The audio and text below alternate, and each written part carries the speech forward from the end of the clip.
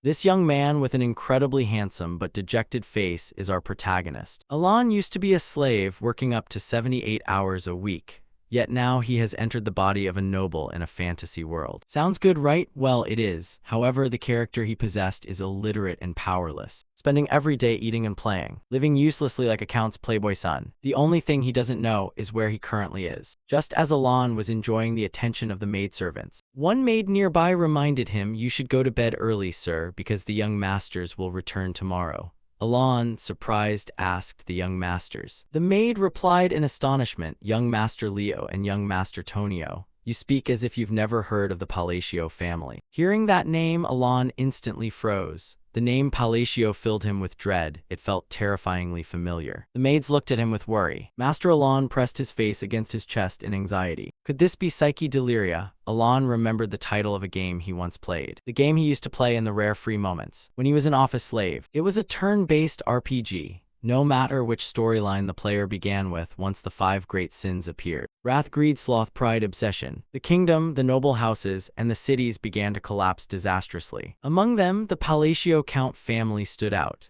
They were a decadent noble house that appeared in a side quest before the main storyline began. Alon sank to his knees in despair. Right, I know this place well. He rummaged through his memory for information about that family. Alon looked at the majestic mansion before him in despair. Really? Why is it the Palacio/Count family that is the first to be destroyed by the 5 great sins? Is this the place that will be ruined first by the 5 great sins? Please, I'd rather go back to being a slave working 78 hours a week. Living in luxury with no meaning, when in 10 years everything falls, feels worse than being owed 6 months' wages. Why does someone who transmigrated like me have no special privileges? Wait, privileges? That's right, doesn't knowing the game's plot 10 years in advance mean I already know the future? If so, then I just need to eliminate the causes that lead to the desolation before they happen. And so, in order to enjoy a peaceful, noble life, he decided to reform the 5 great sins. He told himself they are probably still children. Maybe there's still a chance to save them. 2 months later in his study, hearing the report, I rescued orphans in the East, specifically victims who had been turned into living test subjects. Among them, I assigned the orphanage's administration to a girl named Yusha. Alon was pleased, his eyes brightened. As expected, my judgment of people was correct. You truly are very capable. Evan replied, yes, sir. But that was a compliment, wasn't it? For the young master never displayed emotion on his face. He nodded to confirm. Then Evan, I expect you to assist me more from now on.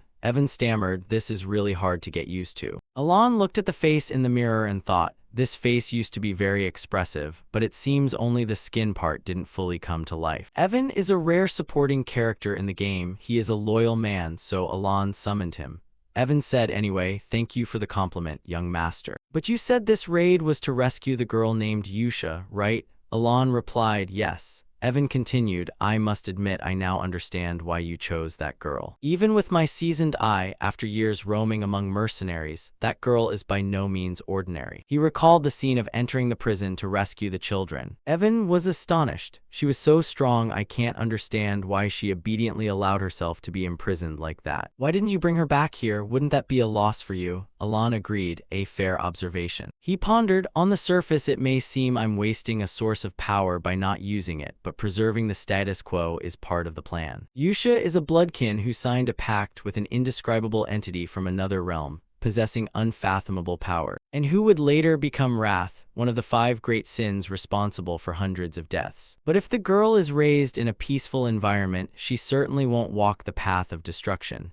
That means I've defused the first-time bomb. Now I must think of a reason not to bring her back. Alon said, yes, that's right. He braced his hands and emphasized, because the time hasn't come yet. Evan exclaimed in surprise, the time hasn't come yet. Alon nodded, exactly. Make sure this matter doesn't leak and provide for the girl adequately. He received the order, yes, I understand. Suddenly he took out an item, oh, and give this to Yusha. Evan wondered, is it a letter? Is the content important? Alon replied, just a letter of concern. She went through horrific biological experiments, so I thought a little comfort might calm her. He took it. You even write such letters? I'll deliver it carefully. After that, he stood by the window and watched Evan ride away on horseback. Alon was uneasy. I wonder if it will truly comfort her. The real content hidden in that letter of concern was something he'd heard dozens of times while playing the game. It was an incantation to befriend bloodkin, so it would have a calming effect. Wrathful sin, be at peace. The sorrow of darkness, the oblivion of light, one talent, one bond, all were incantations that appeared in the Wrath storyline. But by then, she had already completely turned black, cold, and it was already too late. In the game, after failure, it would shift into a battle. But now everything was still at the point 10 years earlier, so perhaps it wasn't too late yet. Alon stretched and complained, one of the 5 death flags has been removed. Is it now time for the next one? Thinking that a single incantation could befriend a monster is laughable. But after all, they are a species that worships otherworldly beings, so it might work. Those at the extremist edge of the cult are truly hard to fathom in their thinking. Elsewhere, Yusha sat silently holding the letter. Evan was startled. The mana still emanating from the girl was absurd. But the girl carried a strange quality, as if she had no emotion at all. She spoke, "You are the one who sent that letter, Lord Alon, right? Why didn't he call me to his side?" He panicked inwardly. What the hell? Evan stammered that. He looked at Yusha. Mana manifesting in visible form only happens at master levels. He recalled your words. Because the time hasn't come. Evan hurriedly said, "All right, it's because it's not the right time." She immediately withdrew her hostility. The content of the letter, remember this. The sorrow of darkness, the oblivion of light will gradually fade away. Yusha was moved. That was surely a promise only the master would know. All right, I roughly understand. He was terrified, sweat running down his body from vigilance. She smiled eerily. I will obey his will. As for you, lying in bed, Alon thought, today has been truly satisfying. Even the bright moon is cheering me on. I must try hard for the next turn. Over here, a pile of books fell from the shelf onto Alon*'s head. He squatted on the floor and lamented, there's nothing here either. Finding clues about the third threat is giving me a headache. Evan ran over and said, young master, we've rescued the second child you mentioned. Now there was a bump on his head. He said, really? You made sure to treat the child well, right? He replied, of course, sir. After that child left the illegal slave market. Suddenly the door was kicked open. An aggressive man entered and said, isn't this the place? This was the second young master of the Palacio Count family. Cons, yo, he nudged him and said, why isn't a literate like you holding a book? Oh right, I heard you've been studying lately, haven't you? He glared, where quotas your older brother? Alon thought to himself, he's always such a nuisance. How did I endure this before? I wanted to resist, but I immediately acted obediently and bowed my head. It seems you still want to use the library, so I'll take my leave. Tonio triumphantly stepped on his head. You know your place, huh? Suddenly, a knife flew across by him. Looking closely, the knife was embedded in the wall. At that moment, someone entered from afar and said coldly, you pests are being too loud. Tonio felt extremely annoyed. The eldest young master approached, pointed at them, and said sternly, I don't want to see blood first thing in the morning, so get out. This was the eldest young master, Leo Palacio. Immediately, the two of them rushed at each other. Brother, I told you to drop that rude attitude when entering the library. Leo replied, get out while you still can. Alon quietly slipped away on the side. The Palacio domain had disappeared from the game quickly. Alon recalled his mission, investigate the Palacio domain of the Kingdom of Asteria. It was a place rife with vice, led by an organization called Avalon, but their power was greater than he expected. Essentially, these rotten brothers were vying for the headship. One was a major figure in the underworld, the other ran a large-scale drug enterprise. Alon thought to himself that, for the sake of his life, he couldn't confront both of them. So he and Evan quietly let the two fight each other and slipped out. Inside the library, fierce battles raged non-stop, objects flying everywhere. Evan straightened his hair for him. Alon thought to himself that he would live happily with the role of a weak, worthless, illegitimate son. After that, he returned to his room, letting out a weary groan. Still, the second child was by no means ordinary. Alon, relaxing, turned to look at him in puzzlement. Evan wondered, how could someone like this know about the illegal slave market and the secret biological experiments happening in other lands? How on earth? On the other side, he yawned lazily, seeming hard to control himself. Still lying in bed complaining, so tired. Evan spoke up suddenly, young master, you really are strange. You sent that child to the orphanage. Alon did not look at him. He wondered, did he say that child is not ordinary? That boy was not merely extraordinary, but possessed a level of destruction. Within an allied empire made up of many nations, the center was the kingdom of Kalyan. The child we rescued from the illegal slave market was the second incarnation of Psyche Deliria, Deus Macalan.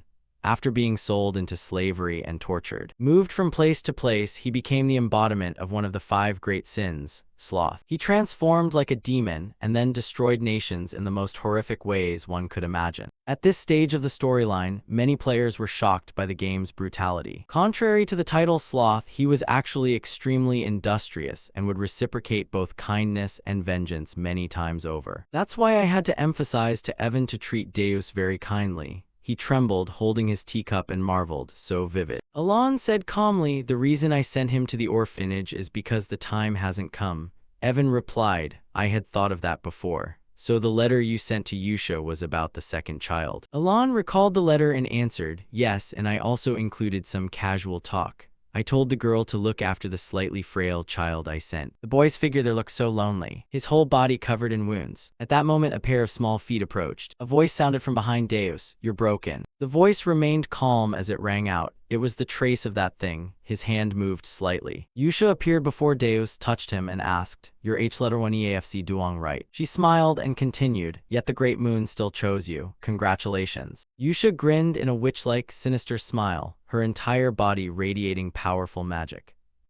"So feel the bestowed power and let your potential be unleashed." She reached out toward Deus and smiled. "If you keep your loyalty and follow his orders, you will be avenged." At that moment, strands of magic gradually emanated from behind him. Yusha smiled as she looked up at the letter. "Now I should send my first reply." Under the moonlight, Alon's written lines appeared. She wanted to send him a gentle greeting. At the Count's manor where they lived. Evan opened the door and entered. Alon was still muttering, "Where is the third person after all?" He suddenly said, "Big trouble, sir." Evan continued, "That scumbag." "No, I mean the second young master." Alon heard that and looked up. "What? Did you say that one is dead?" The death of the second young master had occurred quite suddenly. He wondered, really. After that, everyone gathered at the venue for the second young master's funeral. 2 beautiful girls stood on either side of Count Palacio, cooing, "Master." The other one sighed, "When will this end? I'm so bored." The one beside her added, "I'm hungry." Alon was speechless. "Bringing drugs and women to your son's funeral? This family is rotten, truly dark fantasy material." Alon looked down at his brother.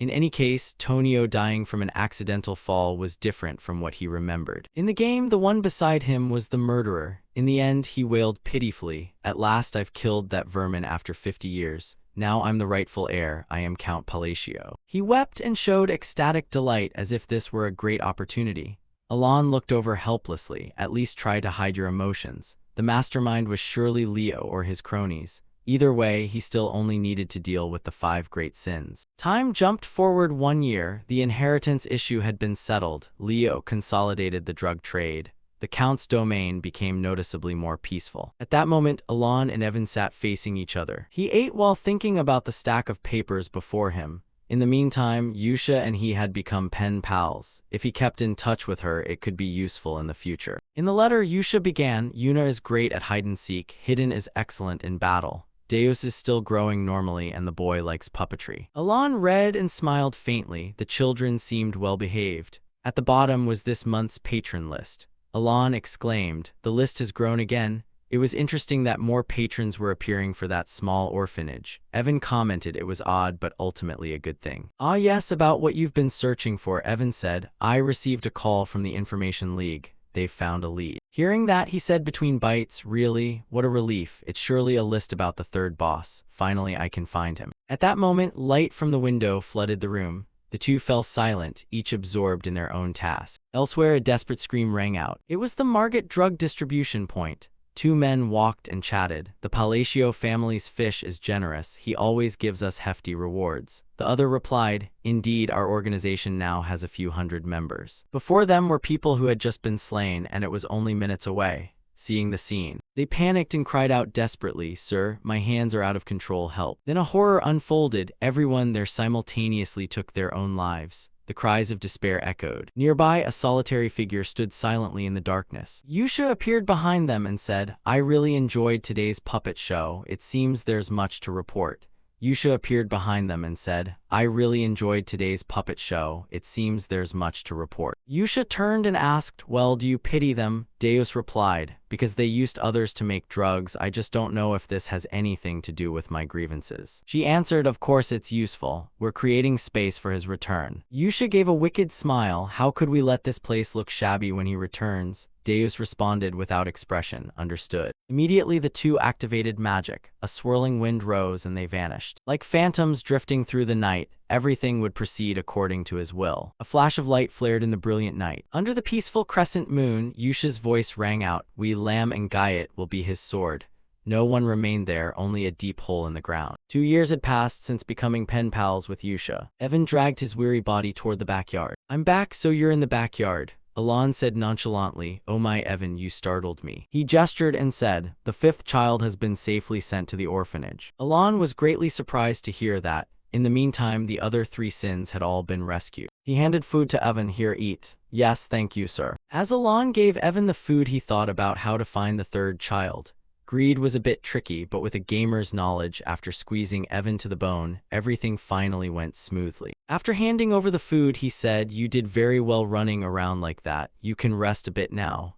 Evan asked, "Is the orphanage mission over?" Alon replied casually, "Yes, it's done. What a relief." Evan lay down, sighed, and asked, "But young master, aren't you happy?" "Of course," Alon answered. He said Evan didn't look much like it. He pointed to his mouth. "I'm smiling now." Then he put on a very practiced smile. "Let's go with that." Sunlight shone down as he stretched and breathed in. Alon lay on the grass, lost in thought. This is progressing better than I expected. Everything is going smoothly. The masters of the familiars all became the 5 great sins after a past tragedy. Although this was said in their past, before they awakened into sins, the chance to rescue them perfectly before the tragedy occurred was very slim. If you rescue them after they've become sins, it's even more worrisome. He asked, "How is the orphanage?" Evan produced the letter. "Everything is as usual. All is going smoothly." Evan continued, "The children at first were like broken dolls." He added they had brightened up a bit. Alon opened the letter. "Really? Then we won't need any more nannies." He thought he didn't expect Yusha could do so well. Maybe because her character setup is tied to the Moon Orphanage. She certainly hates interference. Alon called Evan closer. "When you see it this way, Yusha is also a good child.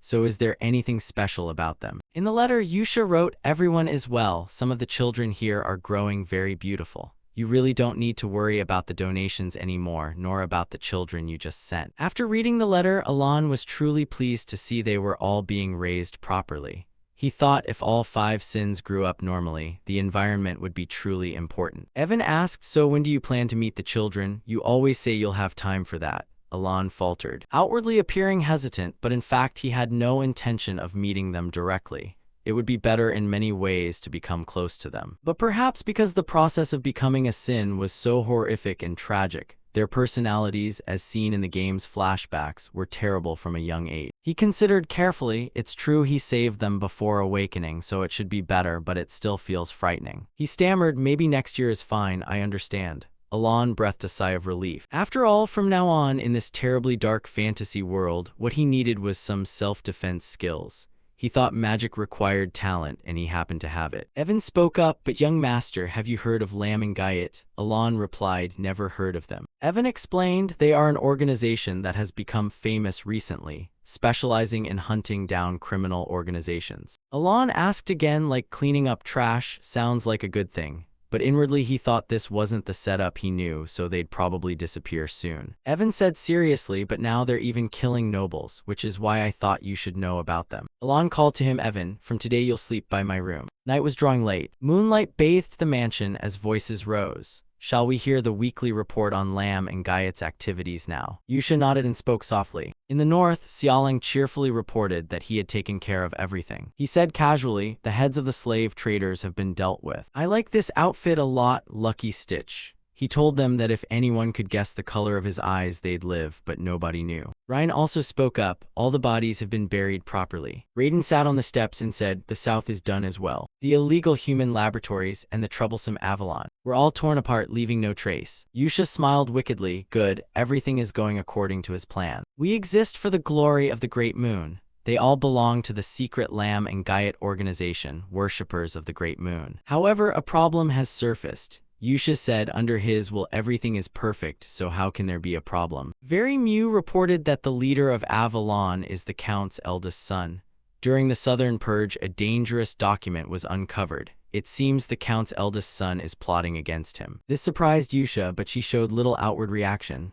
What? A demonic power radiated from her entire body. Indeed, even those nearby felt terrified of it. She held up the piece of paper. After the count fell ill and died, he had been quietly poisoned. She crushed the paper in anger. Really, you were right. 2 years later, as predicted, Count Palacio passed away. The official cause was announced as cardiac arrest, but given the drug abuse that led to his death, it was too obvious. A voice exclaimed, "What, Lam and Guyot again?" Alon listened quietly. Yes, they assassinated him at night. Another killing then. Alon thought they seemed to be getting more cautious about Lam and Guyot. Moreover, the Count's funeral had no mourners. It ended quietly in absolute silence. Everyone left coldly. Evan asked young master, what should we do? Next year the commoner, I mean the eldest son, will inherit the title. What's with all this luggage? Alon was packing. You pack up too. Evan was surprised. Go where? Are you leaving the manor? Alon replied, not exactly, we're heading south. After packing, Evan wondered, south? You mean Rodmel, right? They planned to move to a small village in the southern part of Palacio's territory, namely Rodmel. Meanwhile, someone stood on the upper floor watching his every movement. Leo had been observing from beginning to end, but said nothing. The delicious fried eggs and bread sizzling in the pan. The two happily fried eggs until everyone was craving them.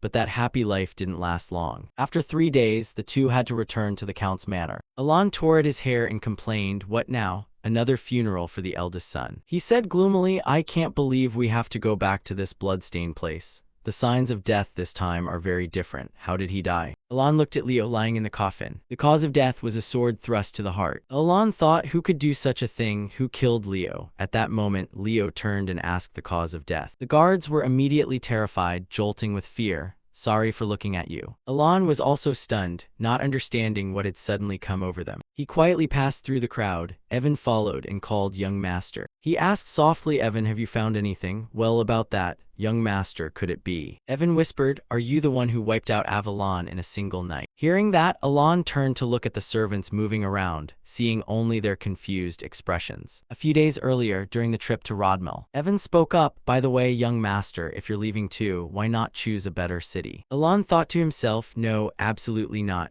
Rodmel is the final location in my plan. He had rescued the 5 great sins from their circumstances and prevented the world's future destruction. Rodmel has no ties to the original storyline, and it even has a Palacio villa. A perfect place to live comfortably like a noble, to enjoy a sweet life. Alon said in a low voice, there is a reason for everything. Evan immediately cut in, I won't be fooled anymore. You always ignore things when you're preoccupied. Alon clicked his tongue, let's just say that. The carriage drove out of the Count's manor. Leo had witnessed everything, pondering in his mind whether he should kill him or not. After all, whether he was here or not was useless. Leo had considered eliminating him with poison after his father's death, but then thought that since he had quietly moved toward the border, there was no longer a reason to kill him. Thinking this, he told himself that perhaps because Avalon's affairs had been unlucky lately, he was only a nuisance. Leo gripped the railing tightly, still lingering on something. Then he ordered his servant Almond to follow the carriage. Almond, Leo's right-hand man, asked, so you want me to kill him? Leo was surprised by the question, what? But Almond coldly carried out the order without complaint. Suddenly he asked, making Leo dissatisfied, your mission is to follow my orders. No sooner had he said that than Leo was struck by a sword in the chest. His voice trembling, you, how dare you betray me? The other said, I've had enough of this civil war. But that person was not Almond, it was hidden. A member of Lam and Guyot, not Almond. Quite enjoyable so far, we are taught by the blood moon. Lam and Guyot is his sword, we act according to his will. But if anyone dares harm the great moon, we will act on our own initiative. Saying that, he plunged the blade deeper into Leo, then decisively drew the sword out. Blood spattered all over the floor. Watching Leo collapse, he continued, that's why I've been waiting for you to say those words all along. I didn't expect it would take 2 years. Keep threatening, my people won't let you leave safely. With what you just said, Avalon will now vanish from the continent forever. He even showed a hint of regret. What a pity. The great moon gave you a chance. Having said that, he leaped over the balcony and disappeared. Dawn began to break. The sun rose as always, and Rodmel truly was a paradise. Alon woke up happily. Good morning. He admired the peaceful scene of another day, eating when he wanted and enjoying the dishes he liked. At last he could enjoy the life of a true noble. While eating, he thought, maybe I should start a bread business. Evan entered with a letter in hand. Young master, a letter has arrived. Taking it, Alon wondered, what's this? The piece of bread in his hand fell onto the table. The letter stated that after Leo's death, Palace I.O. requested his return, and the string of free paradise days ended after only 3 days. So Alon sadly stood before his brother's funeral, returning to the manor once again. Looking at the fearful faces before him, he wondered why everyone was reacting that way. Evan said, young master, since when did you become the mastermind who wiped out Avalon? Alon was also bewildered by the question. In retrospect, he had fallen into a continuous simulation. Full of crazy scenarios, Alon sat curled up in a corner, dejected. Hey, Duongdung, can you explain to me in a way I can understand why I became the mastermind? Evan said calmly, because you were the only one left alive after this. Leo was murdered right after we left the manor, giving you a perfect alibi and making you the heir. Alon went blank upon hearing this, realizing the problem. Evan continued to explain. Avalon disappeared. There's no one left to complicate Leo's death. And just like that, you became the mastermind of the case with a master swordsman under your command. Happy now, what's with that outfit? Alon thought, God, when did I start all this? No organization could erase an underworld boss that fast. Alon asked, didn't you say there was an organization that hunts other organizations? You mean Lamb and Guyot, right, but you think that's correct, don't you? Evan said the Intelligence Council reported that's not the case. They said Lamb and Guyot doesn't leave bodies, only symbols. Whereas the members of Avalon were all killed by the sword, like a scene of hell on earth.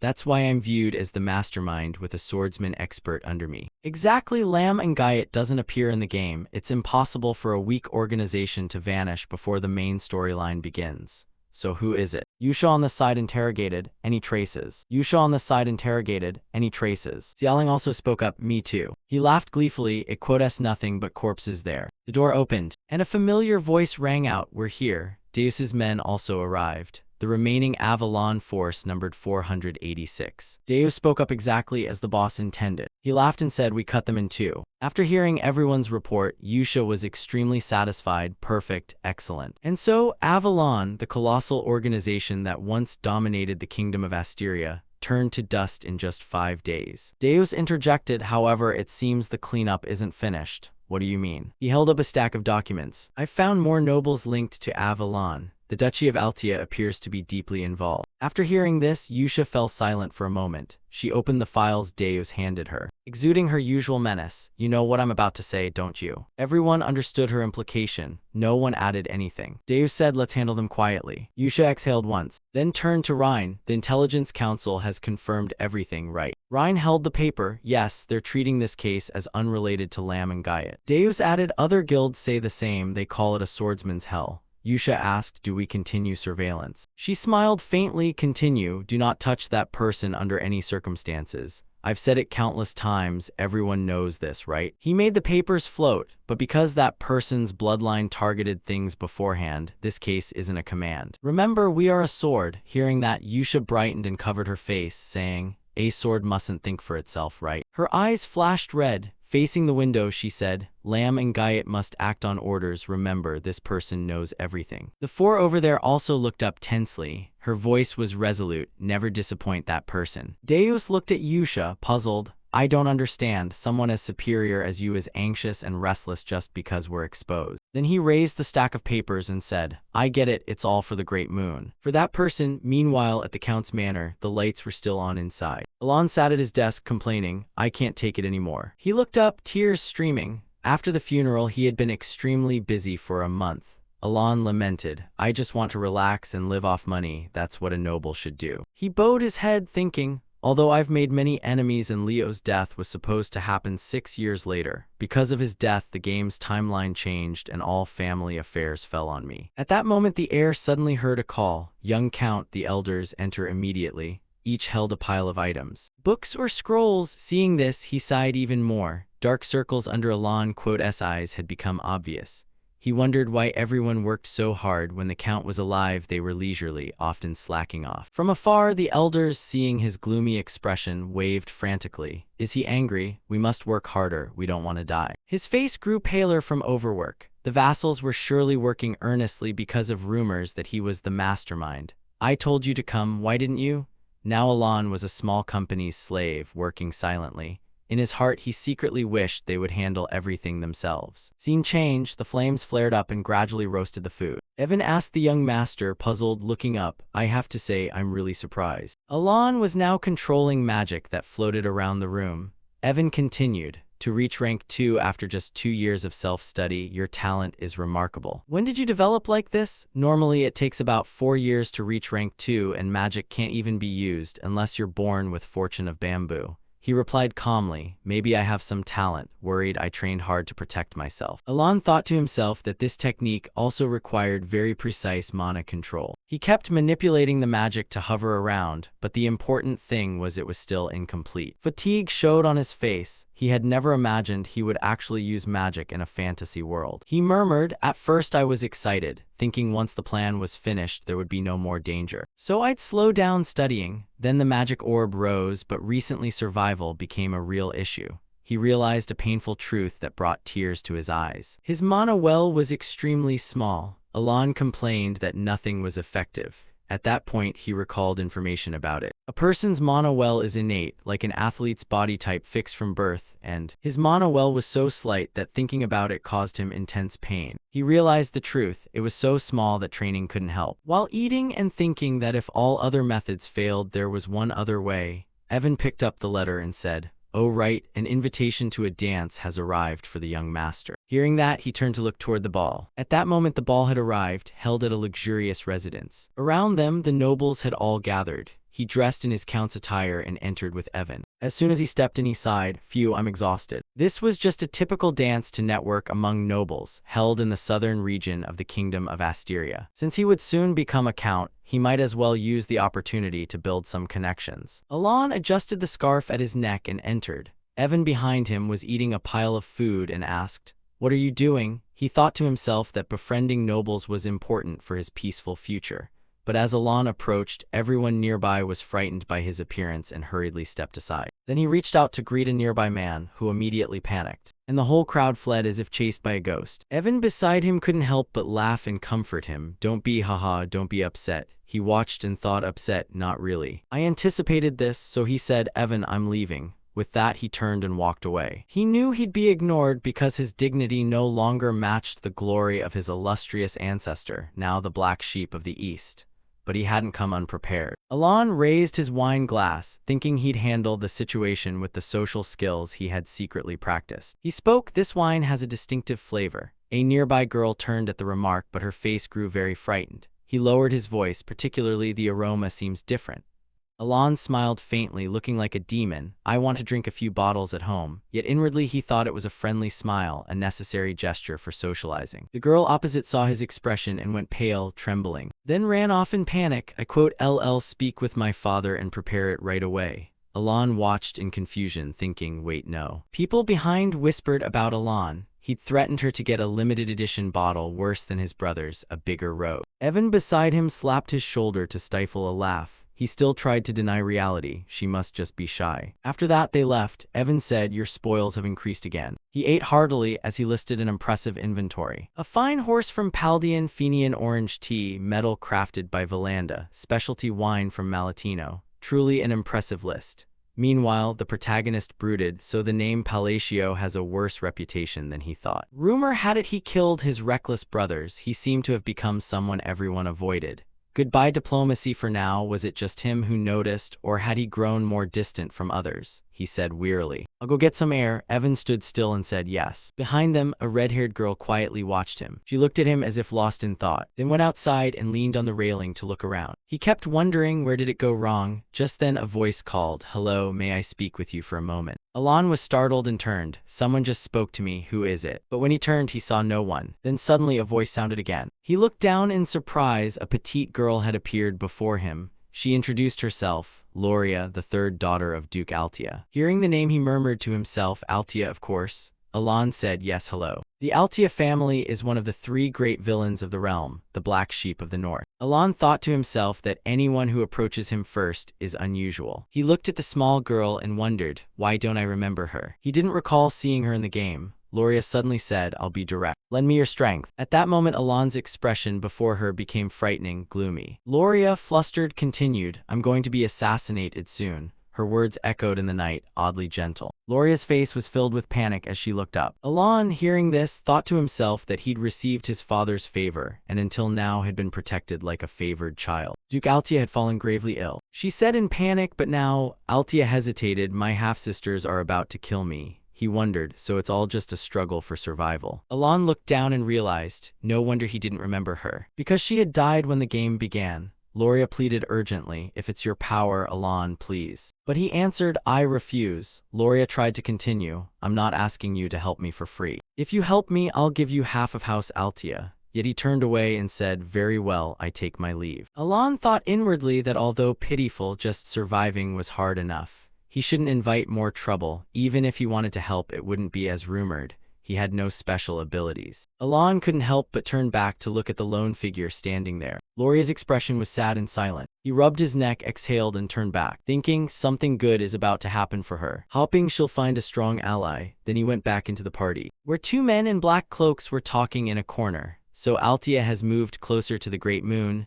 I should inform Red Moon that good fortune will come to that person. The woman beside him said, you don't need to. If the info is correct, she's the only one in House Altia not tied to Avalon. Those above are observing Logia, which means she's not a target of Raiden. The other turned away, that's fine. The rest of the Altias will be dealt with, yes, under Red Moon's orders. We'll focus on cutting off the information source so the Avalon incident never reaches him. They above silently watched Alon below. At the party, he sighed inwardly. It feels so empty around here. Could I be surrounded by some sort of barrier? Unaware, Alon noticed a mysterious girl nearby. She spoke, hello. Hearing someone start a conversation, Alon was moved. Is that directed at me? Really? Could this be the time I actually make friends with the nobility? He turned and said, yes, hello. The girl held a fan to her mouth and smiled faintly. Seeing that, he immediately concluded, again, another shady one, I've seen this face in the game. As he looked at her, he thought, anyone who takes the initiative to speak to me first surely isn't an ordinary noble. Recognizing her, he stepped forward, hello, Miss Zenonia. Seeing him recognize her, Kalia exclaimed, oh my, you know me. He replied calmly, of course you're quite famous. The three most notorious villain houses of the kingdom Asteria. To the north is House Altia, to the east is House Palacio, and finally to the west is the decadent district. She evokes the image of a noble viper. Kalia smiled faintly. Famous? Me, she is the eldest daughter of Count Zenonia. Count Zenonia? If Palacio is a criminal gang, Zenonia is the upscale version, a legalized crime syndicate. Thinking this, Alon shuddered. He decided to himself that he only needed a few noble connections to live peacefully. Even with half his life hanging by a thread for this sweet life, he must stay away from them. Someone teased because Kalia was so beautiful. She replied gently, thank you for the compliment. Kalia smiled and added, I would very much like to talk more. What do you think? Alon answered calmly, I would like that too, but too many eyes are watching. Inwardly he begged, please let me slip away quietly. Kalia looked at him and said something obscure, just as rumored. Then she turned away, I hope to see you again soon. The words sounded puzzling. After that, Kalia walked off elsewhere. He stood there confused, not understanding what had just happened. Above, two observers looking down said, the Avalon district is completely sealed off. The other continued, but now another person has appeared. They looked toward the window where a figure hiding in a tree was still watching. A tail, huh? Then two small figures suddenly dashed away. Without direct orders, they merely observed for now and would act later if needed. Scene change, Evan scratched his head in puzzlement. Young master, are you sure this time it's real? They stood before a mountain gorge. Evan doubted. Is this really the place we've been searching for? He looked inside. Though it was daytime, it was strangely dark, everyone's faces tense as if about to ascend. He clenched his fist, finally found it. This is the real target. The environmental effects match. It's definitely here. Evan complained, if it's fake again this time I'll go into depression. They entered while scanning around. Runes covered the stone slabs. He replied, this time it's real. In the game this place was much easier to find. Actually, the reason he trudged all the way here under the guise of a scouting mission was because of the southern maze. That maze is called the Whispering Maze. Solve all the puzzles in the 8 rooms, and you will receive a precious relic as a reward. Alon smiled and looked ahead. I still remember all the guides and the thrilling grind for loot. Before them stood a massive gate, covered with strange characters. He looked up in awe to see the maze entrance in real life. Though he'd grown tired of this place in the game, standing before it felt entirely different. Evan exclaimed in surprise, this gorge looks like it was hand-carved by people. How do you know places like this? Alon raised his head and said, I've been here many times. He found that odd. You've been here many times. Alon laughed, only joking, I have my own ways. Let's go. Seeing his serious face, Evan cried, please don't say those things with such a serious look. As they entered, they heard the roar of a monster above. its massive hand clenched, producing a terrible sound. Evan looked around and said in awe, "In here, get one puzzle wrong and you get crushed." Alon silently assessed as the horrifying noises continued. Evan was stunned at his expressionless face as he wrote something on a stone tablet. How could he remain so calm? He watched him write intently, baffled even in this situation. Evan recalled 4 years together, yet still couldn't understand his young master. No two missions were alike: repaying someone else's debt, helping a slave rescue an orphan, dismantling a demonic organization, delivering a meaningless letter. At that moment, the monster seemed not finished, making him more puzzled. Yet he knew this place thoroughly without ever leaving home. Alon calmly pointed at the monster. "The riddle's been solved, but it hasn't opened. We must wait for that thing to finish." The sounds kept echoing. Evan continued thinking. Still, following this mysterious young master always led to good outcomes. They both looked over and he said, "Oh, it's opening." He thought inwardly, "What are you planning this time, young master?" Deep down, Alon cheered inwardly. The door was finally opening. "Oh God, feel like vomiting. I knew this place was hard, but I didn't expect it to be this brutal." Evan nearly broke his neck trying not to look. Before them lay a pile of jewels lighting up the whole chamber. Evan cried out, "Finally done, right?" Alon replied calmly, "Yes, take the black ring and let's go." In the distance, 6 rings were mounted on a fake hand. Evan said, "That looks ridiculously useless." Alon picked up the black ring. "It's a bit big, but touching the others will only bring more trouble. Leave them be." He silently looked at the ring, thinking inwardly that he finally had a restraining band. Alon reassured him again, "Don't worry, the way back is safe." Evan stammered, "Yes." Walking, he thought that remembering the game's guide made this too easy, though his face didn't look good. "Young master, did you plan for this all along?" Before them was a pack of giant golems. It turned out the bronze rock in that gorge was the golems. Evan worriedly calculated, "Unknown enemies, great. At least there must be some way to get you out of here." Alon stepped forward and said, "I'll handle this one." Evan was bewildered. At that moment, the monsters all turned toward them.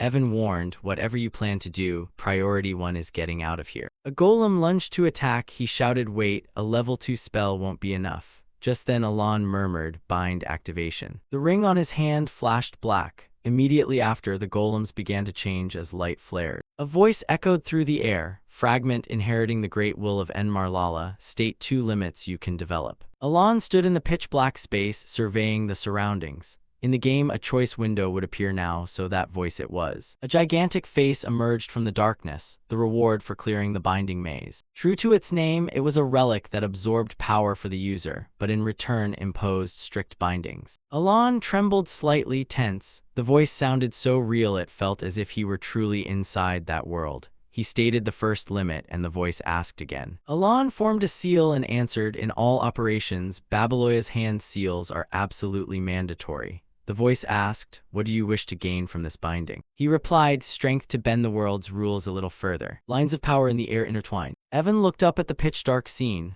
Light gradually appeared and the voice rang out again, "The second limit." Alon formed another seal. "In all operations, only the sacred words of Babylonia may be used." The voice asked further, "And what do you desire from this binding?" He replied calmly, "The same as before." The voice fell silent for a moment. Alon looked up, puzzled. "Damn, did I miss a step?" The skill icon mimicked it exactly, choosing both the seals and the sacred words as limits to obtain the most powerful offensive strength. He couldn't help sweating with worry. He'd perfected the seals and chants by playing over and over, so this had to succeed. Then the voice accepted. A hazy tone declared, "O human, remember the hand seals and mystic words of the great forgotten god. We express gratitude to the one who continues his will." Alon found it baffling. Continue his will? What does that mean? Soon after, the ring on his hand vanished. He guessed it was being absorbed into him. It seemed the binding had succeeded. The voice spoke one last time, "I have always watched you. You inherit that will." Back in reality, Evan was still shouting, "Young master, a level 2 spell." Before him were the large monsters. He reached out anxiously, but it wasn't enough. Alon looked up serenely, his eyes without a ripple, and his hand began to initiate magic. The iron orb should have blazed brilliantly, but only glowed faintly even though he poured all his mana into it. No matter how much he trained, he couldn't surpass the limit. Then it was time to test the power of the binding and its price. With that thought in mind, the protagonist formed a magic orb in the palm of his hand. The orb gradually accumulated more and more. The monsters charged forward. Alon raised his hand to direct the magic orb straight ahead. It was time to test it. Alon unleashed the orb. Next came the countershock technique, lightning repeatedly striking the cave's ley lines. The orb grew ever brighter, blazing in the dim, muffled space. With a blue light technique, the orb expanded, spun, and unleashed a succession of lightning bolts around it. And finally, the linear diffraction technique. Alon skillfully executed the hand movements for the spell. A powerful surge of electricity shot from his hand. The current directly blasted into those who were pursuing them. Evan watched the scene dumbfounded, utterly amazed. The electricity had not yet dissipated. The giant stone men were struck immobile, powerless. Alon and Evan stood on the cliff silently observing. After only a few seconds of silence, another lightning burst swept through the remaining stone men. Their limbs scattered and shattered, the lightning flashed and then faded. Looking down, the two saw the giants reduced to heaps of ruined stone. Alon's face showed no change, while Evan remained dazed, muttering unconsciously, "Damn, I can't believe it." They waited for the electricity along the cliff to die down before descending together. Along the way, Evan nagged Alon, "Have you been hiding your true power all this time?" Alon replied lightly, "Impossible." Evan didn't believe it and persisted, "What? In 15 years as a mercenary, I've never seen anything like this. Are you seriously saying that's only a level 2 spell?" But he only received the bland 2 words, "Yes, indeed," from Alon, leaving him speechless and helpless. Contrary to Alon's cold, expressionless face, his mind was full of questions. "I don't even know beforehand. It wasn't that strong in the game, if I remember correctly." In the turn-based combat system of Psyche Deliria, spells can be enhanced each turn by seals or incantations. In a turn-based system, each victory and completion of a battle grants the in-game character a 10% attack increase. And in the recent fight with the stone giants, this was a chain examination spell using 4 seals and incantations. It was empowered over 5 turns. The more he thought, the more Alon unconsciously recalled each technique he had used. He had used 4 spells in total. The accumulated lightning was amplified and configured to form a suitable pattern for a large area examination spell. In return, the limitation was that hand seals and incantations were required for every spell, but in exchange you gained superior power. Thinking of this, Alon vaguely heard a strange voice in his head. "O forgotten mortal who still remembers the seals and mysteries of the great god, we thank you for inheriting his will." Thinking it over, he drew a conclusion for himself. That's probably why the spells were amplified many times over. Throughout the walkout, Alon's mind was tangled with thoughts. Still, the power of this level 2 magic is excessive, far beyond expectations. Even I am surprised. Evan followed behind and finally exhaled, sighing, "We're finally out." He wearily sat on a stone bench, leaning against the cliff, muttering, this was more exhausting than fighting. In his fatigue, Evan half scolded, half asked Alon, "Who in the world came up with such a terrible place?" Alon did not answer. He looked around and fell into thought. Come to think of it, the Whispering Maze has another name. According to information found online, it spread through the community via shared maps and guidebooks, and the buzz about this maze on social media is huge. What is the Palion Maze? Everyone keeps saying Palion. Palion, what the hell is that? The Whispering Maze, a mid-level grinding area in the game. According to the director, the maze has an owner and can be farmed endlessly if you ignore the reward. So when did it become called Palion Maze? The question nagged at Alon, and he asked aloud without thinking, when did it start being called Palion's Maze? Evan, half listening and not understanding, asked back, "Sorry, what did you say?" Alon didn't repeat it. He pulled Evan up and diverted, "Let's head east. After 3 weeks of hard training, there's something I want to do when we return." Hearing that, Evan sighed helplessly. "What? You're more diligent than I thought." As he dragged Evan away, Alon thought, choosing seals of the same system as the spell increases its power, and choosing the correct incantation enhances attributes.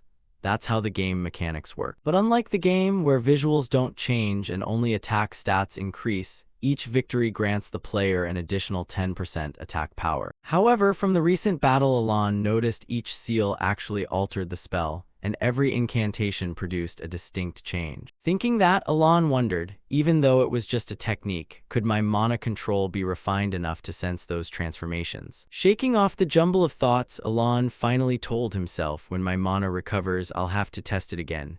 In any case, things turned out fine. In the dark deep of the forest, unbeknownst to Alon and Evan, Rhine, wrapped in a cloak, lay hidden in the shadows. She waited until they left, then lifted her head. Swiftly, she leaped from one cliff to another and entered the maze. Arriving, Rhine paused. She looked at the large stone covered in rows of raised, colored script. In any case, things had turned out well, and she recognized these unfamiliar characters at once. They were the script of the Elenif Empire. Rhine removed her cloak and translated the strange writing. It read, "For a friend soon to be left alone, the sword Saint Ban stood firm." Then she gently touched the raised colored script. Vivid images flashed through Rhine's mind. He had repelled the invasion of the Dark Lord and defeated Al-Akalaka, who once devoured the hearts of his people. The radiant emperor, Great Ban-On, always lived in the hearts of the people, valiantly fighting with the divine sword against the vicious great dragon. Then the scene rewound to Rhine herself hovering above, surrounded by books fluttering about, a voice echoing in her head repeating, "I know all, for I was born with a great mission in the ancient library." Back in reality, Rhine remembered earlier standing on the cliff looking down at Elan and felt she had realized something.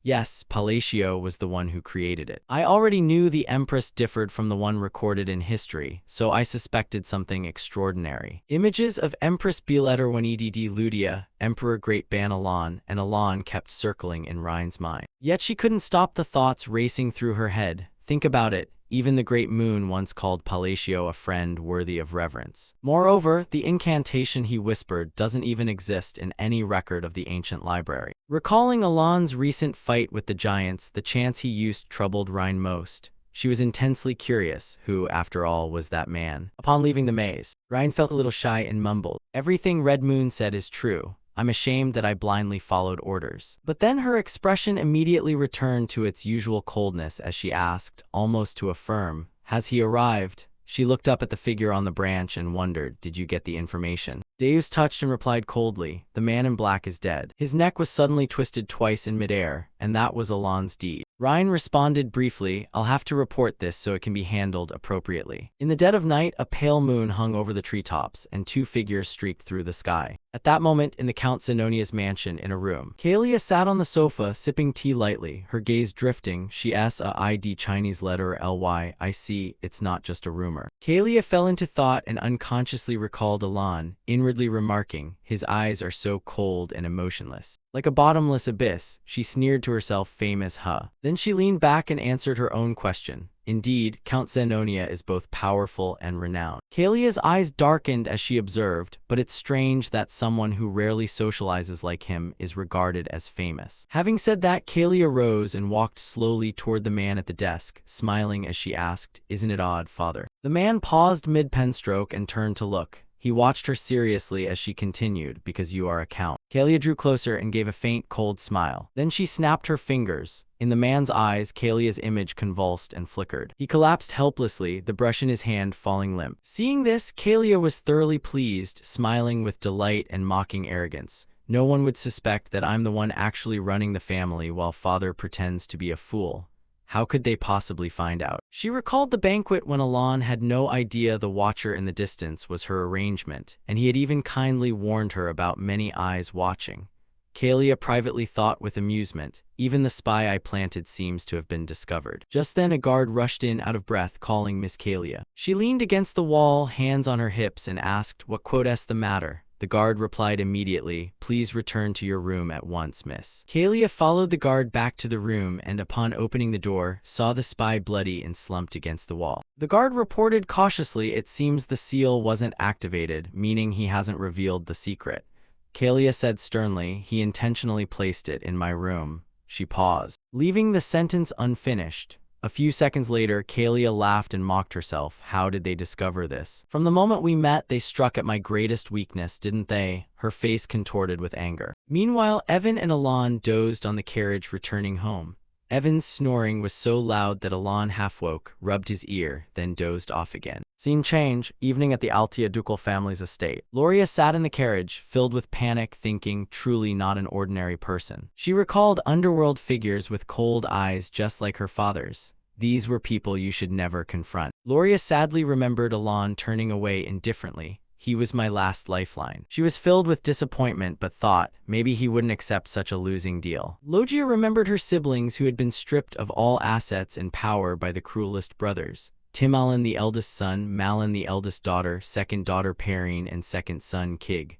Looking at herself, she thought to herself, "Because I have nothing left." Logia looked at the grand, familiar yet strange building before her and thought, "So far I've survived thanks to father's mercy and love. What should I do now? In any case, I must enter that cold mansion." Suddenly, a loud call rang out. Miss Logia, the youngest miss, has returned. Two maids ran up from afar, alarmed. Miss Perrine and young Master Kig are dead. Hearing this, Loria went pale. What? The images of those two flashed in her mind, people willing to stab even their own family. Themselves. That makes no sense, Loria murmured. What about Timolin and Malin? Immediately, a piercing scream rang out. The servants rushed toward the sound. Everyone was horrified to see the two of them stabbing at each other with swords. Chaos erupted. Loria froze, asking herself, what's happening? They did not know that, on the roof, a small figure had already fled like lightning. Smiling coldly, finished the job and then leapt away without a trace. The servants scattered in panic, Loria muttered. Her face terrified as she recalled Alon's words. He once turned back and said something strange. Good things will happen. Alon's expression now was terrifying, hiding and waiting for the right moment, concealing his claws to seize power. The true power behind the Count's family had arrived. She trembled in fear. Is that what you mean? Like him, I became the sole heir of the duchy overnight. After a moment, Loria exhaled. She thought to herself, I don't know what kind of unreasonable demon I signed a contract with, but there's no turning back. Loria immediately turned and set her jaw. What if I betray him? There have been too many precedents. I have no choice but to continue down the path I've chosen. Time jumped ahead 2 months at Alon's mansion. A man entered respectfully. I come by order of the Duke of Altia. Alon was surprised. The Duke of Altia. Evan beside him peered curiously and exclaimed when he saw an extremely rare bottle of wine. He'd heard each bottle was worth thousands of gold, and he couldn't believe he was seeing one in person. A letter was tucked alongside it. Alon was astonished, addressed to Loria Altia, not the Duke but Loria the youngest. She prepared this. Why send it to me while I'm struggling to survive on the run? He asked the man, was this really meant for me? The man bowed. Yes, the Duke prepared it personally and ordered me to deliver it by hand. Hearing this, Alon jolted. The Duke himself. Wait, so Loria, the youngest, has become Duke Altia without even you realizing. At that moment, she was focused on paperwork at her desk. After a while, Loria stretched. 2 months passed so quickly. She couldn't help but recall that after their father's funeral, he had died of illness. She had taken the succession oath and become Duke. Loria rose, lamenting, at first I couldn't even enter this office. She still couldn't forget that horrific night. Even though her siblings died suddenly, she avoided suspicion because she had an alibi, the ball.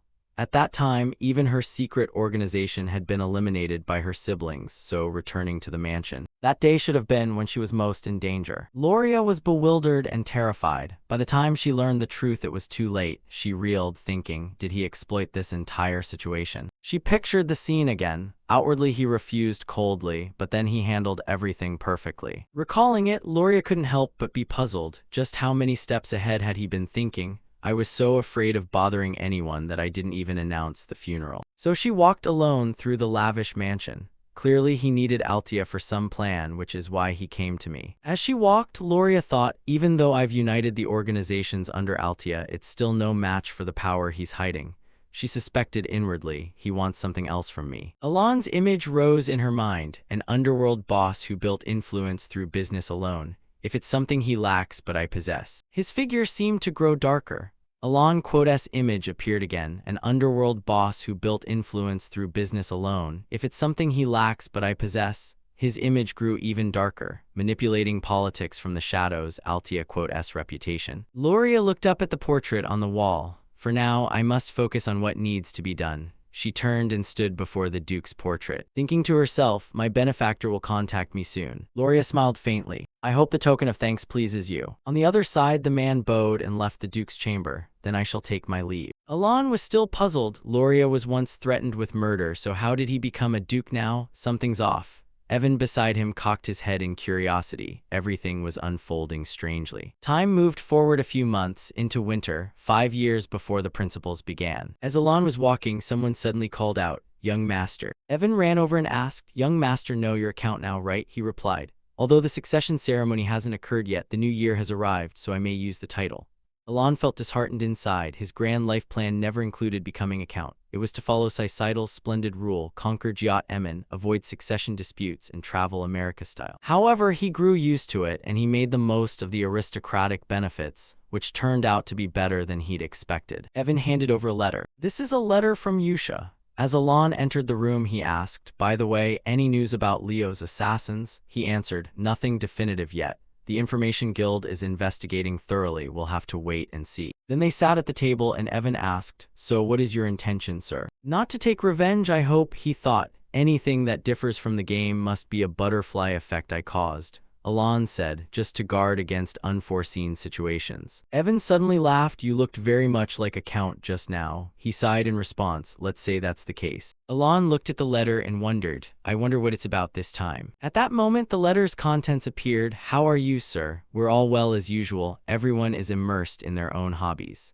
In particular, Deuce's puppet play has reached a truly high level. Over there, they were also very happy. Xiaoling was engrossed in gaming with friends. And the other members, Ryan has been quietly reading lately but often inventing things. Raiden has taken a liking to landscape decoration. After reading the letter, Alon smiled gently. The everyday life at the orphanage, accustomed to monthly correspondence, warmed him more and more. Though he'd never met them, watching the children he sponsored grow up made him smile like a true father. He suddenly asked Evan, "By the way, the 5 elders know how old are those kids now?" Evan, curious, asked back, "Why do you ask, sir?" He answered, "It's almost time for them to enter society and some left the orphanage earlier.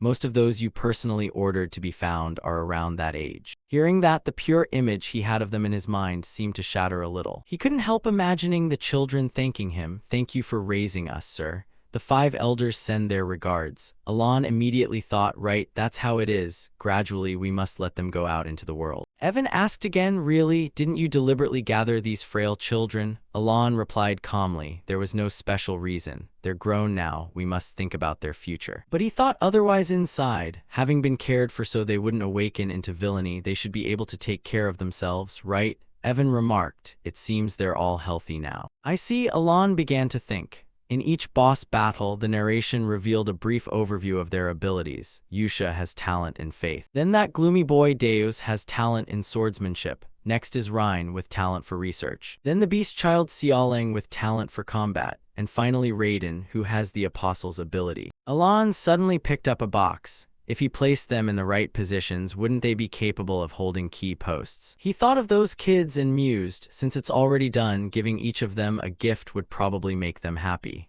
After all, I did promise to give them something. A while later, time shifted to the late afternoon. The sunset cast its light on the mansion. Alon sat at his desk, stretched and sighed, all done. Evan, still with saliva on his mouth, ran off saying, "Then I'm off." Alon watched him go, thinking, if things go smoothly from now on, will I receive even a small share of the benefits? At that moment, small birds flew peacefully across the sky. "Children, take this letter and step out into the wider world." Cut to the children Alon referred to. His instruction felt like an order.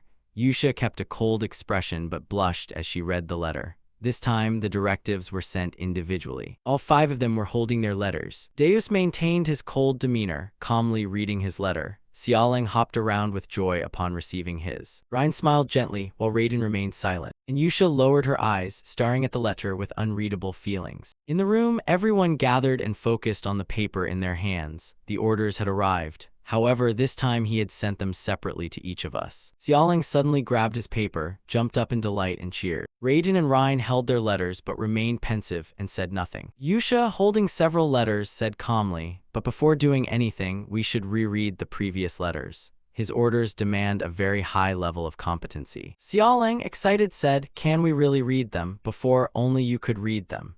Yusha remained composed. That he issued orders individually means he has decided it's time for everyone to know. The letter opened, and Yusha began to read. "How have you been lately? It seems you have many talented friends, right? Let me know if you need anything." Xiaoling scratched his cheek, puzzled. "Is this an order?" Ryan also read for a while and found it odd, more like polite small talk. Yusha scoffed when she heard them. Exactly. He disguised the order as casual conversation from the start. "Okay, look." She analyzed the letter for the group. This is the first order after the greeting letter. It reads, "Yusha, are you well? I'm fine. Today my brother used me as a seat. Funny, right? Sometimes I want to write to you. Reply if you're okay. And the child I sent this time." Yusha explained. He designates targets to be eliminated due to missions and instructs us to report back afterward.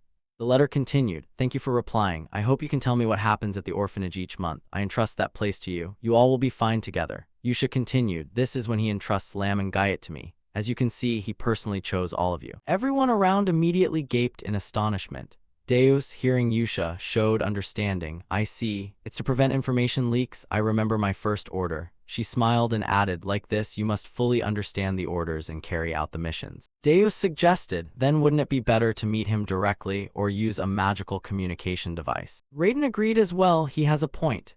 If the issue is information leakage, why use letters? Yusha's expression suddenly changed, growing stern, her eyes flashing a cold red. I hope you haven't forgotten that all we need to do is obey orders. Deus fell silent at Yusha's unwavering loyalty, feeling a steady trust that made him shiver. I haven't forgotten. Suddenly, Xiaoling raised his paper high and shouted excitedly, then let's read the orders together. In the lit room, everyone formed a circle and read the orders that had been sent individually to each person. Deus read his assignment. He told me to go to Caliburn, the kingdom of knights. Xiaoling sighed in frustration, the colony continent, but I don't like deserts. Raiden continued, and I'm assigned to Raxus, the entertainment city.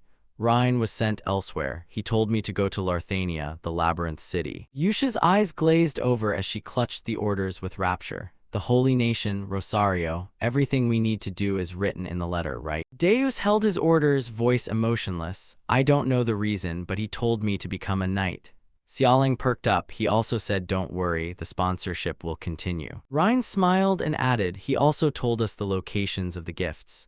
Raiden seemed intrigued. Whatever they are, we'll find out when we get there. Yusha admonished, but remember, unless he says otherwise. Under no circumstances mention the name Lam and Guyot. Her gaze turned cold and sharp. The group quickly obeyed the orders, donning black cloaks, and left the mansion. 3 months later, in a room piled with books, Alon was reading. Sure enough, there was nothing about changes to magic or incantations. I'll have to experiment myself. He turned to Evan and asked, any progress on gathering information about who killed Leo? Evan replied, the Intelligence Guild says they still haven't found anything.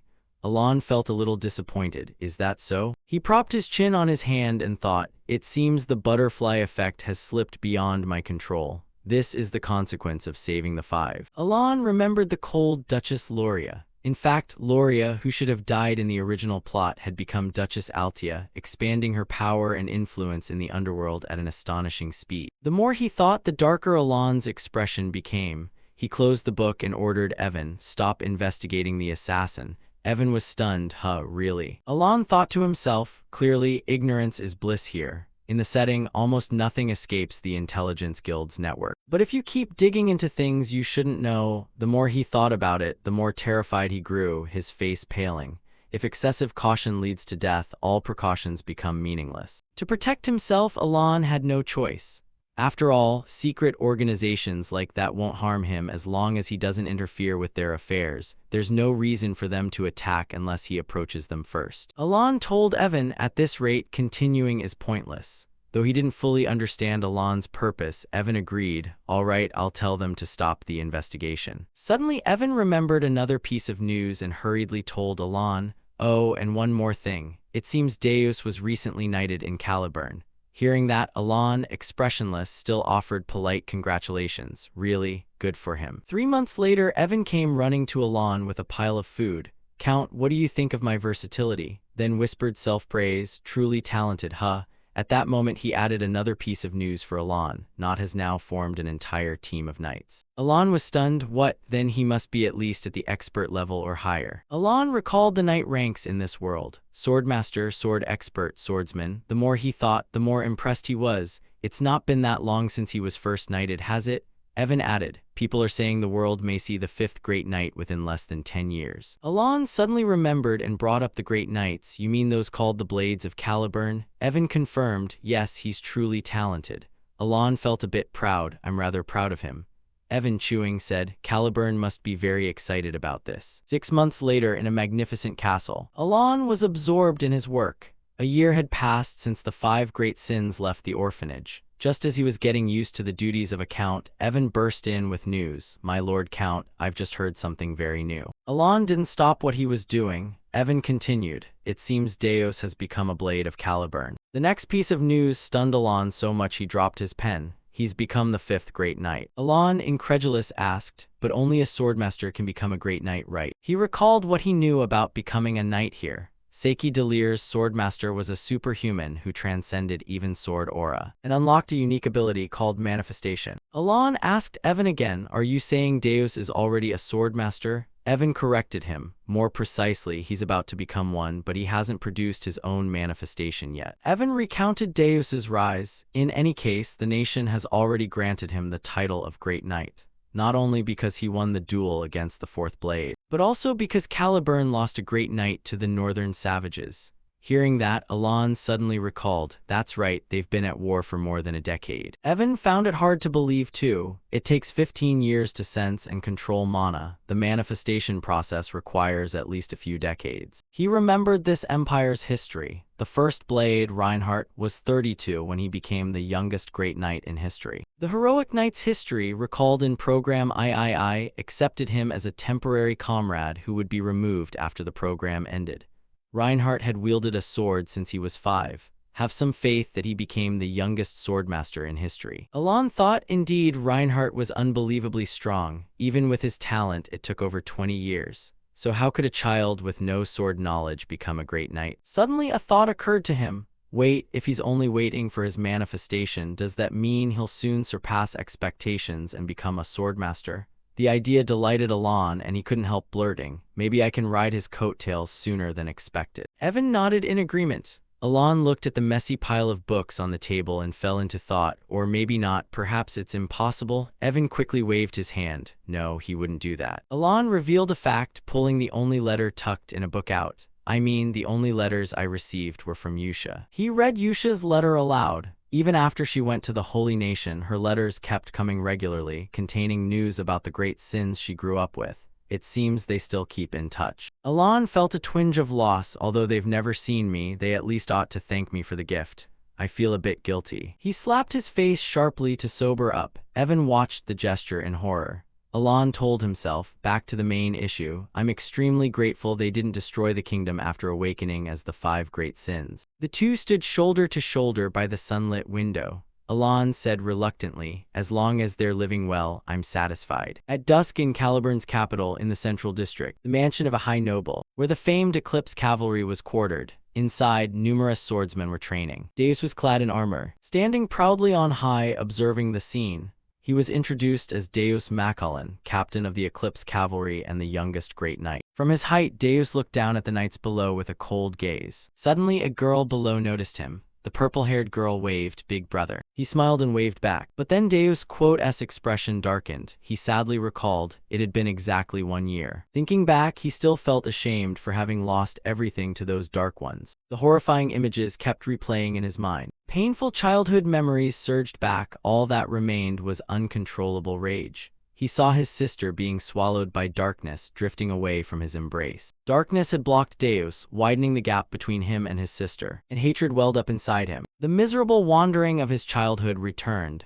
Though submerged in suffering, he still clutched his sister's hairpin. Deus's true thoughts began to emerge. The fact that dying Gaiet saved my life is not enough reason to swear fealty to her. But because she promised I could take my revenge with my own hands, I followed orders under the name Lamb and Gaiet. From that moment, he began selling his life to Lamb and Gaiet. Working as part of Lamb and Gaiet meant undergoing many dangerous missions and trainings. Even when death was always near, for vengeance, Deus no longer cared for his own safety. Memories rushed like a torrent. Over the years, he carried out missions that would form the foundation for fighting the Dark Ones, and soon after, he received a private order for the first time. Deus was astonished to receive a secret order. This is so unexpected. What is this? In the letter, Alon revealed a small inn located south of Caliburn. I left a gift there, go and take a look, but Deus wasn't very interested. The gift didn't excite him much. Still, he went to the place Alon mentioned. Deus was slightly curious. Could there be something here? When he opened the door, the scene inside stunned him into silence. In that unexpected letter, he saw the familiar silhouette of his sister.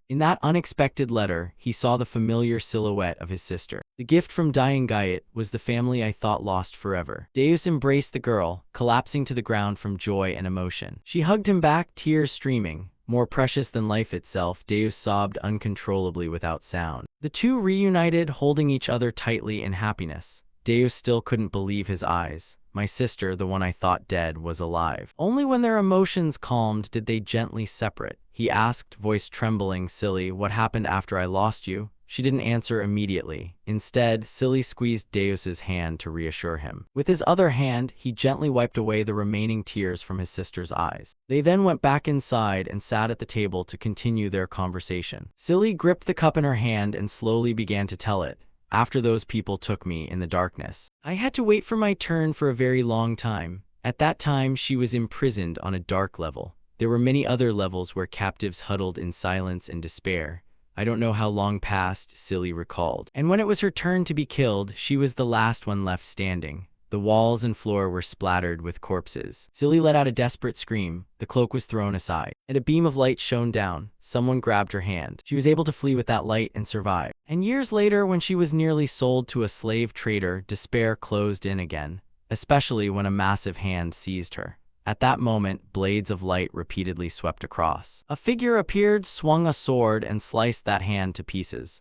The person quickly stood between Silly and danger. She recalled a mercenary named Evan who had saved her. Silly stepped forward and opened a cabinet. She then received precious medicine from her benefactor. She picked up a letter bearing a note from Elan Palacio. I will continue to send medicine and support. You will be safe under the name Palacio. Don't worry about your brother either. Silly was deeply moved. She was immensely grateful for what he had done for her. Upon learning this, Deus was stunned. He had used his name to protect her. How could dying Gaiet possibly have known about this? He quietly hugged his arm, full of doubts. I never told anyone about my family, and Yusha only realized that the black sheep had taken her. So how? Deus suddenly remembered what Yusha had said. She knows everything. In his mind, the pieces began to connect. All his questions assembled like a jigsaw and then dissolved. All his questions assembled like a jigsaw and then dissolved. At the time, he couldn't understand Yusha's concern. She had said something puzzling. A sword can't think for itself, can it? Only now did Deus realize. Yet the fool was himself. Good things will come, that was what Elan had said. Deus fell into thought. Looking back, what he said then, he already knew everything. And he had hinted that the child would have to survive on their own. He couldn't help but feel a chill as he stared blankly. Silly tilted her head in puzzlement. Brother. He came to his senses and gently stroked her head, but his mind kept wandering. His sword had dared to act on its own. Yet he still chose to be magnanimous and compassionate. And all this time, Deus had thought he was being controlled by him. Meanwhile, he had only been gnawing on resentment and plans for revenge against the black sheep. He sat at the table as a servant brought over a tray of hot food. Seeing the radiant smile on his sister's face, Deus suddenly realized his family's survival was a priceless gift. Yusha's cold voice returned in his memory. You'll realize soon enough. Why did I follow that man? He understood she was not merely a fanatic, nor did she trust him blindly. And that letter had advised Silly to come to Caliburn and become a knight. He vowed inwardly to repay him. His mission was to become a leading figure in Caliburn, a great knight, and form his own order of knights gathering the finest swordsmen. That conviction was like sunlight illuminating a dark world. He snapped out of his reverie. At that moment, Deus's subordinate stepped forward to report, Captain, it's time. He moved up onto the high platform. Below, the knight order stood in formation, each row perfectly aligned. Under the moonlight, each face looked distinct and resolute. Deus thought to himself that this expedition would be the first stepping stone for the eclipse. He would not care what hardships came. He brushed the surface of the purple-hued sword sheath in his hand. The moonlight glinted on the metal. Then, in that dim light, Deus coldly drew his sword with proud bearing. I will wait for the day I can offer my gratitude along with a worthy repayment to satisfy him. I must prove it under the moon. On a day when snow blanketed the sky, the Eclipse Order set out on an expedition against the savage tribes. Meanwhile, at the Count's manor, Elan leaned against the wall and mused, how peaceful. Perhaps it's because my children have all grown up now. Suddenly, a gust of wind flipped a page, sending notes and papers flying away. He hurriedly grabbed them. They had all blown away. Elan resumed the work he had been doing. Let's see. After returning from the maze, I focused on studying the keywords I had been writing.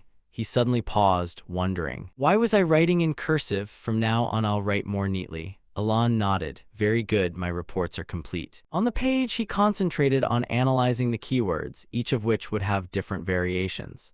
Elan circled the word contraction. This reinforces flaws in magic. More specifically, contraction reinforces defects within each completed incantation, causing its range to expand. Additionally, contraction also serves to break forms and alter the projected object. Transformation, state change. This is demonstrated in practice. It will repel, will break the form, affecting the transformation of the emitted object. Regarding laminar light, he noted reinforcing parallel magic such as electric magic. When cast, will whirl into a large sphere, emitting streaks of electric light. Furthermore, diffraction paths have two major effects, penetration and critical hits. Specifically, diffraction grants penetrating ability, which corresponds to a critical effect that increases the chance of killing an enemy. And importantly, in the keyword rules, if broken, the magic will fail. There are also a few notes. Do not use inappropriate keywords, do not repeat the same word, and use at most 4 words. Alon scratched his head with the pen. With my mana core, I can only cast 1 spell per day, so it took a long time to discover all these things. He recalled his days of research. In this world's setup, the hand signs and keywords of Babylonia had long been forgotten, so there was no information about them. There were no records of where they were written. Alon read many books but found nothing. In the end, he had to study them himself and found it somewhat interesting even though he only learned defensive magic. He then stood up and went to the open area of the garden, raised his hand, and fired off bolts of lightning.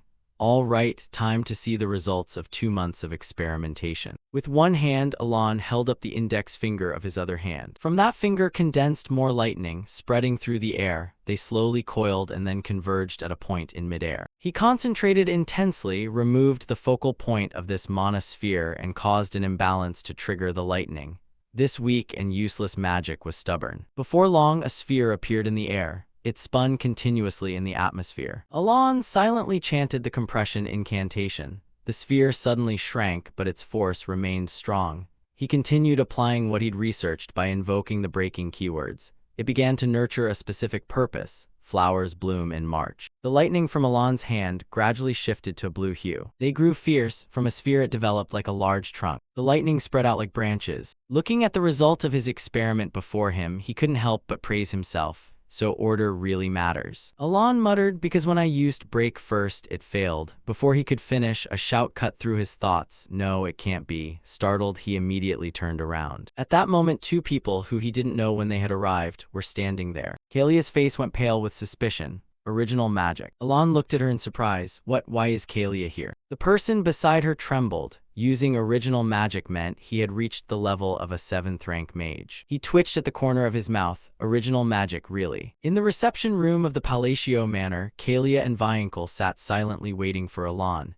Kalia couldn't help feeling nervous. Her mind was restless. She had 2 clear reasons for coming here. First, to confirm Count Palacio's intentions. The one holding the trump card could inflict severe damage on Zenonia. After all, Kalia is currently the de facto ruler of Zenonia. Her father is merely a puppet she pulls the strings of. So determining Alon's motives is her top concern. Second, to gauge the level of the organization protecting him. The group that helped him manipulate Palacio. Although this reason wasn't paramount, Kalia was genuinely curious which mysterious organization had aided Alon in achieving today's success.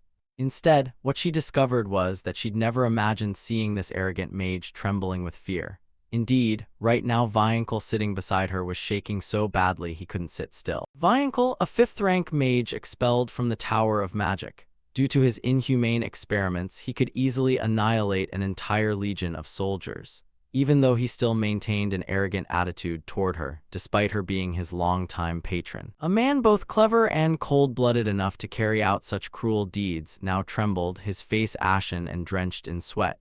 Kalia stared at him in disbelief, thinking she could sense his fear. She had never seen him like this before. As her mind wrestled with the question, was that really original magic just now? The sound of the door opening and a low voice cut through her thoughts. With just a single summoned word, Alon slowly entered the room. He approached Kalia and Viancle and coldly asked, "What brings you to this domain?" Kalia sat up straight and, cautious and polite, said, "Sorry for the sudden visit." She had barely finished speaking when Alon politely interrupted, saying he wouldn't hold it against her. The young lady of Zenonia spoke, and he laced his fingers together, looking at her seriously. His tone, though languid, was firm. "However, let me make one thing clear. What I just used is not original magic. If you truly want to classify my magical ability, I am only at the 2nd rank." He spoke bluntly without concealment. Pausing, he glanced at Viancle and confidently added, "The mage beside you surely recognized that magic had no practical effect." Inwardly, he regretted that the magic couldn't be used offensively or defensively. Hearing his words, Kalia and Viancle shared the same thought. He meant he seemed to sense something from him. Viankel spoke in a low voice through transmission to warn her, keep quiet about what you just saw. Upon hearing that, Kalia tensed up. Viankel trembled and stammered an earnest apology to him. You're right, it seems I was mistaken. Kalia looked at him confused and unsettled, suspicious that Viankel was being polite. Alon gave a slight nod to let it pass. Hearing him, he breathed a sigh of relief inwardly, feeling lighter. He didn't make things harder for them and straightforwardly said, good, now that the misunderstanding is resolved, let's get to the main matter. Kalia hesitated before tactfully saying, I thought I should visit you after finishing my duties. Alon casually asked her again, you really don't have any special reason? Flustered, Kalia answered no. Alon wearily drooped his eyes and implied, what a pity, I have work to do and can't stay long here. You are a smart person. Kalia quickly stood, exhaled politely, I understand, thank you for taking the time to see me, we'll be leaving now. Alon leaned back in his chair, half joking, half serious, and suggested, if you need someone to talk to, I advise you to see Duchess Altia, I think you two would get along. He then looked directly at Kalia. Kalia's complexion dimmed somewhat. She understood his words were not mere casual remarks. After a few seconds of silence, she bowed in obeisance. Yes, I promise, if you say so, I will visit her. Both Alon and Evan saw them to the door. They watched the elegant carriage depart. Evan curiously asked Alon why someone from Zenonia, a declining Western house, had come here. Alon answered honestly, I don't know, I can't even imagine the reason, but deep down I know this will be troublesome. If a false rumor spreads that I used original magic, those who crave confronting the strong will start seeking me out to cause trouble. The world is a dark fantasy. Just thinking about it, he imagined malevolent forces gathering to target him. Returning inside, Alon walked anxiously, hoping she understood his hint. Zenonia would never go to see Altia, who competes in the underworld. And inwardly he prayed silently that they simply wouldn't come after him. The sky was clear as the carriage made its way back. Kalia's voice drifted faintly outside, what Count Palacio used. Was it really original magic? She asked as she sat, waiting seriously for Viankel's answer. Viankel's complexion hadn't recovered. He hesitated and replied, no, it wasn't. Hearing that, Kalia pressed on, then what was his technique then? At that question, Viankel trembled again. He explained gravely, original magic is a kind of spell that draws up its own laws. On the curtain of immutable absolute principles, it is reserved for mages who have reached the pinnacle. However, the thing the Count used was different. As you asked, I used my observing eye to examine his magic. While Alon and Kalia were talking, he secretly began his task. He truly saw a curtain split, releasing a gloomy aura that wrapped around him. He was tearing that very curtain apart. He was warping the immutable principles. He fixed thunder, and the more I described it, the more Viankel lost his composure. Shouting, my observing eye showed him scenes that could not be seen. Viankel yelled fiercely to break it and collapse the laws. But even after doing all that, the magic still manifested. He had produced an impossible miracle. Hearing this, Kalia's face darkened. She stared at Viankel in terror. Not stopping there, Viankel continued in a hoarse, deep voice. But what happened afterward was truly ice slabs cracking and a murky red eye really hidden deep within Alon. It was clearly that of a great forgotten god. At the thought, Viankel winced and slumped, arms trembling as he clutched his head, muttering to himself to stop thinking. Thinking further would be dangerous. As if remembering something, he lifted his face and solemnly warned Kalia, when I was young I delved so deeply into ancient knowledge that I was praised for research on the magic of a forgotten era. Let me make this clear. Do not oppose the Count's decree. Kalia frowned tightly and bit back a mocking question. So you mean a commoner like me investigating his intentions is pointless? Viankel knew that Loria or Kalia were merely pawns toyed with by Alon. But he couldn't state it outright. He simply curtly recommended to her, I advise you to see Duchess Altia. Though he didn't say it directly, Kalia seemed to vaguely realize she had become his pawn. Months later, about 2 years after the children left the orphanage at Count Palacio S manor, as Evan opened the door to his study, Alon called out Evan. When Evan came before him, Alon, handling papers with one hand, asked about news. Do you have any new information? If it's about the children, all the better. Evan hesitated and replied, not about the children. Then he mentioned it, apparently the Zenonia domain in the Altia Duchy of Allied. Hearing this, Alon felt as if struck by lightning. He froze and asked Evan what the two leading forces of the underworld have allied. Evan nodded. Camduin affirmed it. Since this is an underworld pact, outsiders wouldn't know, but I'm certain of it. Alon was thrown into turmoil, silently lamenting that he'd set the culprit on a different path, and now he had to face an alliance of two masterminds.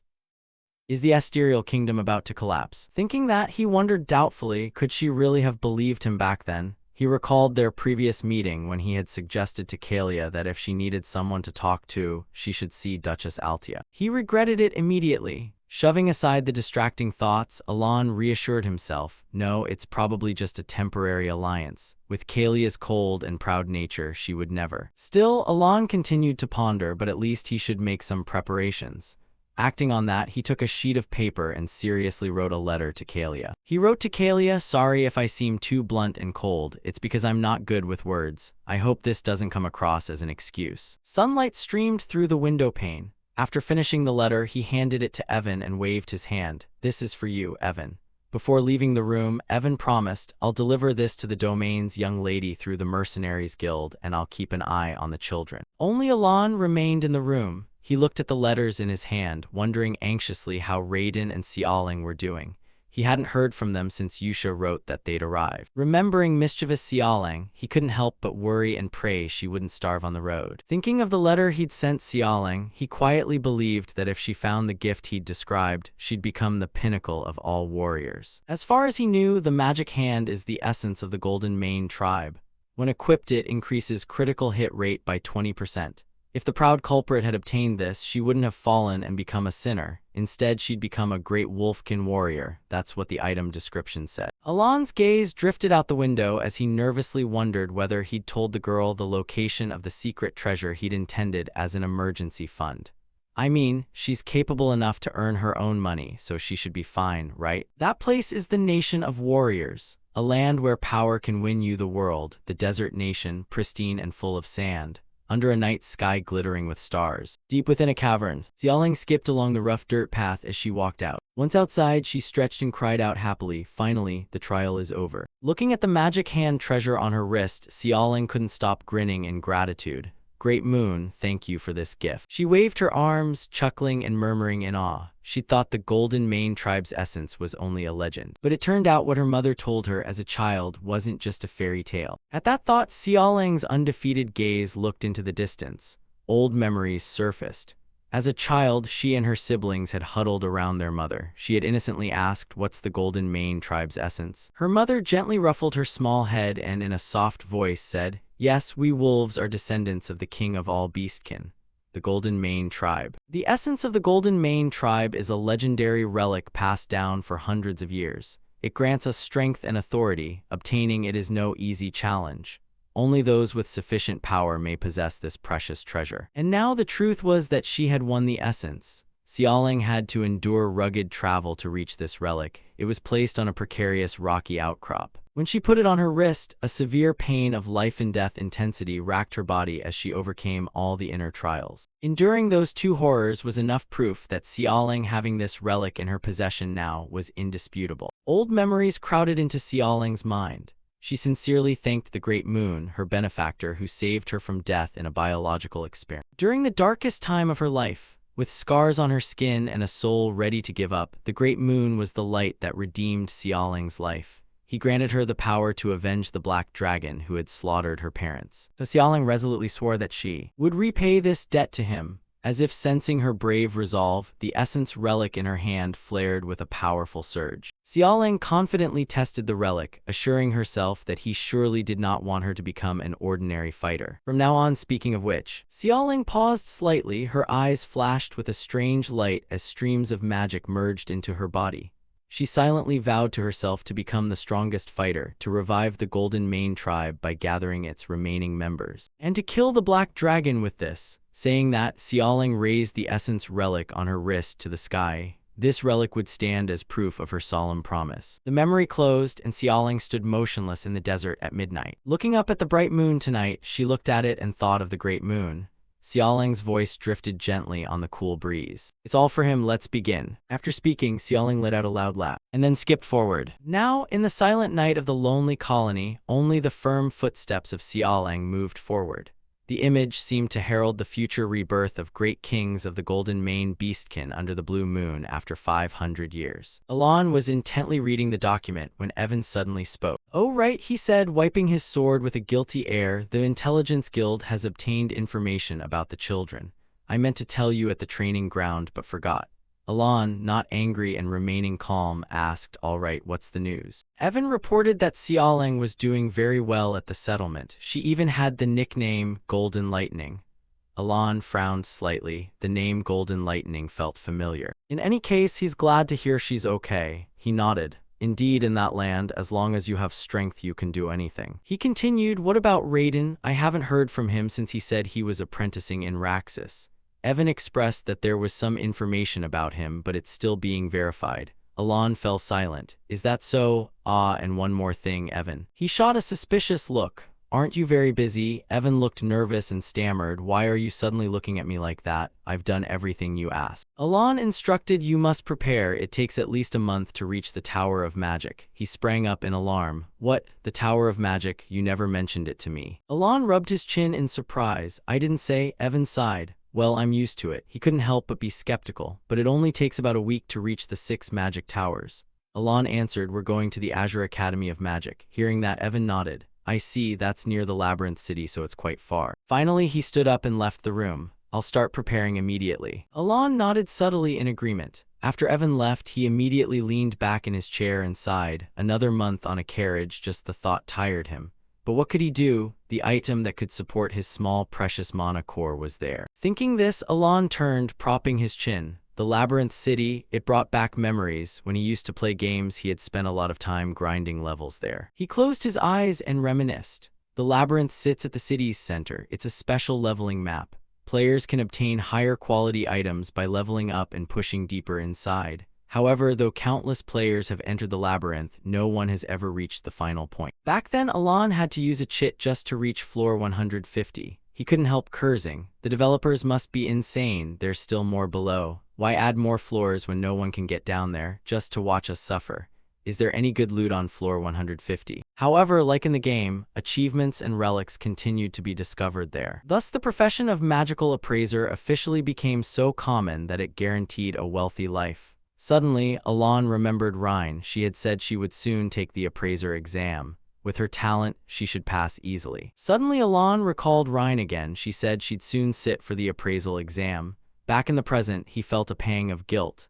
Perhaps the gift he gave Rhine was too little compared to others. It only helps appraise equipment. If that gift isn't enough, he should send her separate support. A starry evening in the labyrinth city of Larthania, a place not ruled by anyone. This is a city of explorers and mercenaries. In a narrow alley, after passing countless shops in a corner of the southern district, one can find a secret appraisal shop called Maerd. A quietly famous shop known for its unique services. It primarily serves nobility and rank explorers. Among them was the Lord of Larthania. Rhine announced that the appraisal was complete. "My lord," he said, surprised. She held up the item and explained that the device uses mana to produce fire. The Lord thanked her cheerfully as always. "Let's see." When he picked up the device, Rhine guided him. "This is a relic that can be engraved." The Lord was curious. "What does being engraved do?" She replied slowly, "With just a small amount of mana, it can sustain a flame for at least an hour." He couldn't help but laugh in admiration. "Its efficiency has improved greatly." "Very good." Everything finished, the Lord departed. Before stepping out, he turned and said as usual, "Thanks as always." From the counter, a gentle voice replied, "You're welcome." Once the shop was empty of customers, she reached up and removed her mask. Under the dim light, Rhine-'s beautiful face appeared, her clear emerald eyes carrying a hint of fatigue. She then turned toward another item on the shelf that looked like a small tube. Rhine picked it up and murmured, "This item can also be engraved." No wonder this tucked-away shop is famous because of the engraving. Rhine took the item and opened the door to a room, stepping inside. It was a gift from the Great Moon. Moonlight poured through the window, fully illuminating an object hovering and glowing. She looked at it and smiled softly. "When he first told me to become an appraiser, I couldn't understand why." Rhine remembered Alon's figure. His true identity is a friend of Palin from the era of the Forgotten Outer Gods. "I realized that everything so far has been about destroying the dark things." But at that time, she had read the letter instructing her to come to Labyrinth City Larthania and become a magical appraiser. Then she could not connect that order with that goal. Nevertheless, Rhine followed the instruction and came alone to the Labyrinth City. Although full of doubt, how would becoming an appraiser relate to killing the dark things? But what happened next changed her thinking. The moment I saw his gift, I recognized it, the stalker's eye. It helps quickly identify items below a certain mana threshold to aid appraisal. The moment she touched the eye, she suddenly realized it's slightly different from what she knew. Its nature didn't even exist in the library. Then the seals around the eye gradually began to fade. The chains wrapped around it snapped open, it flared, and the single eye opened. After the seal was broken, the engraving unlocked. Above the eye there was a line of numbers over 500. Xin thought to herself, to gain the power to fight the dark things, I must awaken this item.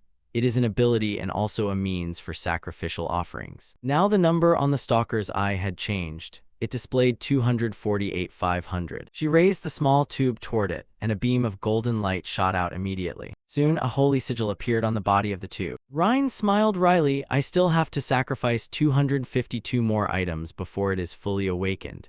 In exchange for boosting the relic's stats, it will absorb something from the sacrificed items, essentially altering this eye. Once while she was enhancing an item that displeased the eye, the previously accumulated donation points were instantly wiped out. Since then, Ryan knew for certain. It only responds to specific high-tier relics, and if you sacrifice the wrong item, the accumulated count will vanish. Thinking this, she couldn't help but be pleased. She nuzzled the eye, precisely appraising all relics and selecting high-tier sacrificial items to hide. This is something only I can do, because I was born with the eternal library. Ryan cradled it in her hands. Everything was to kill the Black Wolf, all according to the Great Moon's will. 3 weeks later, at the Azure Magic Tower, a carriage moved quietly along the paved road surrounding the tower. Inside, Phinia, the tower's deputy master, frowned in annoyance and spoke. The tower master is currently absent. Make your matter clear and leave. Seeing Alon remain silent, she grew even more irritated. I'm busy, so be quick. He looked at Phinia, assessing her silently. She was the familiar face he'd seen in the main storyline. Now she remained deputy master because the main plot hadn't begun. In the game, she was a rare genius who reached octave at 20 and became the tower's master. Speaking of the Azure Magic Tower, it's a magical tower not only powerful but also monopolizes production of certain essential goods, elevating its status to rival the nobility. He felt somewhat displeased. Although the authority of a deputy master surpassing human limits should command great respect, her attitude was somewhat abrasive. Alon still tried to introduce himself. I am Count Banleo. As announced, I have come to discuss the time rift issue. On the other side, Phinia was bustling. Right, I still need to deliver this document. But when he spoke, she still asked, so what's the matter? Alon said calmly, I can eliminate the time rift. Phinia's hand, holding the document, froze. The time rift, he explained, was a crack connecting to a mysterious subspace that appears where magic is heavily used. It spawns anomalies that cause severe damage and unpredictable, dangerously powerful monsters no one can foresee. She looked at him with analytical eyes and after a moment sneered, with such mediocre talent, what do you intend to do? Phinia didn't hesitate and waved him away. Fine, go home. Alon was flustered. Wait, shouldn't it be different? I need an answer. She cut him off irritably. You'll eliminate the time rift and seize the treasure? Yes, of course, you do that. Phinia slammed her hand on the table in anger and shouted, is that so? Do you know how many people come here every day about that? Alon tried to persuade her. I'm serious. Show me the time rift and I'll prove it to you. He felt wronged. Why wouldn't she believe him? Really hurt. Her tone suddenly grew somber. Look, I understand you need a great achievement to overturn public opinion, because people are beginning to realize the only reason you became a count was the luck of your siblings' deaths. However, that doesn't mean you can bring your personal matters here to cause trouble. Saying that, Phinia unleashed a power that shook the space.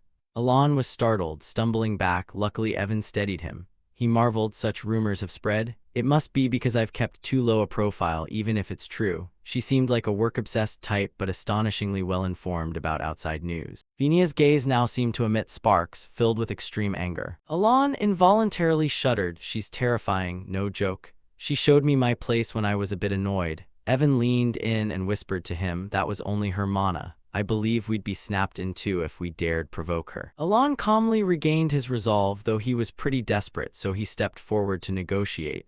If I can't erase the time rift, I'll donate all my assets to the magic tower.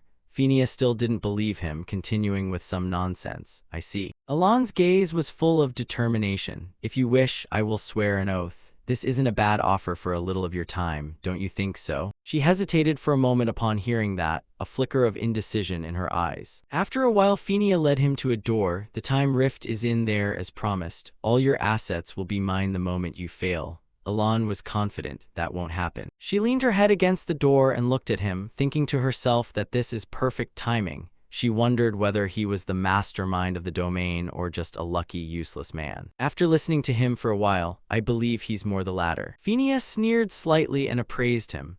Unlike the inhuman aura around him, he only had a small mana core and slightly above-average energy perception.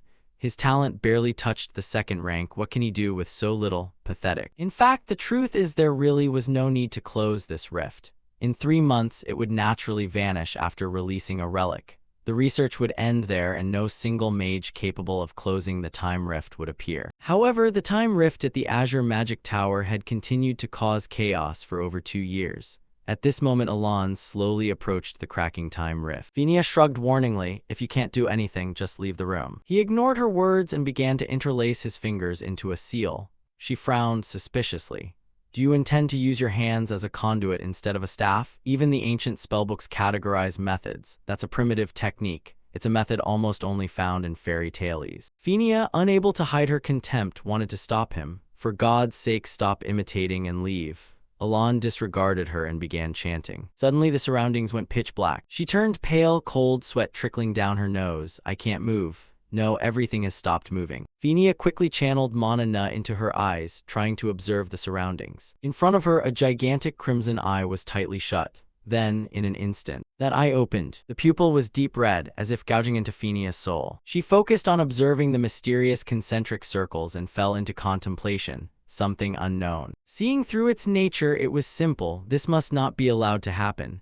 Phinia raised her hand to touch something, then stopped the thought. Cut them off. What is understood must never be acknowledged. Cut off your thoughts, really. The red eye continued to stare. After a moment, a giant hand gently approached Phinia, prompting a fleeting thought. An absolute command. She widened her eyes. Her face was now beaded with sweat from fear. I understand the command. The eye contracted and then shut completely, leaving Phinia greatly unsettled as she looked up. She stood frozen, not knowing what to do next. Suddenly, Elan spoke, making Phinia jump. The rift has closed. As soon as he finished speaking, he held an item in his hand and mused to himself that it was as easy as turning his palm.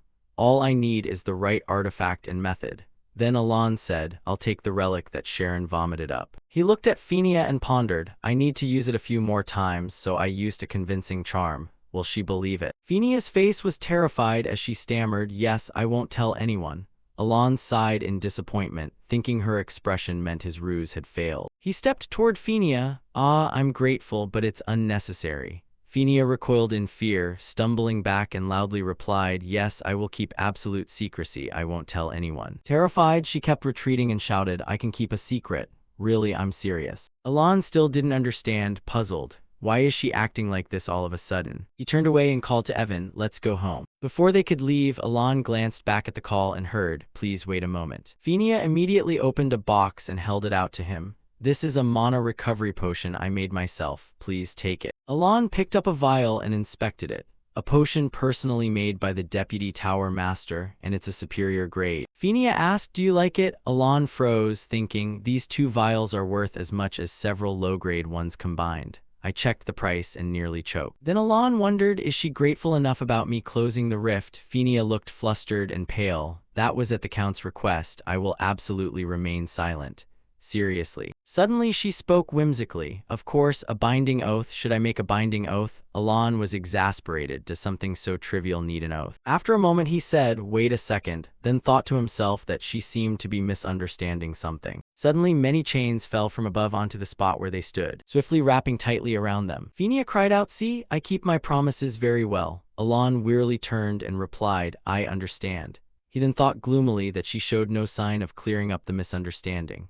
A fleeting thought later, and at the Azure Tower he had obtained the relic he wanted, 5 potions and an oath. Early the next morning, in front of a magnificent tower, Evan stared at the item Elan wore and asked, is that the treasure that fell from the rift? Hard to get, but it looks more primitive than I expected. Is its performance good? Elan gently touched the item and answered, well, in any case, this is something I absolutely need. He stared at the item. The seal was of disrespect. Yes, I retrieved it safely. The gem set on the bracelet can absorb and store mana from the air. The item on Alon's wrist suddenly glowed, prompting him to exclaim that it worked well. He fell into thought.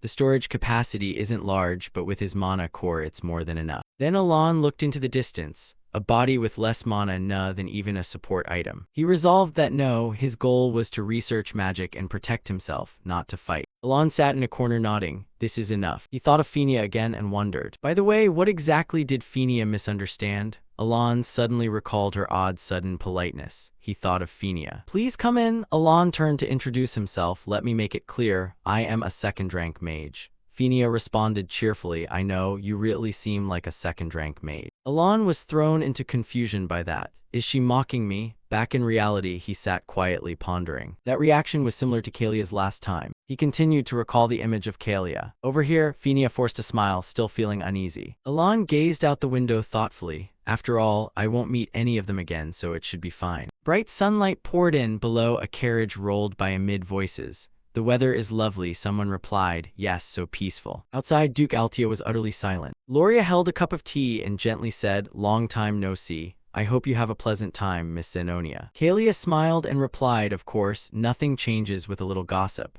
I'm truly glad to see you again. Loria coquettishly said, it's convenient that we don't have to discuss rank or power with each other. Kalia added that the far-reaching vision of Count Palacio astonished people once more. She thought of Alon and felt that attending Duke Altia's visit might be a good idea. After following his advice, Kalia Leon pondered and quickly understood his true intent. That evening, during their conversation, both realized they were inferior to Palladio. Loria and Kalia's faces fell open in surprise. Whatever the reason, it was an alliance built on Count Palacio's command. The imposing image of Alon briefly appeared, for vying for power was meaningless beneath the absolute number one. Two insignias also appeared. Zenonia and Altia had become more comfortable allies. Loria wondered that the conference was next month. Why visit today? Kalia explained. The Count sent a letter citing the day of my visit as the reason. Loria gently opened the letter. What could be inside? The letter discussed talks among noble families. It read, Miss, I hope you are well. Regarding your previous visit, a few nobles complained to me about it. Therefore, there are not many nobles suitable for me. Please understand. Kalia said it sounded like an ordinary apology letter. But Loria continued that there was definitely a plot hidden within. Kalia agreed immediately. Yes, I think we should discuss it. And so the two continued their conversation. Not many nobles suitable for me. Baron Kenia belongs to the noble faction and Marquis Marantian is a key figure of the royal faction. Viscount Bylanda is pro-royal. Duke Faldian is a key noble faction figure among the nobles he spoke with at the ball. Finally, Kalia concluded briefly, he dislikes both the noble and royal factions. Horrifying thought. Does that mean he'll eliminate them all? Loria calmly said, we should draw conclusions based on reason. Kalia quickly replied, I agree. Loria slowly said, then she emphasized that he wants to remove the current nobles. When they realized the truth, both turned pale with fear. Loria stared and said, that's the implication.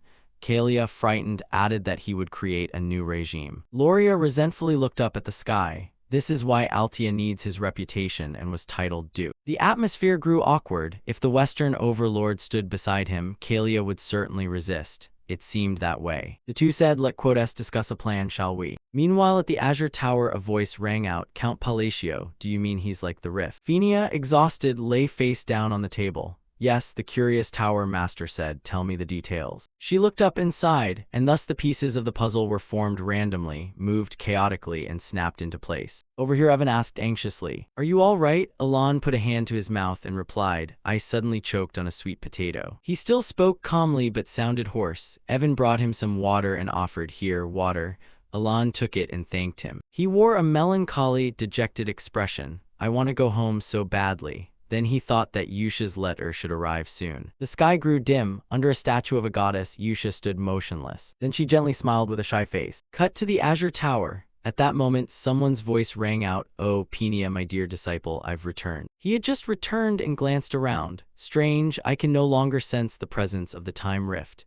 This man was the master of the Azure Tower, Archmage Sevenrings Selim Micardo. Seeing her like that, he wondered if something had happened while he was away. Across from him, Phinia answered in a small, submissive voice, Tower Master, you're finally back. I've completed all the tasks you assigned." Seeing her demeanor, the tower master was a little surprised. "Phinia, what's the matter?" Selim asked gently, but Phinia didn't even bother to answer. This made him ponder. She hadn't thrown a tantrum at him as usual. What on earth had happened? Because Phinia had long since taken the vice tower master position thanks to innate talent from childhood, her ego and arrogance had reached the sky. She had probably just made some rookie burst into tears again. Still, he never intended to discipline that trait. Her passion for magic was pure. Once she reached the 7th ring, she'd realize how insignificant her past achievements were and would naturally rein herself in.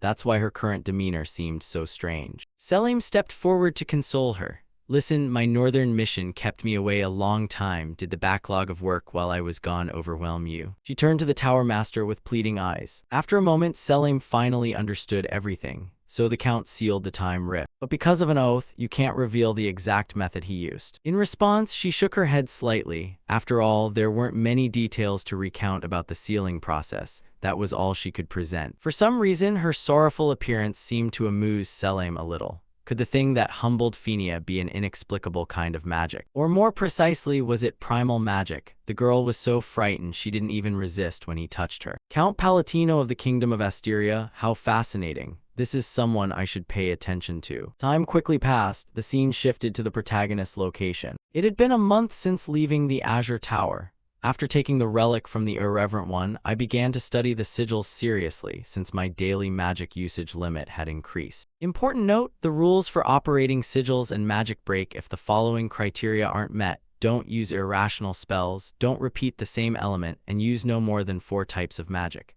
Combining similar phrases can create resonance. New findings suggest a sigil must be arranged scientifically. I guessed this and thus grasped a new operating law of polymorphic sigils. This may relate to technique and the positioning of my operational magic setup. However, I'm not yet certain. Evan happened to pass by and stepped forward to ask, "Each time I witness you, your magic seems stronger than before." "Yes, Count." Alon sighed in exasperation at this. It was nothing like the level of a second-rank mage before, but now it seemed to be on a whole different scale compared to a few months ago. "I don't think deploying a conventional gravity spell could create a pit that deep." He then thought quietly. Gravity is only a second-rank magic. Even pushed to maximum output, it wouldn't be able to crush a being to that extent. "I used to think I was gradually getting stronger. Was that a mistaken impression? If there's some cause for a sudden power surge, it's certainly not due to mastery or the sigils. After all, improving magical proficiency only raises precision and practical casting ability. Sigils act as trigger keywords to alter properties. I spent months analyzing the sigil matrix for gravity, and lately I've been swapping nearly synonymous phrases for one another. Eventually, I realized that potency only increases when the optimal arrangement is found. It's not merely an illusion. Otherwise, it's absurd. There's no basis for a magic's destructive power to spike so suddenly. Maybe my physical condition has just been at its best lately." Meanwhile, Evan, just asking casually for fun, pulled out a letter and said, I dropped by to deliver a letter from Yusha to you. It was just sent." Alon nodded. Thanks, Evan. I'll return to my room and study it when I have free time." "Oh, are you going into the study now?" "Yes, I've exhausted all 3 of my daily spell casts today." The protagonist replied, walking and thinking. What is the root cause that made my power suddenly rise? Could it be the benefit of a curse? A curse as an ancient Eastern ritual where the caster accepts self-sacrifice to harm others or themselves. When bearing a curse, the subject suffers damage but also gains compensatory power. But there's no one here versed in Eastern esoterica, so that possibility is out. Or is it the power of faith? But from account of a minor state long forgotten by the underworld, that sounds implausible. Well, sometimes I should just put aside worries and carry on with life. After all, nothing bad comes from that, right? In another development in the state of Rosario, the capital Rional, a pristine city where residents worship Shirnia, the goddess of moonlight and peace, at the Eastern Chapel. While Yusha was praying there, a knight approached from behind and said, "Greetings, sister." Seeming to have guessed who it was, Yusha gently turned and replied, "Sir Knightloke, is everything well?" At that moment, Loke thought to himself that she's a nun of lower rank than a holy knight, not even entitled to wear the sacred band. Nevertheless, I must keep a respectful attitude. With that, he bowed and began his report. "Yes, in this operation we rescued 8 children and 25 civilians from a remote village between the eastern and western borders. This success is thanks to sister's efforts. Yusha shook her head, refusing to take credit. Not at all, the one who performed those noble deeds was you. Lok replied that it was sister who enlightened an ignorant man like him. He would always be grateful. For 20 years, I sank into despair because I couldn't feel any divine power at all. I almost gave up everything. As he spoke, he recalled his former self. While Lok sat panting like an ox after training, Yusha's voice rang not far away. If there's something you long for so desperately, try placing your trust in the moon. The moon, he asked, doubtful in his despair. Yusha said little, answering with a single enigmatic line. You will understand many things once you truly act on it. Returning to the knight's thoughts, he had been so desperate that he was willing to try any method. I sincerely prayed to the moon for many days, just as she instructed. Then I was miraculously able to use divine power. I was overjoyed by that, but because of it, I succumbed to a momentary temptation, placing my faith in the moon instead of the goddess Shirnia. I feared I was heading down a path of heresy. However, all sources of power borrowed from the divine share the same nature. Even holy relics blessed in the goddess's name glowed human-like when I touched them. That was clear proof of the divine power I possessed. But why did sister advise me to trust the moon? In response, Yusha began to enlighten him.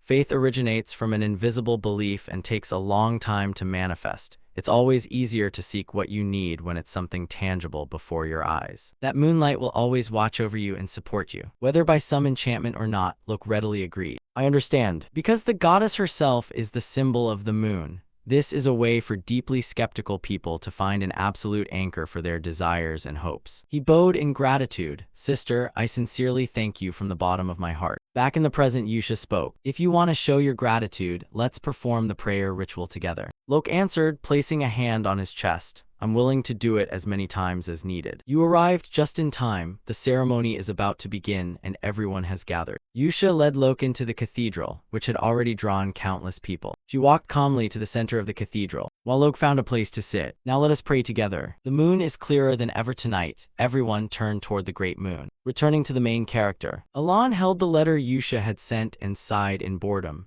Today's letter held nothing special, mostly just everyday matters. That means everyone is living well, which is good, indeed. But the fact that no one writes to me besides Yusha, even though everyone is fine, still makes me a little sad. From their perspective, it's understandable. I'm just a distant, unfamiliar uncle they've never met, so I'm probably only a kind stranger who passed through. After all, I achieved the goal of guiding them in the right direction so they wouldn't destroy the world, so there's no reason to be sad.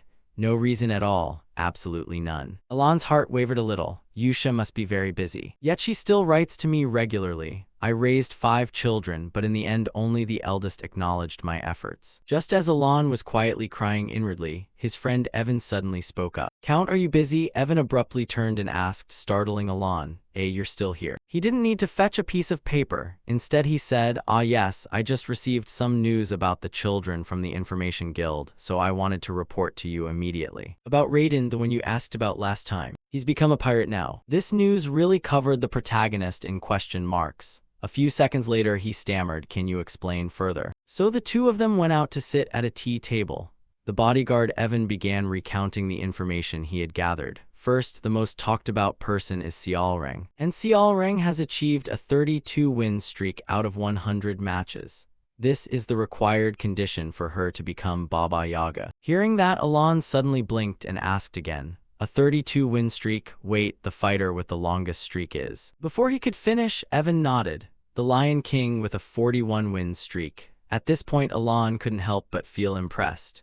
The Lion King is an overwhelmingly strong figure who briefly joined a player party. This colony relies on many powerful individuals to display its military strength. And is she about to surpass the colony's top figure? Unaware of his thoughts, Evan continued reporting. As for Deus, his cult executed one of the 8 chieftains of the barbarian tribes in the Snow region. The leader of those who transform into monsters through rituals. You know them, right? For the protagonist, of course, he wouldn't miss that storyline. He thought to himself, I know them very well. Back in the game, I had to fight the barbarian tribe and destroy their god, Ultultus.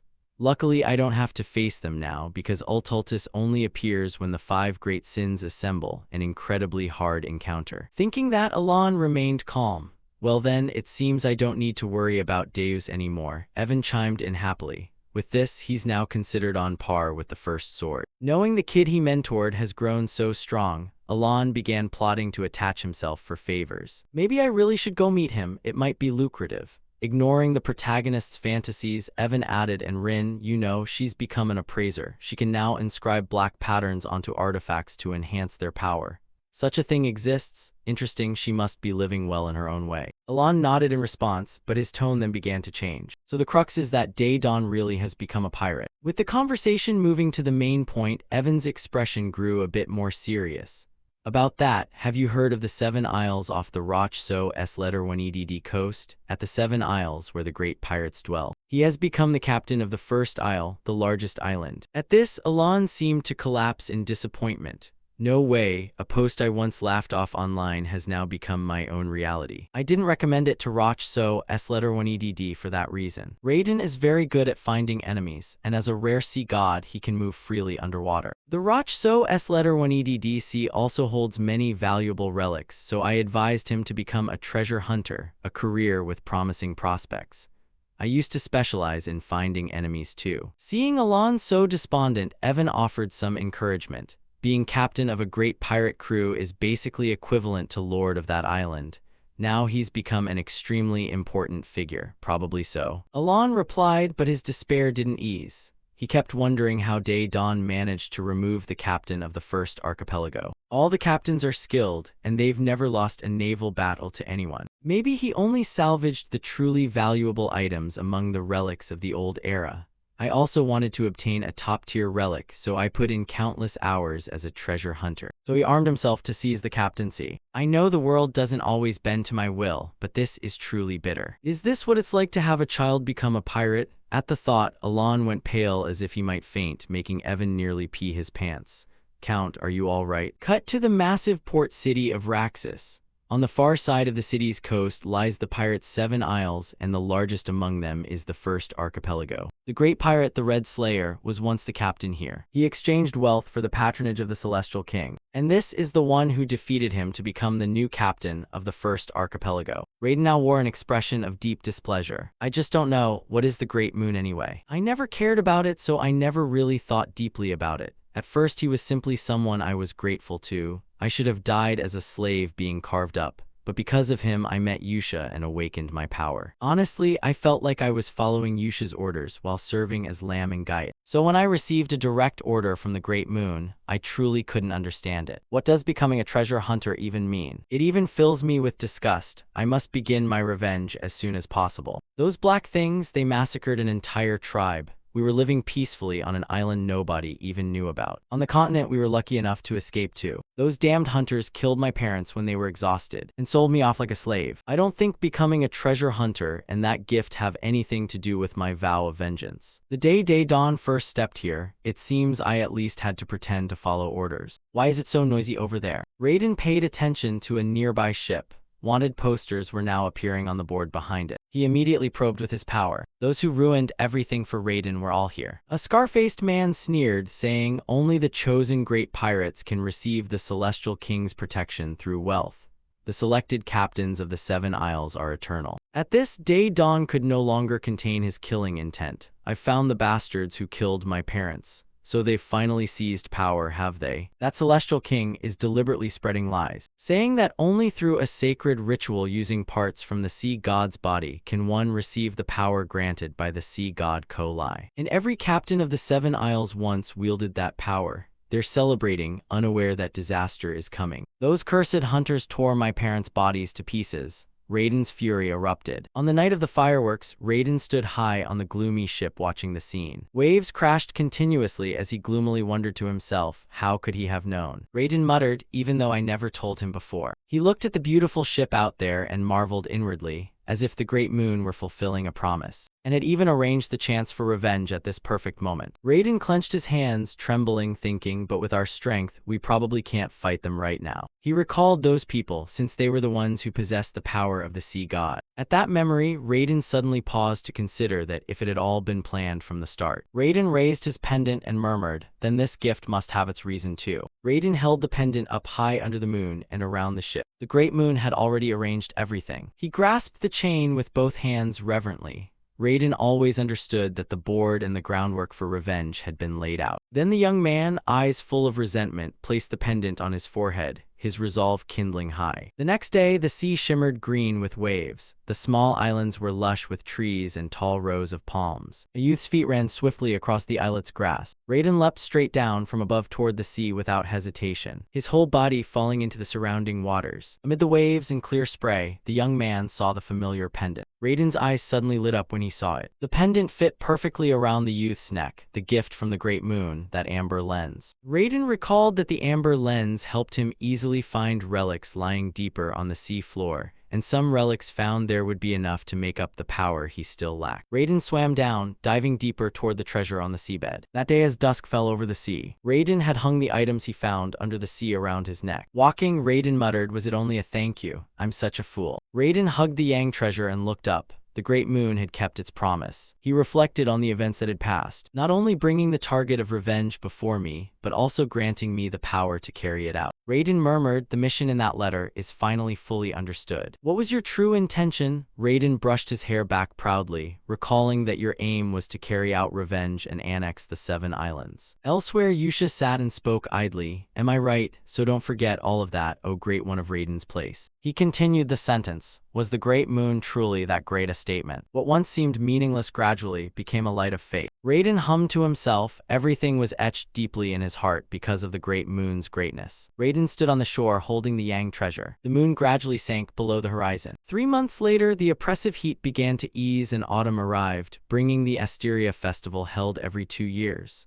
Alon Palacio sat in the carriage, pondering himself while I was dragged along involuntarily. He asked if the companions were required to attend every 4 years. It's really annoying. Carriages followed one after another, speeding forward. Even sitting opposite, answered Alon Palacio. According to the schedule, the Krald and Edorn family carriages have already arrived to muster. He nodded.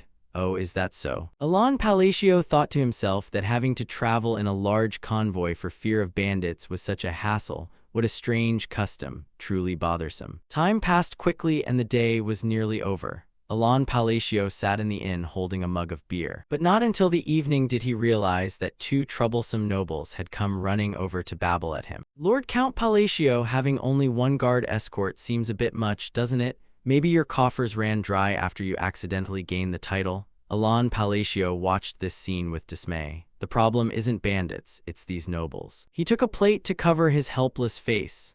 Mocking each other sure feels good for them. Go gossip behind someone else's back and be done with it. Actually, this wasn't unfamiliar to Alon Palacio. He had been a legendary bastard whose power once dominated the entire eastern underworld, built on piles of loot from that realm. Alon Palacio recalled his own background, but having been content with his current life, he'd hung up his sword and was living comfortably now. What's the difficulty? No more getting involved in the dangerous underworld. Alon Palacio regarded the scheming nobles like hunting dogs. Because of that, the eastern underworld had turned into a mine for these petty shrimp to fight over. And the rumor that I became count not by merit but by luck. Alon Palacio tilted his head, thinking it had nearly become true. Baseless gossip about puppet backers for the count's family had settled down and been reduced to calling him a lucky bastard. He knew it well. Those 2 nobles came over to prattle in front of him. How pathetic. Their purses must be empty, right? Sobs if you just say the word. I'm always willing to hand out charity.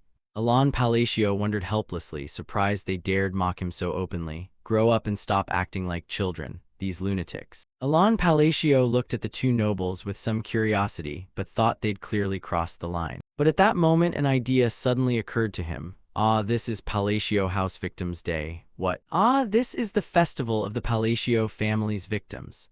Alon Palacio recalled those ranks, Palacio, Krald, Edorn, those who had once been commanded by Palacio like walking coin purses. And looking at the reality now, they were venting all the frustrations they'd once endured. They were frantically unleashing their anger out of control.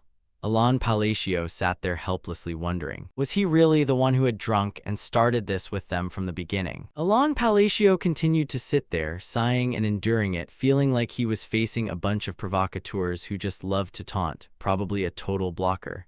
At that moment Even came out, surprised. Oh, still not done provoking? Admirable effort. He shook his head and ignored them. The best approach was to ignore and live. Even, where have you been? He replied in astonishment. Oh, they're handing these out in the kitchen. Even held out what he was carrying and said, it's roasted corn. Alon Palacio exclaimed, oh, that looks tasty. He sat there nibbling roasted corn beside Even, thinking to himself that this humble food was his favorite, especially on a cold night like this, just perfect. Thinking back, the vast underworld army of old probably couldn't be sustained and was disbanded, The carriages don't seem well maintained either, but oh well. Forget it. He looked back at the two nobles. Sounds like they're shaking hands, planning to form an alliance. Alon Palacio and Even sat enjoying the roasted corn, praising it. Delicious. With a bit of butter spread on it, it would be perfect. Meanwhile, at the northern region, the eternal frozen land had been swallowed by the Man-Dai tribes as if no living creature remained, leaving only a cursed grayness enveloping everything. The one-armed man struggled to drag himself across the white snow.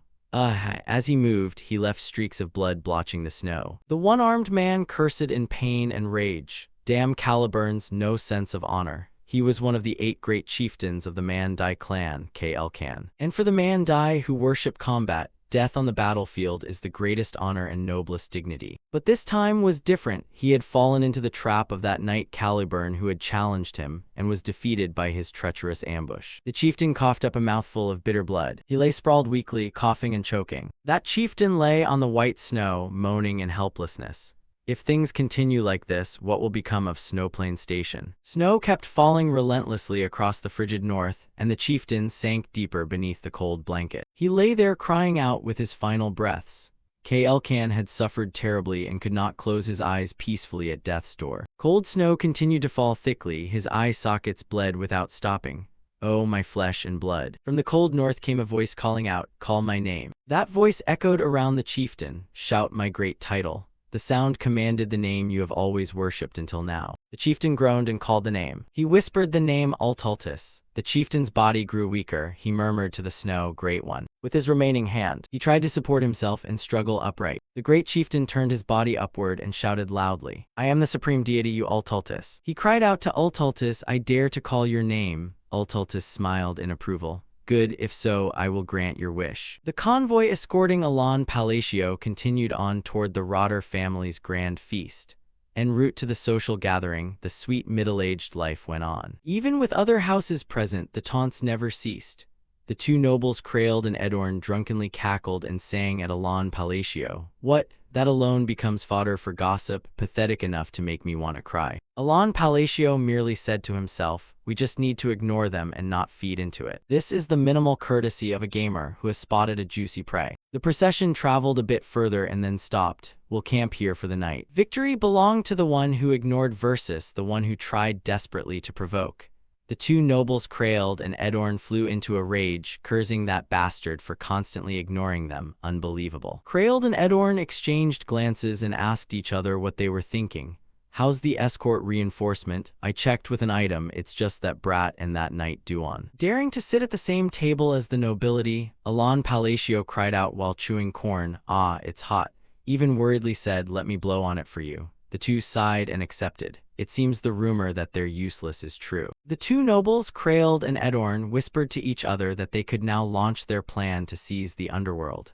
They no longer needed to show deference to the Palacios. They grinned wickedly, telling each other that immense wealth and power flowed through the underworld and they would finally taste it themselves.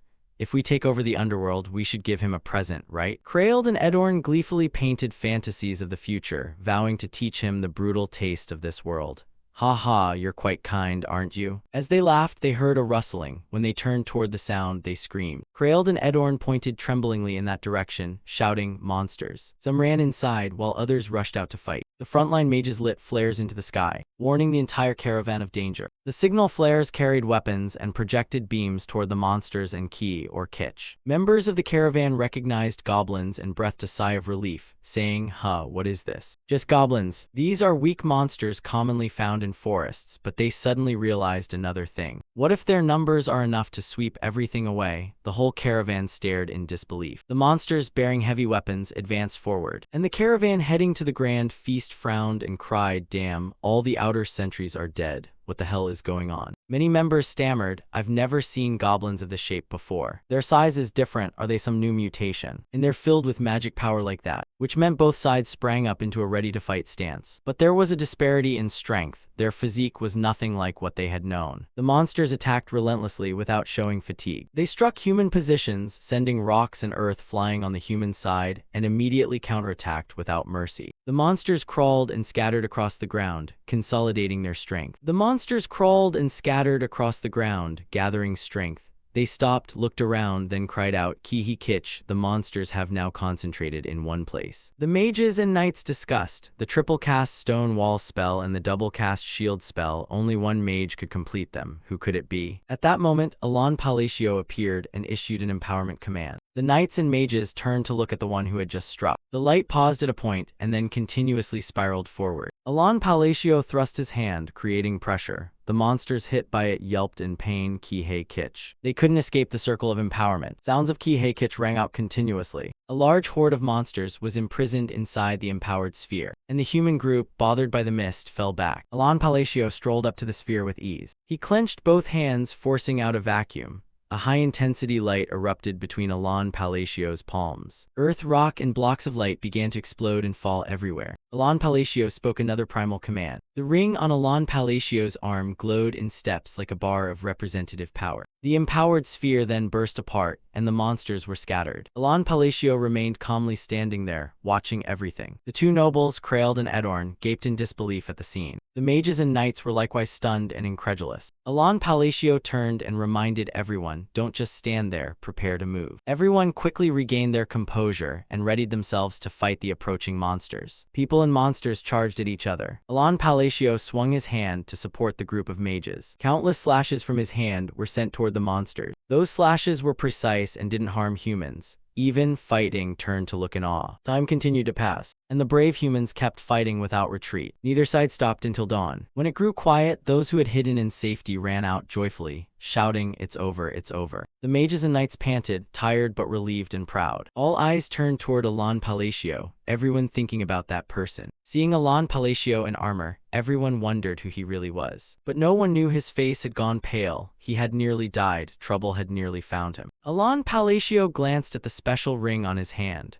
Although his daily spell uses had increased, it was still only 3 or 4 times. In battle, he was just an ordinary man with a meager mana core. Even ran over and asked Count, are you hurt anywhere? Alon Palacio nodded, I'm fine. He still looked pale and thought to himself, even here. Losing the ability to defend oneself is truly terrifying. Even asked, puzzled, are you really okay? He replied, I'm fine.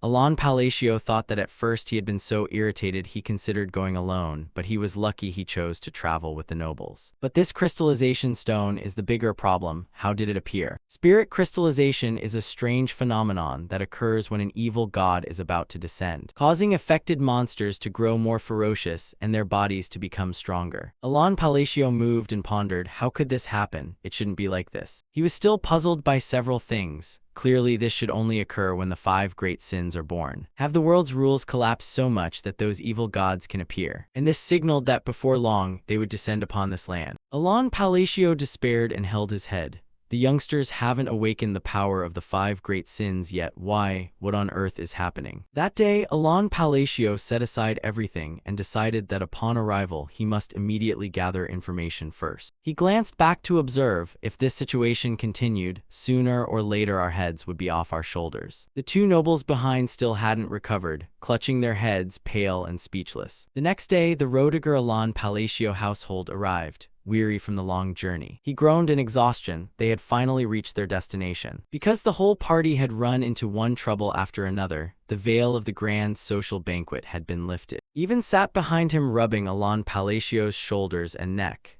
He complained that he wanted to go home and sleep deeply. The grand social banquet inside gathered countless nobles, all elegant and refined, but it was merely a painted facade. Alon Palacio looked around, assessing the Lauder family's feast.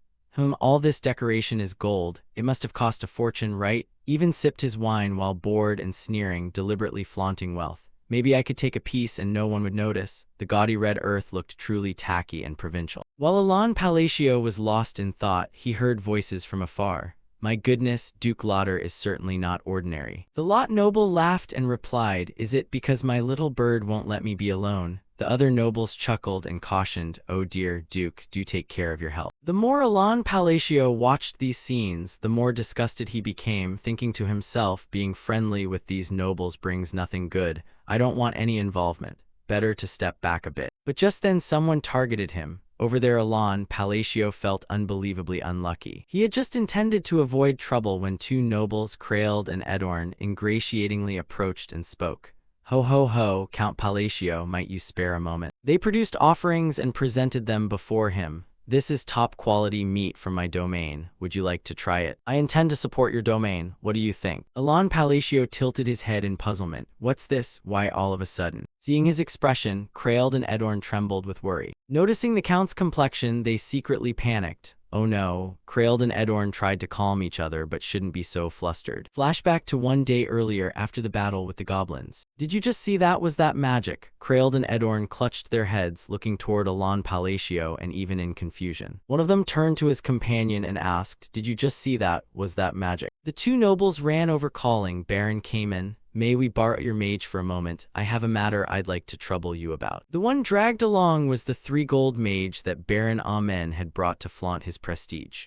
The 3 gold mage awkwardly held his wand and asked, what is it? The two nobles asked in a panic, that surge of mana just now. They recalled the terrifying power from earlier and couldn't help but be horrified. They trembled as they probed. That was only 2nd grade, right? The 3 gold mage pondered. Huh, 2nd grade. Then she denied it, leaving the two stunned. How could it be 2nd grade? Definitely not. She's in a class far beyond me, so 3rd grade or higher then. Kraeld and Edorn, eyes brimming, wondered aloud. Becoming Count Palacio by luck, don't dream. They had witnessed that power without any guards. The gaze Alon Palacio cast back during the magical battle still haunted them. They thought of him as someone who masked a ruthless, cold nature. Therefore, now they tried to save their lives by bribing him. With no other way, having come this far, Kraeld and Edorn decided they must bow. I was willing to behave rudely toward Lord Palacio. I had sunk into such fanciful delusions that I lost my mind. Both of them begged, please have mercy. Even went up to Alon Palacio, bewildered, and asked, what's this? You followed me all the way here just to say this. He wearily wondered, what on earth is going on? I still don't understand any of it. Even put a hand on his shoulder and asked if he should deal with them. He shook his head, it's just a waste of energy. He sighed, recalling that even if this were a very open country, this had crossed the line of what could be overlooked. Alon Palacio answered even, let me handle it. I don't have that kind of power, but whatever, just frighten them as much as possible. Then Alon Palacio narrowed his eyes to play the cruel role. The two nobles, Kraeld and Edorn, knelt trembling on the banquet hall floor. They clasped each other's hands and cried, we're finished. This is worse than death. After that, the banquet continued on in a fake, lively fashion. Alon Palacio glanced around and sent even to the Intelligence Guild. Then he'll dig up information on those nobles. Alon Palacio picked up a pastry, nibbling it while listening to the nobles' conversations. Oh, those two seemed to be discussing something secret. The two nearby nobles were standing in a corner talking. Alon Palacio tried to eavesdrop. He considered using mana to enhance his hearing, but that would be excessive. One noble asked, have you heard about Duke Althea and Count Zenonia? Alon Palacio was shocked to hear it. Yes, I've heard they're about to form an alliance, right? The alliance alone was strange enough. He munched his pastry and thought, what's the big deal? There's nothing to worry about. Alon Palacio clicked his tongue at the two. After all, the families behind those two already dislike each other. That alliance probably won't last long. Then he savored his favorite bite of pastry. Alon Palacio exclaimed, the tea is excellent, this shop is superb, and there's even juicier gossip. Don't gape when you hear this. The two nobles continued chatting. Their leader isn't one of them, so who is it? They murmured while Alon Palacio remained lost in his pastry.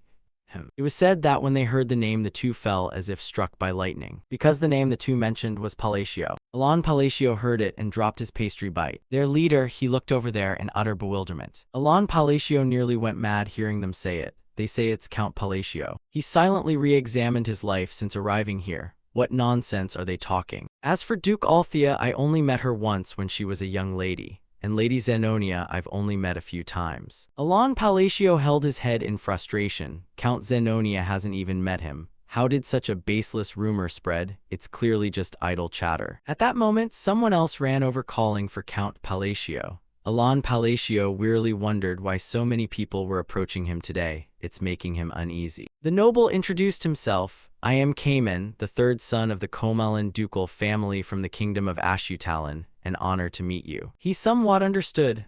Such a grand ceremony would draw nobles from allied nations too. Yes, pleased to meet you. I am Count Palacio. Cayman suddenly provoked Alon Palacio, saying, I heard you became a count by sheer luck. I'm jealous enough to want to see if you have any special trick. At that moment, he was a bit irritated and cursed under his breath. Well, nowadays even taro waffle cones can talk. Just then other nobles approached to confront that fool Cayman. What did you just say? Are you defending him? Are you insulting the nobles of our kingdom of Asteria? Cayman, frightened, tried to explain. No, that's not it. What is this? Isn't that just a harmless punching bag to vent on? This fool will now introduce himself. I am Cayman Comelin, a romantic and refined gentleman. I traveled far to take the youngest daughter of the ducal Lauder family as my wife. Would my fiancé like to taste the exquisite pastry I brought? What woman in this world is perfect in every way? Cayman with his fiancé glanced at the two young ladies passing by. He immediately switched to a nasty judgmental mode.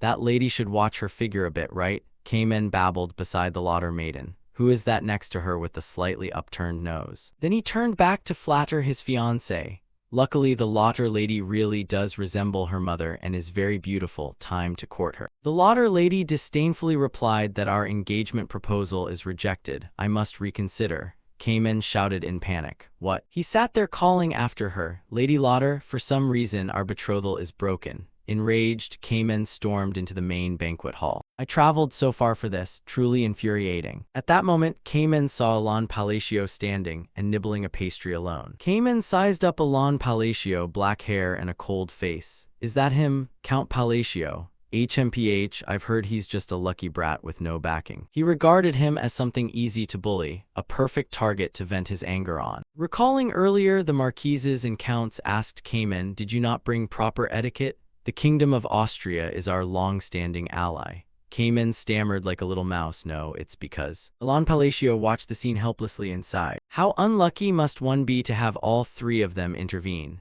And why does this noble pressure tactic look so familiar? Seeing Cayman Comelin bowing and begging, I'm sorry. The three high nobles, stern as officers, reprimanded. Hey, don't think an apology ends it, he cried out in fear while being punished.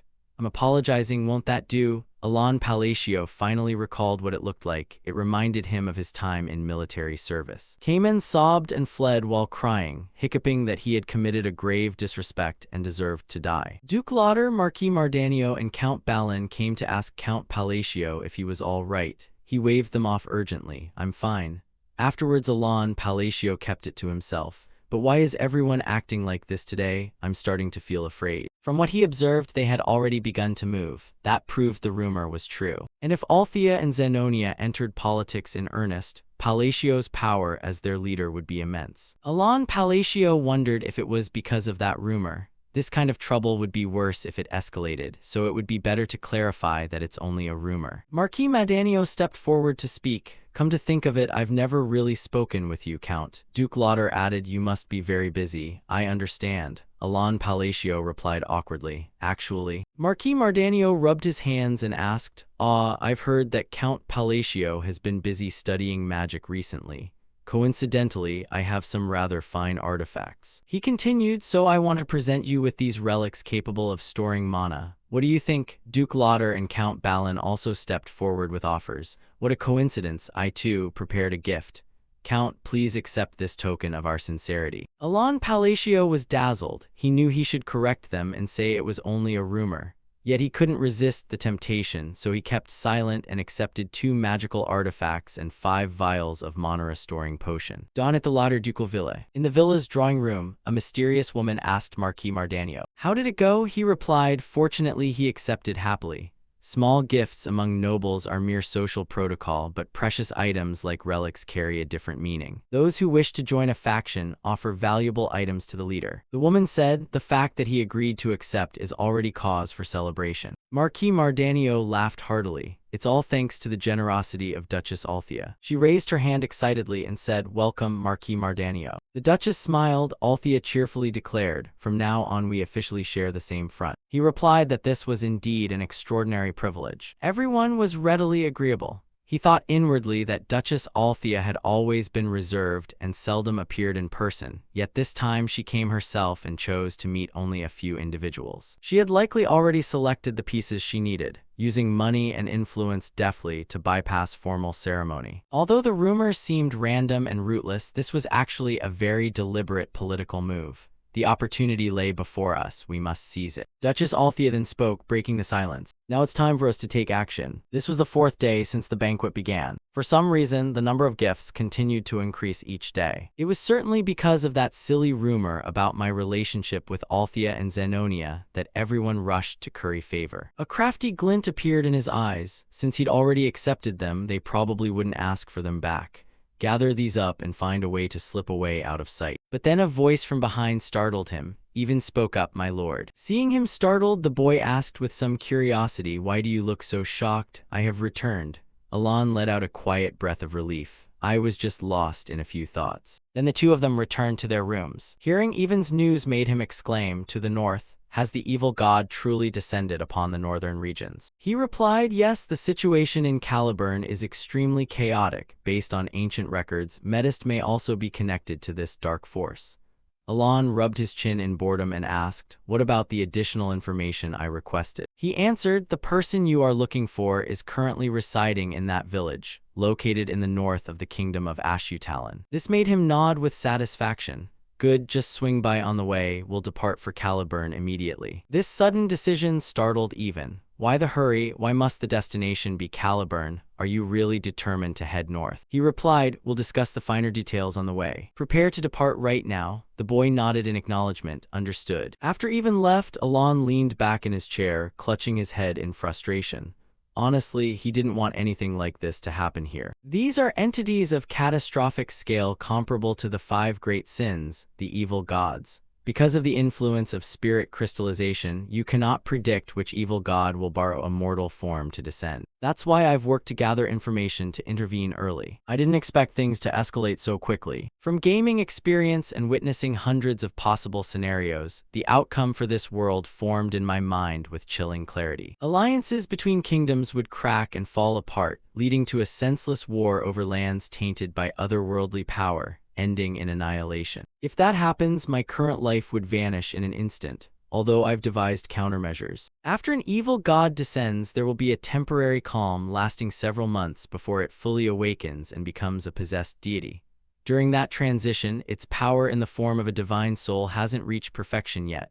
Exploiting that window is probably the most viable option. There's no certainty, but we have to take a gamble, because this is the only remaining path. I wonder what the child would like. Cut to a week later, someone ran in to report Captain. He took the letter and began to read, and suddenly his eyes widened in surprise. He immediately summoned the deputy captain. The man replied, "Yes. Your order, go and spread the word that the northward plan will be postponed for another 2 weeks. On the fields near the village of Parkir Run in the north of the kingdom of Ashutalan." He was now present there. His gaze was somewhat vacant as he thought, surprised to encounter him at this moment. A boy stepped forward to the two of them and said, "Hello, sir." He continued, thinking that the boy truly had a striking appearance. This boy was Eliban, the protagonist of the RPG psychedelia that players inhabit. The protagonist's aura is always distinct. This face was exactly as he'd seen in the game. "Is that a boy? He's truly exceptional in person." He looked down at the boy and asked, "Do you know who I am?" The boy scratched his head and replied, "No, I just feel excited to meet strangers for the first time. My name is Eliban." Looking at the boy, he continued to wonder how this real world would differ from the game. The concept of a protagonist really can't be denied. Sooner or later, he would gain fame and possess power far beyond what the character he once controlled had. Standing before the character he used to control felt very strange. Pulling himself together, he said, "You're a bright and very polite boy." Then he produced a small pouch and placed it in the boy's hand. "Here, take this." The boy opened the pouch and pulled out a gold coin, puzzled. "Isn't this money?" He didn't pay attention to the boy and called for Even. Even immediately produced a suitcase and opened it. Inside were several vials of mana. This surprised the boy greatly. Then Even took out countless more gift boxes, and in an instant the gifts were piled into a mountain behind them. Pointing back, he confidently declared, "All of this now belongs to you." The boy's eyes went dizzy. "All of this is really mine." Then he asked, "Why are you suddenly giving me so much money?" He replied, "Consider it an investment." He thought to himself that he had already prepared everything the protagonist would need for the early development stage. He placed a hand on the boy's shoulder, his voice resolute, "Because in the future you will surely become someone greater than this." He thought further that the boy should grow quickly and clear out those evil gods for him. Then he turned and left, thinking this was a considerate gesture, wasn't it? At least use material means to win people's hearts. Then he suddenly turned back to introduce himself. "Forgive me for the delayed introduction. I am Count Palacio, remember that name well. I am the benefactor sponsoring you to achieve success in the future." The boy hurriedly chased after him. "Thank you, sir." "No, my lord Count, I will forever engrave this favor in my heart." Sitting in the carriage, he peered out thinking, wait, was the boy always this energetic? A dark fantasy game shouldn't really have such a bright atmosphere. Beside him even spoke up, "My lord Count, I roughly understand what you're doing, but is it okay to leave like this without explaining anything?" He replied, "He's a smart child. He'll understand on his own." He continued thinking that the current situation concerns lives and is urgent. They couldn't linger to farm goodwill points forever. To be safe, I even activated an auto level up mode for the protagonist. Pay to power is really strong. Even observed that in any case, the child seemed to possess innate talent. Dense mana surged powerfully, completely at odds with his simple garb. It seemed he carried some miraculous artifact on him. He added, "Even I can sense that stream of magic." He mused that the character should normally have only basic stats before starting a journey. So this is certainly another deviation from the game's original. Perhaps it's the butterfly effect I couldn't foresee. For a protagonist, such a change is even more pronounced. But whatever, so long as my plan to enjoy a peaceful life isn't affected. He said that the stronger the boy becomes, the more it benefits him. This investment will surely pay off. After all, Elebin is one of the few with a kind heart in this brutal world, so there shouldn't be anything to worry about. "Wait, kind heart." He turned to Even and asked about it. "That name, Deus, would he agree to meet with me?" He thought inwardly that Deus was so fearful he had never once set foot in the orphanage. He hadn't expected things to come to this. Even replied, "I think he'll agree to meet you." He sighed, "Perhaps so." Alon replied uncertainly, implying it might happen, showing the quiet sorrow of a young reincarnate. After that exchange, Alon went into the room and checked all his belongings. Evan noticed the mess and expressed disbelief at why Alan had bought so many miscellaneous items. Alan calmly explained that these items were bribes for the person who would save him in the future. 10 days later, the journey reached the capital, Caliburn. Kedums, the massive northern gate of Kedum, appeared before them, majestic and orderly, marking the end of a long road.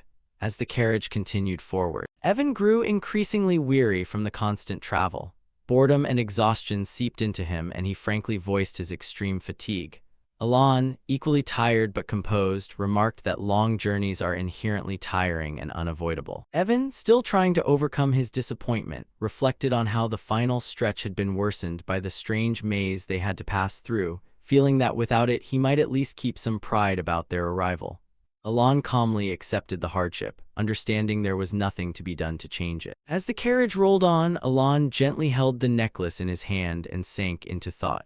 He recalled their travels from place to place, preparing for the coming battle against the gods beyond, accumulating strength and gathering gifts along the way. His thoughts turned to Deus, wondering if those efforts would be enough to please him. A father's heart rose within him, a man who wanted to give without hesitation or reserve. As the city gate drew nearer, Evan realized it would soon be their turn to be inspected. Shortly after, Evan stepped down from the carriage and moved forward to undergo the capital's check, expecting the process to end with a simple identity verification. He reassured Alon he would be back soon. Alon, still appearing relaxed, waved goodbye and encouraged him to rest comfortably. Left alone, Alon sat comfortably in the carriage, allowing himself a brief rest, closing his eyes and feeling relieved that at least in this city things seemed to proceed quickly and efficiently. That calm did not last long. Evan quickly returned with a tense expression and urgently told Alon that a small problem had arisen.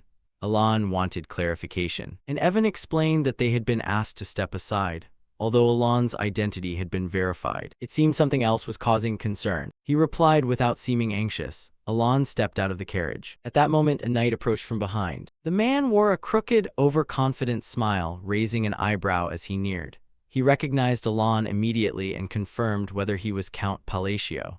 The knight introduced himself as Burin, claiming to be a direct disciple of Chief Knight Fiola, known as the Fourth Swordsman. With a smug look, Fiola stared at Alon. His smirking smile was provocative as tensions at the northern gate quietly escalated. A fleeting discomfort crossed Alon's mind when he noticed the unfamiliar name Fiola. He wondered what the name could even mean to him. Realizing he had no idea who Fiola was, he kept a cold, indifferent expression and openly questioned the situation, noting that Fiola even brought knights and demanding to know the purpose behind that display. Fiola calmly explained that a friend of his from the kingdom of Ashutalon had sent a message saying he was indebted to Alon. Alon immediately rejected that notion, saying nothing like that had ever happened between them. His discomfort deepened when a realization surfaced. He suspected that the so-called friend could only be the overly dramatic and unstable man Cayman. In a clearly exasperated tone, Alon asked if Fiola's friend was Cayman. Fiola replied with a malicious smile, raising an eyebrow as he confirmed that Alon had indeed thoroughly offended his friend. Inwardly, Fiola recalled his friend's angry words, remembering how Cayman said he had been utterly humiliated. Fiola silently vowed to avenge Count Palacio for that humiliation. The scene then cut back to the past, showing Cayman contacting Fiola through a magically created orb. Cayman appeared enraged and exhausted, seething as he described how Count Palacio had gravely wronged him. With the help of 3 other men, he called Alon a bastard and informed Fiola that the Count was heading to Caliburn, asking Fiola to attack him in vengeance. Cayman's expression darkened further as he slowly spread a confident smirk. He tempted Fiola by suggesting that if he truly wanted to improve his skills, he would need more deep chasm corpses to work with. The memory continued as Fiola laughed loudly, admitting he owed his friend a debt. He was determined that at least he would put on an impressive show to repay him. The memory continued as Fiola laughed loudly, admitting he owed his friend a debt. He was determined that at least he would put on an impressive show to repay him. At that moment, the knights accompanying Fiola suddenly acted. In unison, they drew their swords and quickly surrounded Evan and Alon. Steel flashed under the lights near the northern gate. A look of confusion appeared on both their faces as the situation escalated abruptly. Evan reacted instinctively, drawing his sword and taking a defensive stance beside Alon. Frustration welled up in Alon's mind as he assessed the situation. He bitterly thought that the brat had started this runoff and now this mess had followed him here. He recognized clearly that it was revenge carried out through a friend. He found that behavior pathetic and cowardly. Fiola then drew his sword. He stepped forward and pointed the blade straight at Alon's chest, the corner of his mouth curling into a smug smile. He stated his demand plainly, insisting that if all valuable items inside the carriage were surrendered, he might consider showing mercy. He regarded this action as nothing more than a favor he had been asked to perform. Pride filled Fiola's mind as he maintained his confident smile.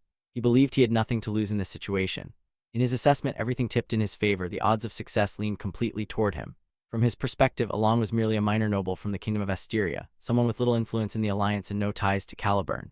Fiola had thoroughly investigated the matter. With that certainty, he believed there would be no consequences from his action. Alon clearly grew angry, irritated, and frustrated at Fiola's words, and a fleeting thought crossed his mind that like attracts like. He clenched his fist and a powerful, flame-like energy formed in his hand, aimed directly at Fiola. At the same time, Fiola lunged forward with a wild grin, charging straight at Alon. Alon remained calm as another thought flickered through his mind, believing that even if things got a little messy, his master would handle it. Before the clash occurred, someone suddenly appeared from behind and forcefully grabbed Fiola by the throat, stopping him mid-attack. Fiola screamed in pain, accompanied by a distinct sound of bone breaking. The person holding Fiola's throat then lifted him high into the air. In too much pain, Fiola moaned helplessly as his sword slipped from his hand and fell to the ground. The pain grew so intense that the veins on Fiola's face began to bulge conspicuously, and he gritted his teeth to endure it. The person holding Fiola by the throat kept him suspended in midair, while Fiola, filled with rage and pain, tried to figure out who this person was and who would dare to kill him. As the scene continued, it was revealed that the one gripping Fiola's throat was none other than Deus. Deus stated plainly that his identity was irrelevant at the moment, and instead condemned Fiola's actions, asserting that Fiola had no right to lay a hand on someone who had helped him. Fiola remained suspended in midair, moaning uncontrollably from the pain. Unfortunately, an important truth that Fiola completely failed to understand gradually surfaced. The truth was that Count Palatian had won a duel with Kier of the Snowfield. Thanks to that victory, Count Palatian earned the title of Master Unarmed Knight and became known as the benefactor of Deus Macaulin. Deus suddenly released Fiola and hurled him to the ground. Fiola groaned in pain as Deus relentlessly kicked him without mercy. Deus grabbed Fiola's hair with a vice-like grip, holding him down. Keeping his cold, fatal gaze, Deus turned his attention to the surrounding knights and issued a clear warning. He said that if even one of them dared to move, the consequences would exceed their imagination. Deus unleashed a brutal kick straight into Fiola's chest. The blow was so powerful that blood spouted from Fiola's mouth as he was flung away. Alon watched the scene in astonishment, a realization forming in his mind as he recognized that night this was the present-day Deus. Deus then told Fiola plainly that he should be grateful to be in a situation where he could not be killed.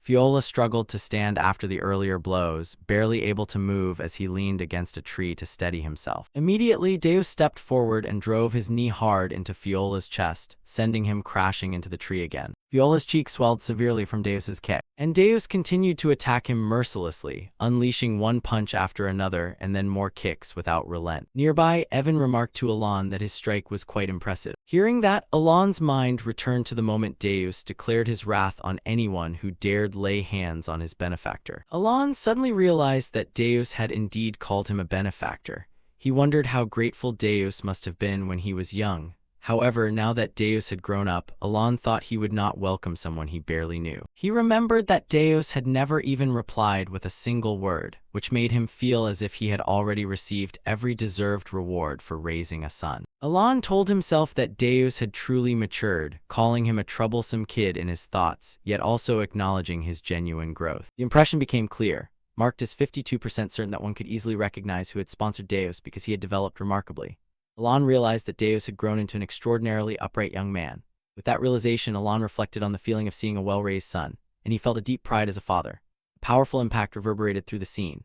Evan then teasingly pointed out to Alon that he knew his son was beating someone mercilessly. Alon replied plainly that he hadn't heard. Deep down, Alon understood that Deus acted that way because his father had been insulted in a foreign land. As that thought settled in, the scene showed Deus continuing to kick Fiola ruthlessly, without any restraint.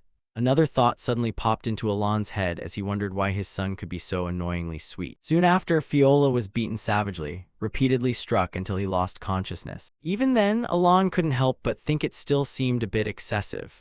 At that moment, another realization suddenly occurred to Alon, reminding him once again that Deus was one of the 5 great sins. As the situation changed, Deus turned and stepped toward Alon. Then he stopped in front of him, bowed respectfully and smiled confidently as he said he would escort him. At this, the remaining knights were utterly shocked by what they had witnessed. The scene opened on an icy land where a brutal battle had taken place.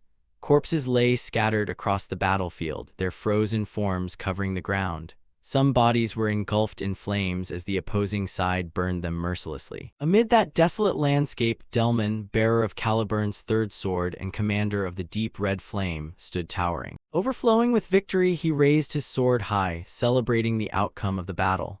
Delman shouted, "One of the 8 chieftains, the great Culkin, along with his entire tribe, has been annihilated. The deep red flame knights have claimed victory on the kingdom's land." Hearing that proclamation, all the deep red flame knights erupted in joy. They cheered loudly, danced, and celebrated the hard-won victory they had achieved.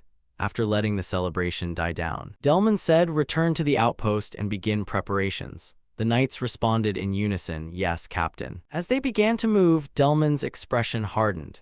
In his mind, he reflected on his achievements, believing that after accomplishing something so significant, he should no longer be bullied by the newly appointed Master Knight. His anger deepened as he gritted his teeth. Delman thought that even if that man used shady tricks others didn't know, he still knew the truth. Caliburn and the Savages had a long-standing conflict, a war governed by mutual honor and unwritten rules. But this time, things were different. Culkin had been deceived. He was lured out alone and destroyed by a covert force.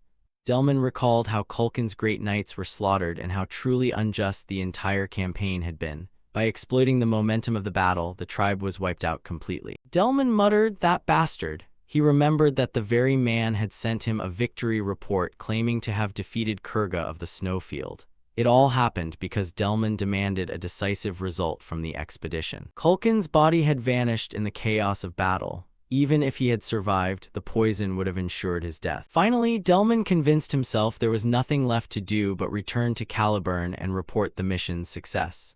A crooked smile appeared on his face as he stepped forward. But then he suddenly stopped.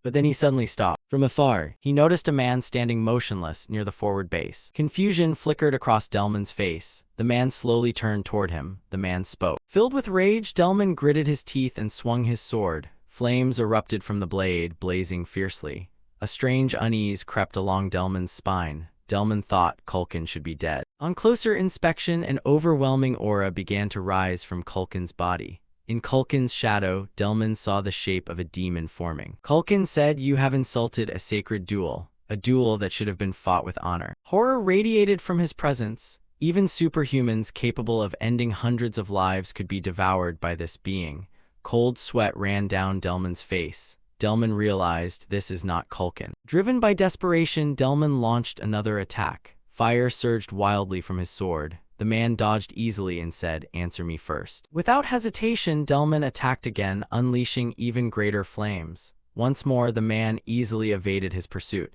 Delman thought bitterly to himself, believing in battlefield duels is foolish. The fire scorched the ground, melting the ice around them. The man stared at him with a deadly gaze. The man said, "You are strong for a human. I will give you one last chance. Fight me." Sensing the danger, Delman shouted, "Prepare to fight." The knights surrounded the man from all sides. The man smirked, magic concentrated in both his hands. The man said, "A mortal without honor does not deserve a glorious death. There will be no duel between me and a savage like you." From his hands, poisonous magic erupted and spread into the fallen knights' bodies. The poison infected every corpse. The knights began to scream in unbearable agony. Their eyes turned blood red. As their bodies collapsed, some knights cried out, "Kill us, please end this." As their bodies fell, some knights shouted, "Kill us, please end this." As their screams faded, the man stepped forward. He tore Delman's throat with his bare hands. Immediately after, he struck the ice block, causing a massive explosion. The remaining knights were hurled into the air and slammed to the ground. Blood spread across the sky like a gloomy mist. Then the man unleashed a brutal punch. His fist drove straight through Delman's chest. Blood spurted from Delman's mouth. Delman whispered weakly, "Is there any other choice?" He collapsed to the ground, trembling in pain. Delman cried, "It hurts. Kill me, please kill me." Moments later, Delman died. As life faded, the man's eyes turned blood red. The man said, "Savages, you are all creatures made from death, robbed of your rightful passing." The fallen knights began to rise, surrounding the remaining red-clad knights. Panic spread through their ranks. The man declared, "The blood arena is now open." Suddenly, a terrifying presence descended.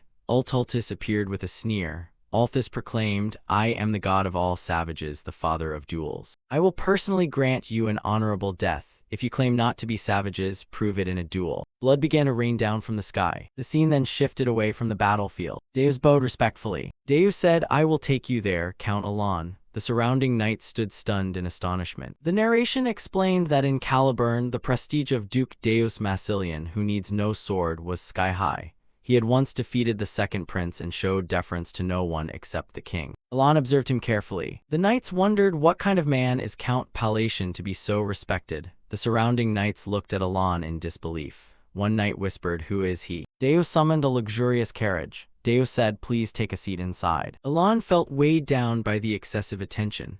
Evan quietly said, "You go ahead, Alon, I'll follow behind." Before long, Alon had arrived at Deus's mansion. Stepping out of the carriage, he saw a massive, radiant structure that resembled a giant crab-shaped fortress. Inside, silence enveloped the mansion. Alon thought, technically, arriving here is a success. I obtained the Kim Dong Dong, but something feels off. After careful thought, Alon decided to be honest. Alon said, "I would like to speak with you for a moment. I came here with a purpose. I have a favor to ask." Deus looked surprised. Deus said, "You have come to ask me a favor. Please explain." Alon nodded. Alon said, "I will explain everything clearly." Deus replied immediately. Deus said, "Assisting you would be my honor." Inwardly, he realized this was not a command but a request. Deus then said, "Let's sit down and talk properly." They sat at the tea table. Silence filled the room. Alon thought, shouldn't the host sit at the head of the table? Despite some awkwardness, he felt strangely at ease. After a period of silence, Alon spoke again. Alan said, I have 2 requests. I know they may not be easy to accept. He continued, I must go north and I want you to come with me. Deus gave a slight smile. Deus said, I would be glad to go with you. Alan felt uncertain, then Deus revealed a surprise. Deus said, I have already planned an expedition to the north. Relief appeared on Alan's face, but then he continued.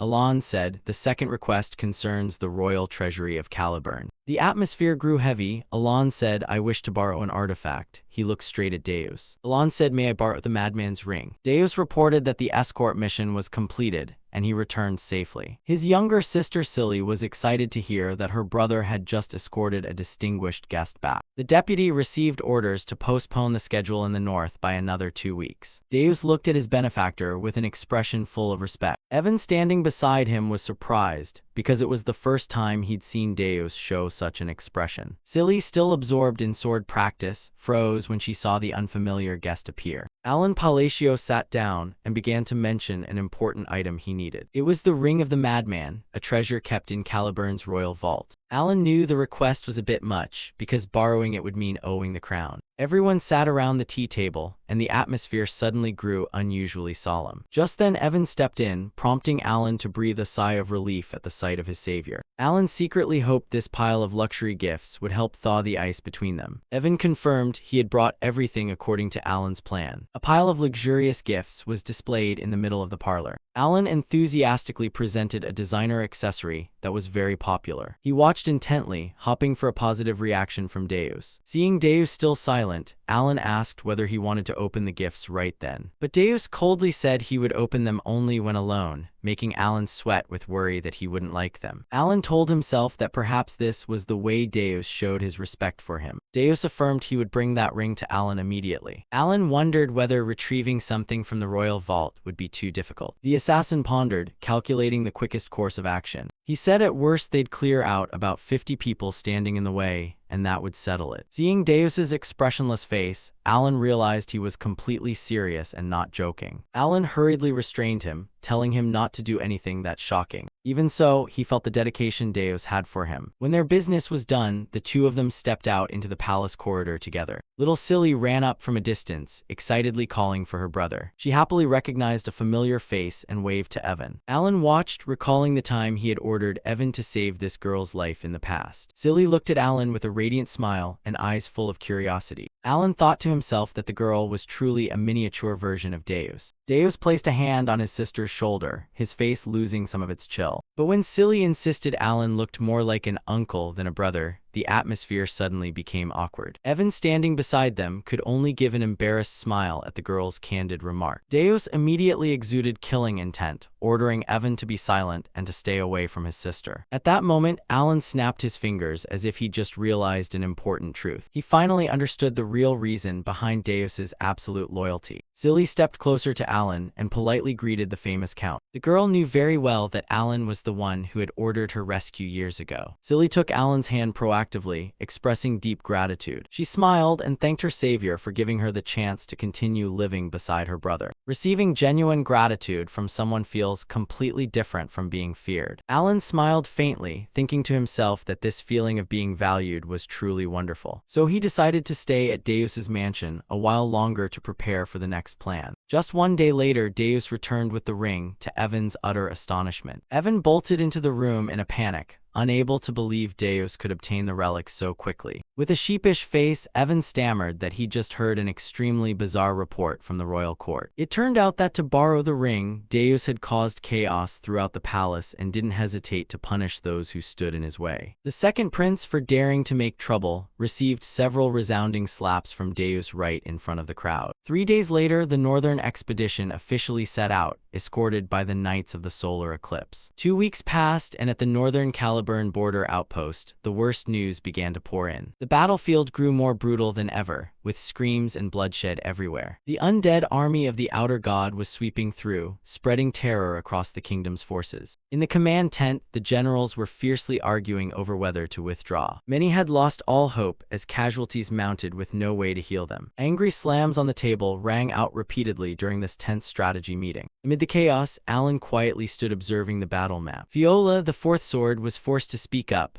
urging everyone to remain calm and find a way out. Alan stepped outside to breathe, his mind was heavy with the true power of the outer god. The saddest news was that the third sword, Delman, had heroically fallen at the eastern base. Even the second sword, Kiriana, was gravely wounded and in critical condition. Alan stood at a distance watching the battlefield, and his gaze suddenly caught on something unusual. A strange crimson mist was enveloping the entire northern sky. It was the horrifying, malevolent aura of mana, something only those with extraordinary power could perceive. Alan's eyes were drawn to that blazing red aura, and an unusual unease stirred within him. While lost in thought, he suddenly smelled a familiar smoke drifting from the camp. It turned out to be the fragrant scent of roasted sweet potatoes wafting through the freezing winter air. Deus was nonchalantly roasting sweet potatoes right in the center of the camp, leaving Alan exasperated at his composure. In front of the infirmary tent, a loud quarrel erupted that caught Alan's attention. The deputy tower lord of the Blue Devil Tower was angrily shouting at the soldiers. She insisted that her mission was to investigate dark magic, not to tend to every wounded person. Seeing Alan blocking her path, she angrily barked at him to get out of the way. But the moment her eyes met Alan's, the proud mage suddenly trembled with fear. The terrifying pressure radiating from Alan left her frozen, unsure what kind of monster stood before her. Alan Palacio's imposing portrait in noble regalia, ready to face any challenge in the north. Lumia, deputy commander of Lam Mothop, froze in astonishment when she saw someone who shouldn't be here. Alan Palacio kept a solemn expression, his sharp gaze as if calculating something. He greeted them, confirming the rumor that she was here, which made Lumia startle and drop the rolls of paper she was holding. Lumia awkwardly explained that the medicine Alan needed was completely out of stock. She used the excuse of being very busy with preparations to avoid his pressing gaze. Alan expressed his disappointment and was about to leave, which immediately panicked Lumia into changing her mind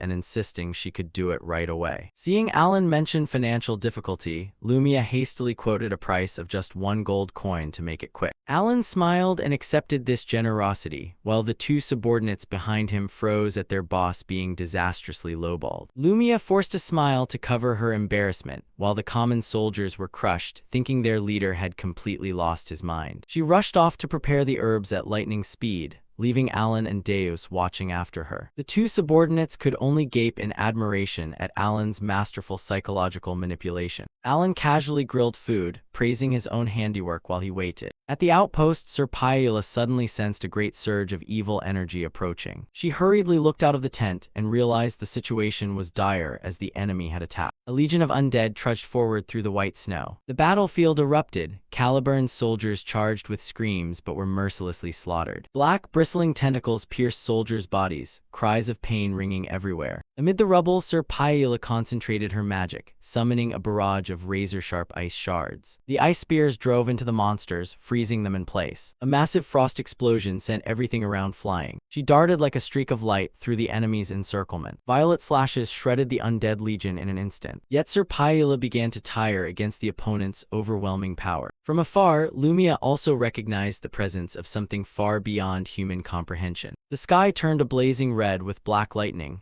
bringing an intangible despair. A colossal bolt of lightning struck the ground, creating a cataclysmic explosion. Earthaltis stepped out of the wreckage, looked at the human army with contempt, and called them barbarians. The alien god stood towering, his whole body emanating deadly blue lightning. A potent beam of energy shot from his hand, obliterating everything in its path. Sir Pyula tried to swing her sword in defense, but her strikes were utterly useless against a god's body. She gritted her teeth in fury when she realized even the divine's swift blade couldn't scratch him. Earthaltis swung his arm, creating a gigantic magical slash that hurled her far away. The finest warriors lay strewn on the ground, breathing faintly beneath the enemy's feet. A soldier screamed Sir Pyula's name in despair as he saw her fall. At that moment, Alan Palacio trudged forward, stepping on bottles of medicine scattered in the snow. He stood before Earthaltis, recited the Calgunia oath, and formally demanded a Babylon duel. Earthaltis halted, an eager smile lighting his pale face. He laughed loudly, the sound echoing with arrogance. He seemed quite pleased to find someone in this era who still knew the rules of his age. Black barbed spikes burst from the ground, continuing to slaughter the remaining weaklings. Blood splattered onto Alan's boots while he stood firm, unshaken. A blazing red barrier called the Blood Arena erupted, isolating the two in a life-or-death space. Earthaltis declared that within this arena, no one could interfere with their bout. He formally accepted the Holy Babylon Duel challenge according to the ancient covenant. Alan felt a crushing pressure and silently admitted he had underestimated the presence of a god. This god was nearing full incarnation, bearing power comparable to the 5 great sins. Sweat streamed down Alan. Without the enhancement potion he'd taken earlier, he would have collapsed under the pressure. The duel began in an atmosphere thick with murderous intent and frenzied black-red lightning. By the rules, the challenged party has the right to strike first.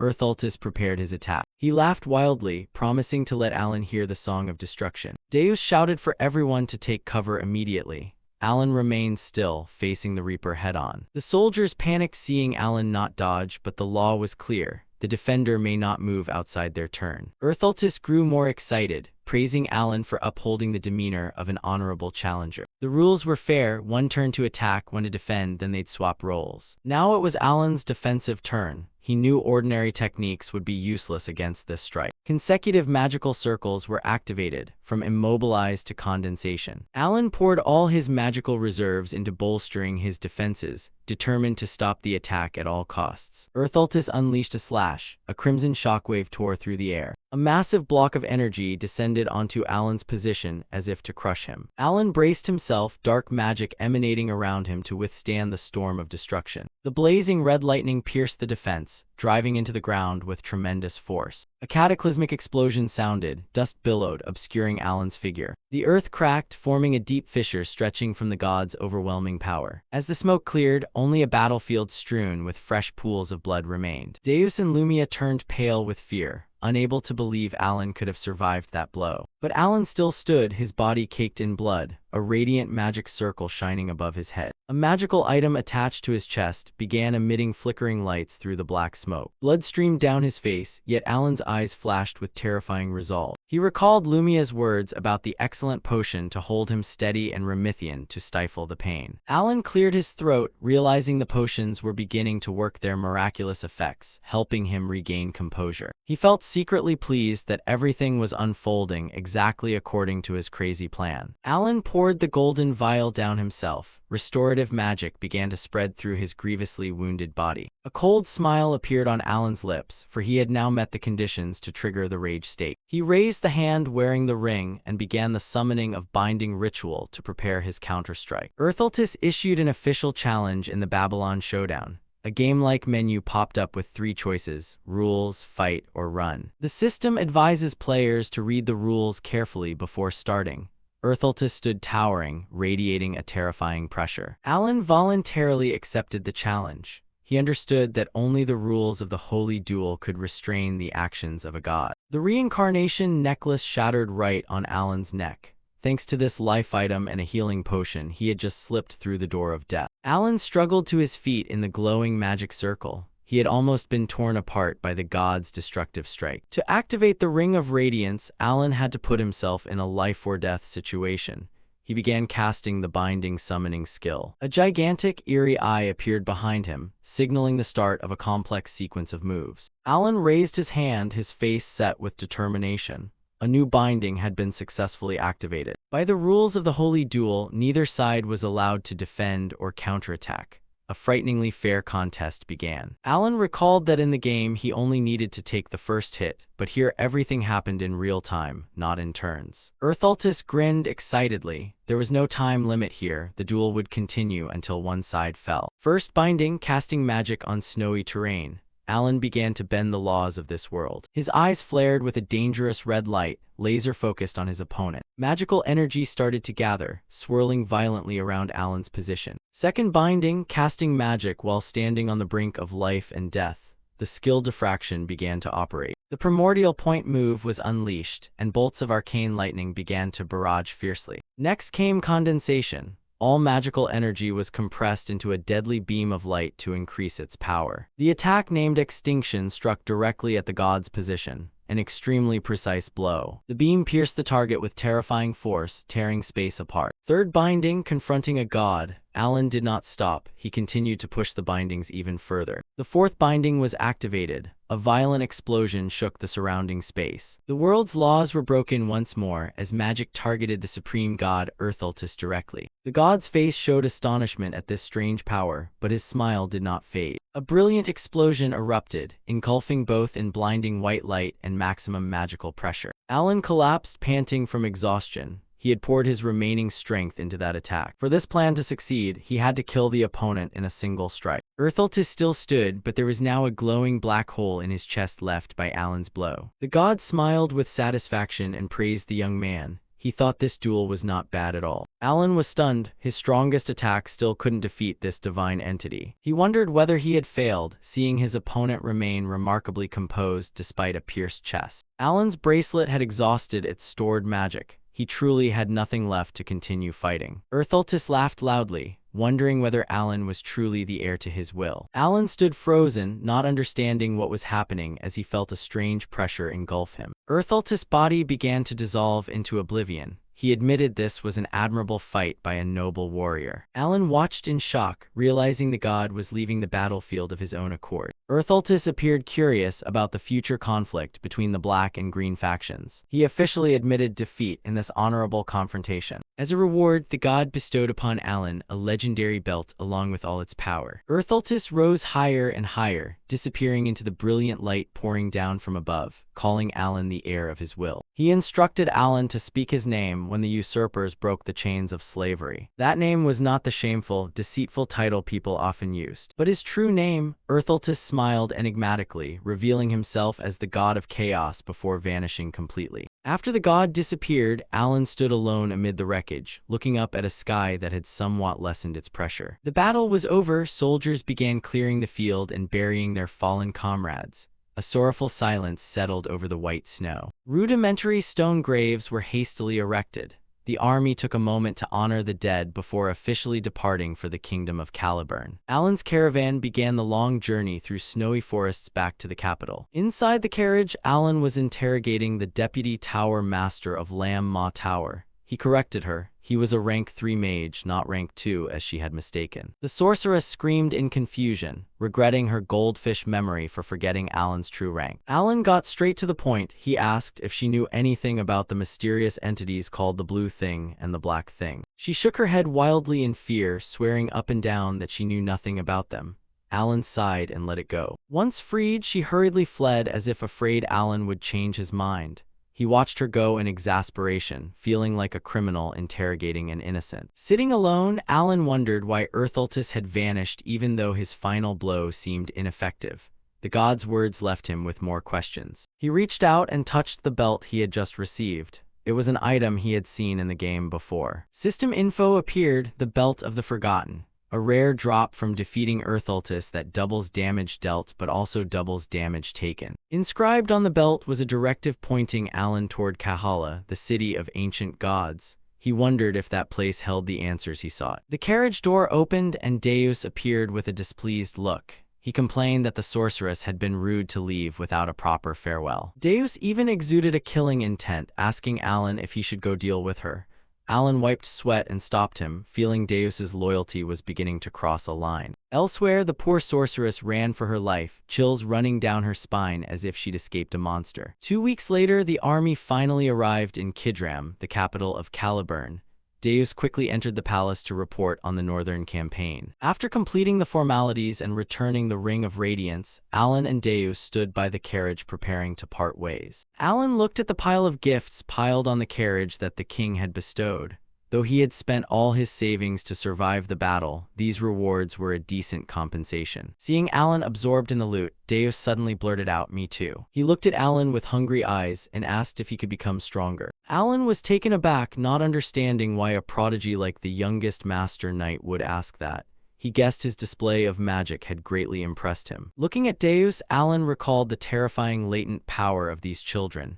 Even without divine aid, they were genuine monsters. He understood that with his innate swordsmanship, Deus reaching the pinnacle of strength was only a matter of time. Alan encouraged Deus that with effort, he would surely become as strong as he wished. he secretly envied the innate talent Deus possessed. At departure time, Alan climbed into the carriage and told Deus not to worry too much. But Deus still had one final question. He asked why Alan always used the word request instead of ordering him directly like other masters. Alan fell silent for a moment, his gaze shifting slightly. He turned his head back and gave an answer that left Deus astonished. Who would give orders to a member of their own family? Alan's words left Deus frozen with emotion. The carriage began to roll as the soldiers offered their respectful farewells. Alan sat in the carriage, quietly thinking about Deus's earlier attitude. He told himself that his financial support for those kids was purely out of kindness, not to prevent some catastrophe of the 5 great sins.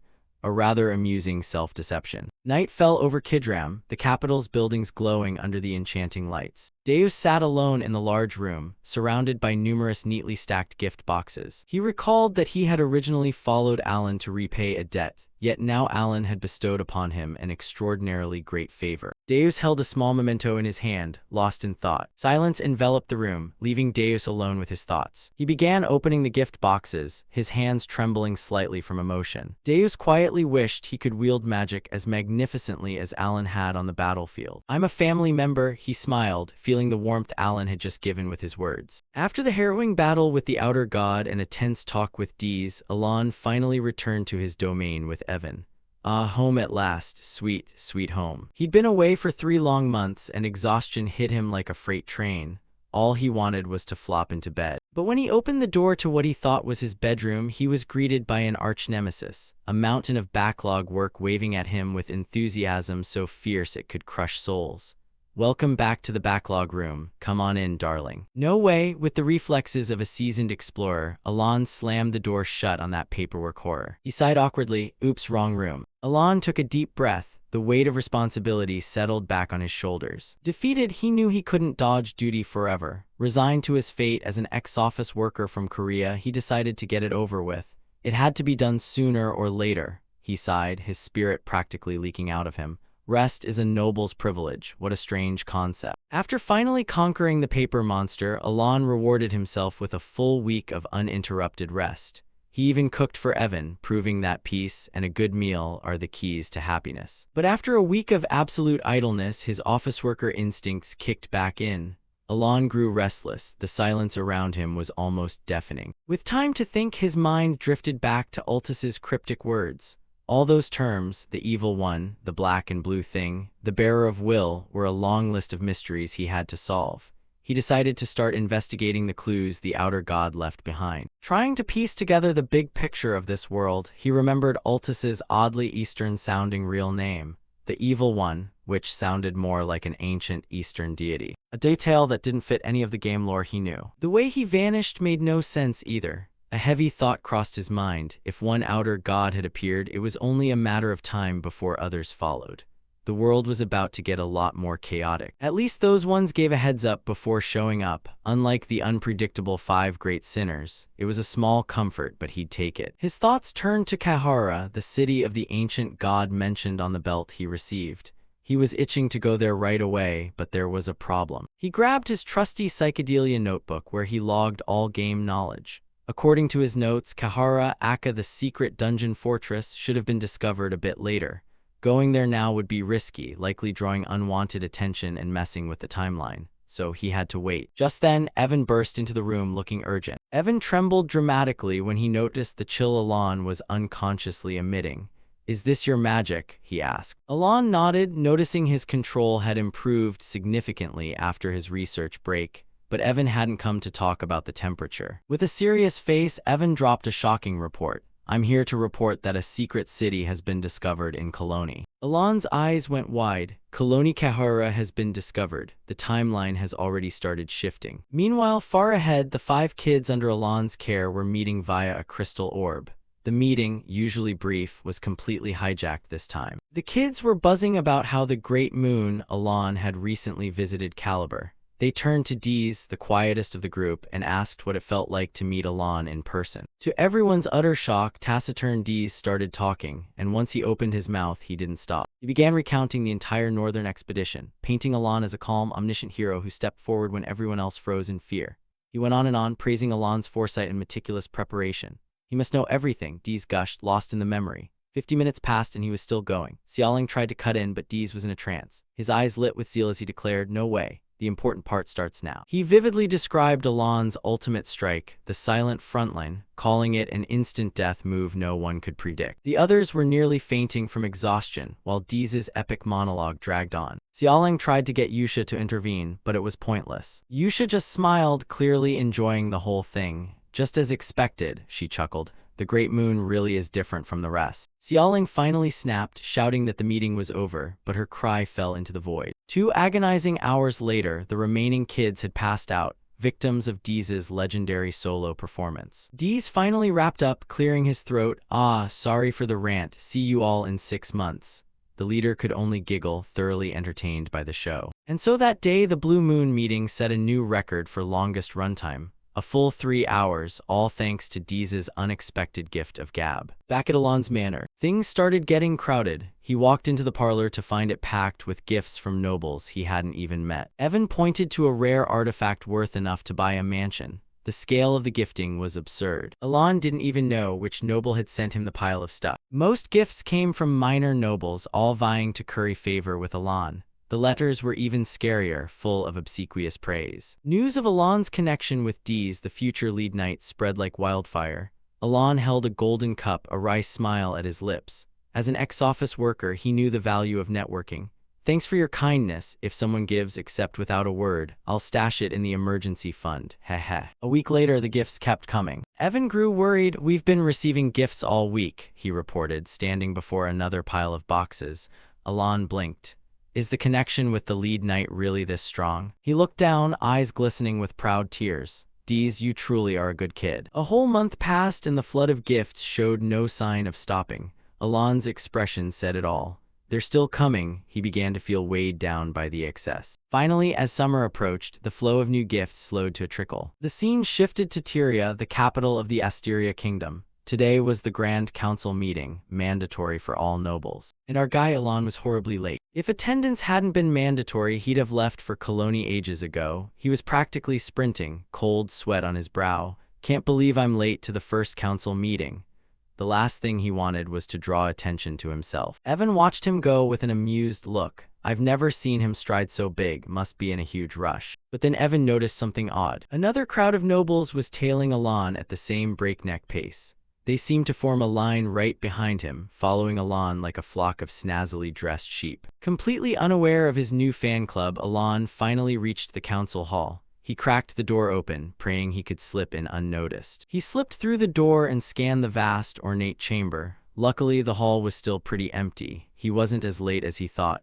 Thank the gods. Okay, time to make a plan. He knew the royal faction sat on the left and the nobles on the right. To avoid trouble, the neutral middle felt like the safest bet. And to be extra safe, he targeted a seat in the back row. Maximum stealth, minimum interaction. But the moment he sat down, 2 nobles suddenly materialized right behind him, staring. Where did they come from? Panicked, he moved to a middle seat, thinking maybe they were annoyed he'd taken the back row. Rookie mistake. But the nobles kept staring, their gazes drilled into the back of his neck. Social anxiety is real, folks. No matter where he moved, they followed. A silent, creepy procession that made his skin crawl. Finally, he gave up and landed in the worst spot, the front row, right beside the leaders of the major factions. So much for staying neutral and unnoticed. Alon sighed, "At least I get it now." By shoving me to the front, the other nobles dodged the hot seat. A classic example of political maneuvering. The meeting finally began as the chair took the podium. Alon immediately lost focus, his mind drifting.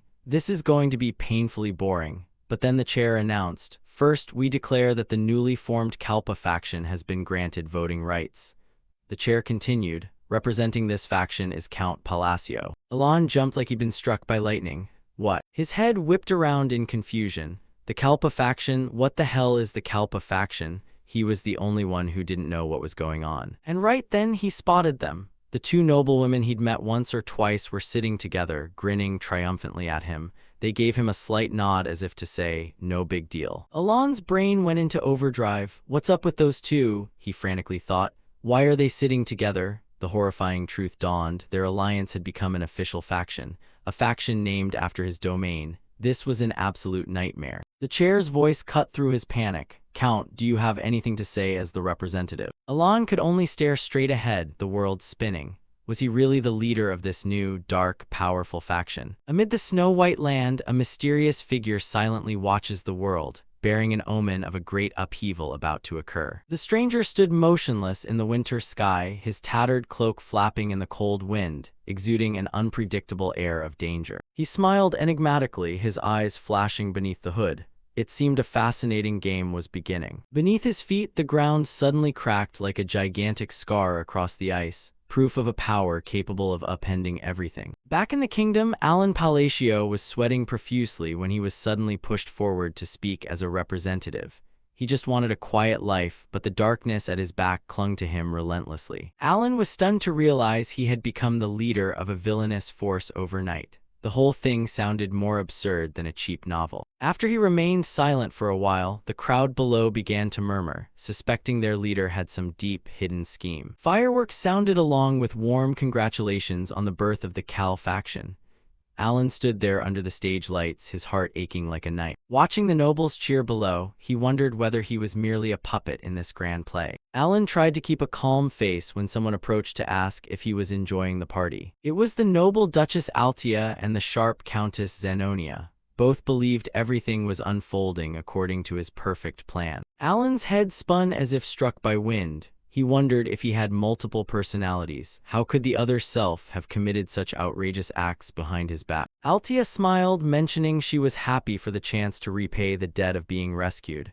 Alan was bewildered, not understanding what she was talking about. In their memories, it was Alan who had arranged and connected the two great powers in a clandestine meeting. The name Cal Faction was officially born from the secret notes Zenonia received, turning the alliance into an empire in the shadows. In fact, those secret notes were just a few scattered lines lamenting that he couldn't get along with anyone, asking for leniency for his clumsiness. But the nobles misunderstood them as a call for loyalty. They rushed to send mountains of gifts to join his faction. Alan clutched his head in despair. He only wrote an apology letter. How could things have escalated this far? Truly, a small mistake became a great one. Recalling when he wrote the letter, he had tried to choose modest words, admitting his awkwardness so as not to offend anyone. Yet the result was this mess. Some letters were so cloying that even he got goosebumps rereading them. This misunderstanding could no longer be explained away. Alan realized that those in the underground had extremely strange tendencies for interpretation. Seeing the worshipful expressions on the two women's faces, he knew they were not to be trifled with. One was ready to draw a knife, the other brought a fierce dog. Both were prominent figures. Alan thought he'd accept the role for a while and then quietly withdraw. When asked about his upcoming plans, he raked his hair, searching for something that sounded suitably cool. "I'll start by cleansing the underworld," Alan blurted, a sentence full of killing intent that stunned both Zenonia and Altia. After saying that, he hurriedly slipped away before being asked anything more. All he wanted was to find a hole to crawl into. Alan strode quickly toward the carriage waiting under the night, leaving shock behind for those who remained. Evan was surprised to see his master return earlier than expected. He hurried to inquire, but Alan only urged him to leave immediately. Alan told Evan not to look back. The goal now was to head straight for the colonies as fast as possible. Inside the party, the guests were still merrily raising their cups, admiring the decisiveness of the departing count. Zenonia and Altia smugly drank. They felt exhilarated because, in truth, they had long controlled the underworld in their regions, just as Alan intended. The prospect of unifying the underworld under the Cal faction exposed triumphant looks on the faces of these two ambitious women. The clinking of glasses marked a major turning point in this power game. They were waiting to see what surprise Alan would bring next. Meanwhile, Alan's carriage rolled along the lonely forest road, unaware that a pair of eyes watched from the mountaintop. The assassin had found his target. The assassin was smug, thinking killing the count would be as easy as turning his hand.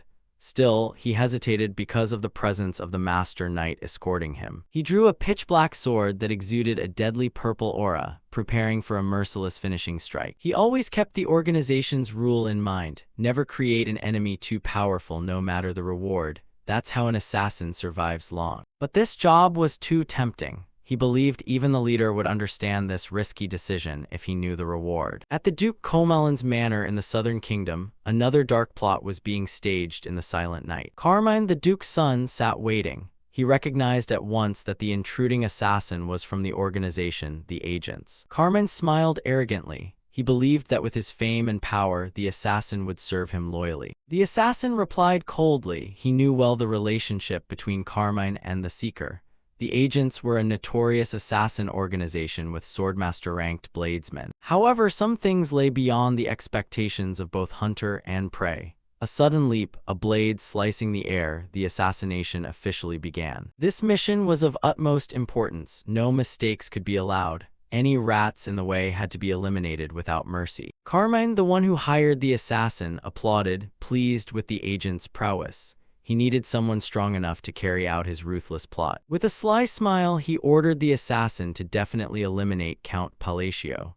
As the tyrant of Ashutalon, he believed no one would refuse such a request. The assassin confidently asserted that with proper payment, he would never fail, even if the target were royalty. However, he still doubted Carmine's ability to pay. Assassinating someone like Palacio was not cheap. Carmine spoke little and produced a treasured item. He offered as much as 4 abyss entities, a price to dazzle any assassin. Seeing the ultra-rare item, the agent was stunned. He hadn't expected Carmine to spend so freely. These were abyss entities, not ordinary gems. These were items the Duke Comelin distributed only sparingly on the black market. Unlike abyss gems that merely boost physique, these entities bestowed special powers. The assassin swallowed, ravenous with desire. If he obtained them, how powerful would he become? This was why his organization led the assassination world. Carmine vowed he would send Alan on his way as soon as possible to vent the rage burning in his heart. He ground his teeth, his smile grotesque. He could not accept being slighted by Alan and wanted his life at any cost. You have no chance, Palacio. Under the cold night sky, a vicious assassination plot was officially sealed. Alan's fate seemed to hang by a thread. At that moment, the assassin sensed another presence. He startled, wondering if the plan was compromised by someone else's detection. The graceful figure of Duke Comelin, also called the Seeker, emerged from the darkness. He radiated an absolute authority that struck fear into others. Duke Comelin muttered about what his useless son might be scheming after stealing the abyss entities. Despite the tempting reward, the assassin still remembered the leader's warning, never confront the Duke's family. However, he acted indifferent. I heard nothing. Now get out of my sight, Duke Comelin said coldly, waving his hand. It seemed he would turn a blind eye to the matter. The assassin was secretly relieved. He thanked the Duke for giving a light rebuke for his sudden visit. The Duke merely smirked, do as you wish. The agent quickly left through the window, disappearing into the deep blue night, leaving Duke Comelin with his own calculations. Duke Comelin asked his subordinate whether they were unable to influence the kingdom of Asteria. The subordinate bowed and confirmed that was the case. The reason was that Alan Palacio's Cal faction was growing ever stronger and expanding its power.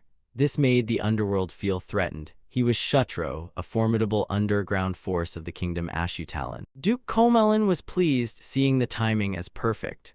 Allowing his son to act was also a way to observe Alan's strength. It would be troublesome if I had to intervene personally, he muttered. Under the pale moonlight, Alan's carriage continued through the silent, deep forest, unaware of the danger looming above. The assassin was ready to strike. The agent was excited at the thought of the abyss entities soon being his. He believed this job would be the turning point of his life. Don't blame me, Count Palacio, the assassin said, swinging his weapon down toward the carriage from above. A brutal attack seemed inevitable. But just as he was about to strike the carriage, something horrific happened.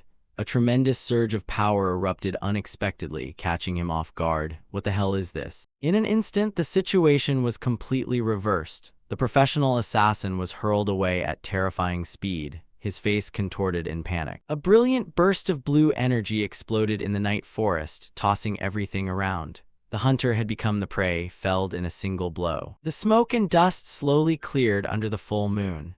An eerie silence covered the forest road, leaving only the faint groans of the defeated. The agent lay sprawled on the ground, blood streaming from mortal wounds. He tried to utter cries of pain, but was silenced by an overwhelming presence. SHH, be quiet. A blue-haired boy with bright eyes appeared, placing a teasing finger to his lips. It was Deus in a familiar form. You're wasting your strength, you won't be moving anymore anyway. The boy walked leisurely, wearing a cruel smile that contrasted sharply with his innocent appearance. To Deus, anyone who dared target his master had only one possible fate. Deus raised his hand in a nothing personal gesture as the assassin's body began to crumble under the horrific magical pressure. Goodbye. Alan Palacio's carriage rolled on nonchalantly, leaving behind the scene of a flash massacre that he likely knew nothing about. Deus hovered in the air, his cold gaze following the carriage. For him, protecting Alan was the supreme duty. No one was allowed to violate it. The boy toyed with the short sword in his hand, thinking that if the assassin's target hadn't been the Count, he wouldn't have met such a grisly end. You picked the wrong person to mess with. Under the blazing moonlight, Deus vanished into the void, leaving only fragments of magic floating in the wind. Alan Palacio was no longer just an ordinary noble, but the focal point of kingdom-level intrigues, protected by the strongest monster in the world. The caravan trudged through the scorching desert. Alan felt as if his lungs were about to burst into flames under this unbearable heat. Sitting in the carriage, he was drenched in sweat, silently wishing for a single ice crystal to cool him immediately. Seeing his master exhausted, Deus suggested Alan practice magic to pass the time.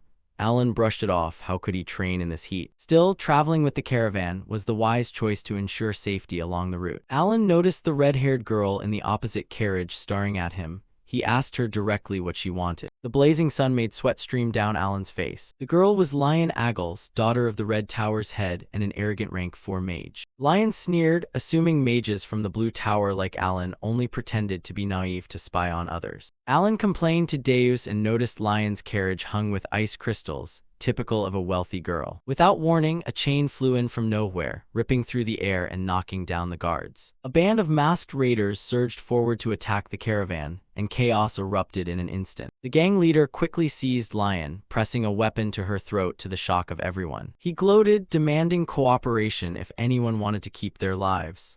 Lion began to hyperventilate as panic set in. People recognized the emblem of the Blood-Sanded Bandits, a brutal group notorious for ambushing travelers in the desert. The leader mocked them, intending to use the tower heiress to intimidate the entire caravan. Psychological trauma from her past triggered Lion's breathing attack. She tried to draw breath but felt her chest tighten painfully. Suddenly, a wave of cold air enveloped Lion, calming her and allowing her to breathe more easily. Alan rose from the back of the carriage, reaching out to cast a spell with a cold, determined expression. Lion froze when she saw Alan. She could hardly believe her eyes at what was unfolding. A field of pure white snow suddenly exploded into being amid the hot desert, engulfing the raiders. Lion had long been burdened by her position, developing obsessions and an intense hatred of lies. Previously, she had sensed Alan's mana at only rank 2, so she had dismissed him as inept. She had thought he rode on others' coattails for reputation, her gaze always filled with contempt. But now Lion realized he was performing an extremely complex spell combination technique right before her eyes. It linked multiple elements at once, a highly difficult maneuver with a very high failure rate. Lion was stunned. To achieve this, a mage would normally need to be at least rank 5. The gang leader lunged to attack, but Alan calmly announced that the man had only one move left. In the blink of an eye, the raider was frozen stiff like a statue amid the falling snow. Alan clasped his hands and executed the finishing spell, shattering the ice into 100 pieces. He coldly ordered the remaining lackeys to leave if they didn't want to share their leader's fate. The henchmen, seeing their leader so easily defeated, fled in terror. The band vanished, leaving Lion still stunned by the true power of this count. Lion told herself that the rumors about Alan Palacio's abilities were not exaggerated at all. After the battle, everyone in the caravan held a thank-you feast. Alan was offered a glass of fine wine. Alan happily enjoyed dinner with the caravan. Their admiration for him noticeably increased after his rescue. After the meal, he slipped away from the group for a walk. Everything unfolded exactly as he had planned in his head. Alan thought to himself that using magic to lessen the system's constraint penalties was a brilliant idea. The Snolan spell he designed combined spatial magic, ice, and maintenance to create an extremely cold environment around him. Thanks to the snowy terrain, the mana penalties from his system's constraints were completely nullified. Previously, if he used magic while near death or facing a deity, his power would be severely reduced, especially when opposing the great dual god Earthultis. This technique allows him to limit the penalties he must bear. Alan clicked his tongue, having to force himself to combine 3 incantations just to sustain it for a minute still didn't seem very efficient. Alan adjusted his belt. Thanks to this piece of equipment, his power had increased significantly. Now only the system's penalties remained a bother. While lost in thought, Lion tiptoed over and called to him with an embarrassed expression. She bowed her head to apologize for her earlier attitude.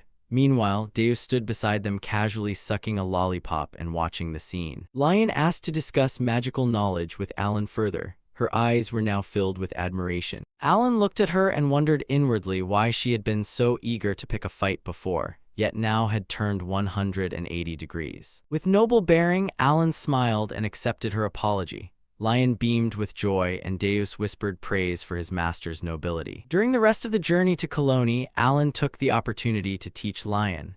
She diligently took notes like a model student, while Deus had long since rolled over and fallen asleep. At last the gates of Colony appeared before the caravan. Lion thanked Alan for the valuable knowledge and asked whether he would attend the upcoming magical conference. Alan replied that he did not belong to any mage tower, so he certainly had no invitation. Hearing that, Lion suggested he join her red tower. Alan smiled and thanked her for the offer. Watching Lion's retreating figure, Alan calculated inwardly.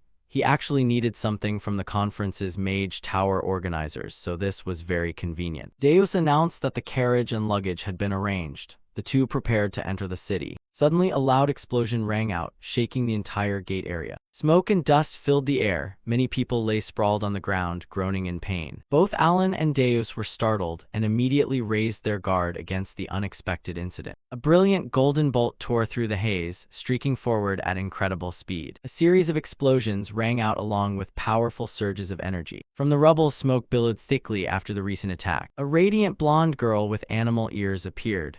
She stood proudly atop the bodies of those she had slain. The sturdy wall had been utterly destroyed, revealing the terrifying power of whoever had struck. Seeing the stranger charge, Deus immediately drew his sword to shield Alan and protect his master. But the girl ignored Deus and lunged straight at Alan, throwing herself on him in a passionate embrace. She gleefully called him Godfather, prompting Alan to exclaim in surprise the name Xiaoling. Xiaoling scolded Alan for not informing her in advance of the day he would arrive. Deus stood beside them, staring in bewilderment. This was Xiaoling, nicknamed the Golden Lightning, one of Colony's 4 legendary Baba Yaga. She had just swept away the thugs who dared block Alan's path. She grabbed Alan's hand excitedly and said she'd been waiting for him ever since she received his letter. The surrounding crowd began to murmur. They couldn't believe the notorious Mad Tigress could be so tender. People were curious about who the strange young man was to receive such special treatment from Xiaoling. Alan saw the blood on Xiaoling's hands and whispered, sweating profusely, wondering if she might have accidentally finished off those men earlier. Congratulations, Alan officially advanced to rank 3 magic. He can now cast spells up to 5 times a day instead of just once. This is my guild, the woman boasted proudly, reserved exclusively for my people. With an exaggerated, enthusiastic wave, she signaled everyone inside. Come on in. As soon as they stepped in, countless greetings rang out. Leader, welcome back, leader. She turned to ask one of her subordinates, Ralga, about any news while I was away. He just shook his head, confirming everything was fine. Ralga's sharp blue eyes immediately locked onto the 2 guests. So these are the nobles the boss been waiting for, his grin widened. Welcome to our humble home. Ralga leaned in closer. You have no idea how excited the boss was. She sat at the city gate every day, waiting for you. Xiaoling blushed, while Alan looked utterly fed up with the whole situation. Xiaoling, playing the enthusiastic host, slammed both hands down on a nearby table with a loud thud. Benefactor, sit down, she ordered, a bit overenthusiastic. Alan remarked calmly, looks like you take very good care of your guild. Not missing a beat, Xiaoling flipped her arms over and stood on her hands on the table. Of course, we're a family, I don't need anyone else. But mid-circus act, she suddenly froze as if struck by lightning. Oh, but my benefactor. She completely lost her balance, face a mess of embarrassment. Xiaoling started muttering to herself, trying to sort her priorities. Family first, then Yusha, but where does Alan fit in? It was a full-blown identity crisis for the catgirl. A tiny chibi version of herself popped up, yelling in protest. But Benefactor and Yutia aren't even blood relatives. Meanwhile, Alan was just trying to process the info. I only said a few words to her and I'm already third. That's actually kind of high. He took a moment to plan his next move. With a serious face, Alan gave Evan a discreet signal. Evan, you ready? His loyal friend gave a decisive thumbs up. Ready anytime, boss. Then Evan revealed their secret weapon, a mountain of nicely wrapped gifts. Xiaoling's existential crisis vanished in an instant. Her eyes sparkled like stars, mouth gaping in pure delight. Gifts. She immediately babbled, okay, I'll help you with anything you need. Alan's plan was a smashing success. Propelled by the promise of presents, she declared, "Whether family or not doesn't matter. You're my benefactor, and that's what counts." As she spoke, the golden glove on her arm began to crackle with powerful sparks. A dazzling tornado of golden lightning erupted. "Thanks to you," she said, "I've finally gathered all my people." Alon was almost surprised at how easily he'd won her over. Did I just use charm to solve another problem? He wondered to himself. A system window popped up confirming success, showing the item he'd given her, Essence of the Golden Mane, a powerful relic that raises critical hit chance by 20%. So the flashy item description wasn't just for show, Alon thought, smiling faintly at himself. Everyone's willing to pitch in. Guess I raised those kids pretty well. But before he could enjoy the moment, Xiaoling scooped him up as if he weighed no more than a feather. "You must be tired from the trip. Let me take you to the resting room," she shouted, bolting off with a stunned Alon while Evan hurried to catch up. After that rather special escort, Xiaoling asked casually, "So how was the desert? All sand, so pretty boring, right?" Evan scratched his head. "Actually, I'm more worried about the trip back." Xiaoling tilted her head. Why?" Evan replied in a deadpan voice. "Because it's hot." He added casually, "Oh right, we also got attacked." That line immediately caught Xiaoling's attention. She froze, tail twitching.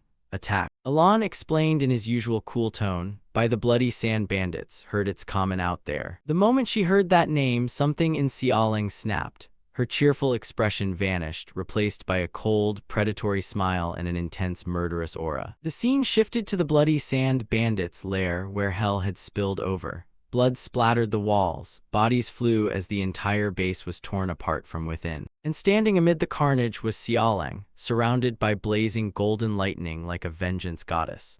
She hummed softly, scanning the chaos. "The rest are hiding over there." She didn't wait for an answer. In the blink of an eye, she darted into the next room. She grabbed two bandits by the collars. Then she tossed both of them like they were balls. Her eyes flashed with power. "Finally found you," she purred. "You're the leader, right?" The man trembled like a leaf. Wait, I'm Gonko's little brother. The strongest Baba Yaga in Koloni is protecting me. You'll make an enemy of him." Xiaoling didn't flinch. "But you were the ones who touched my benefactor first, weren't you? And more importantly, I absolutely hate being scolded." With a blinding explosion of golden light, the bloody sand bandits were erased from the earth. The next morning, Alon was awoken by the news. The bloody sand bandits have been wiped out, he thought, still groggy from sleep. Xiaoling stood by his bed, beaming with proud joy. "Now that they're gone, you don't have to worry anymore. Problem solved. I'm a genius." Alon could only stare. What the heck happened overnight? She immediately crawled into his lap, whining, "I did it all by myself. Praise me." Alon's brain nearly shorted out. The bloody sand bandits with hundreds of night-level fighters, that's a nightmare raid in any game. He gave up and begrudgingly ruffled her head. Xiaoling instantly melted, purring in satisfaction. "I know the title Baba Yaga is big," Alon thought, "but this level insane. Now I get why she's fated to be the sin of pride." The scene shifted to a colossal sunlit arena, Koloni's famous landmark, home to brutal gladiator battles. In the arena, a bloody fight was reaching its climax. As one fighter was hurled out, a man stood tall in the center, surrounded by a sea of vanquished opponents. This was champion Gungal. The crowd roared his name as the announcer bellowed, "There's only one Baba Yaga of Koloni, the longest reigning gladiator. Once again, the victor is Gongal." Gongal basked in the cheers, a confident, bloodthirsty grin on his face. Later, in a luxurious private room, he relaxed. "This city is full of idiots," he sneered to himself. A sly voice agreed, "Isn't that right?" The speaker was Ralga. "They think numbers alone can take on a Baba Yaga. Pathetic." Ralga got straight to the point. "Long time no see, Gunk. You've heard, right? Xiaoling wiped out the bloody sand bandits."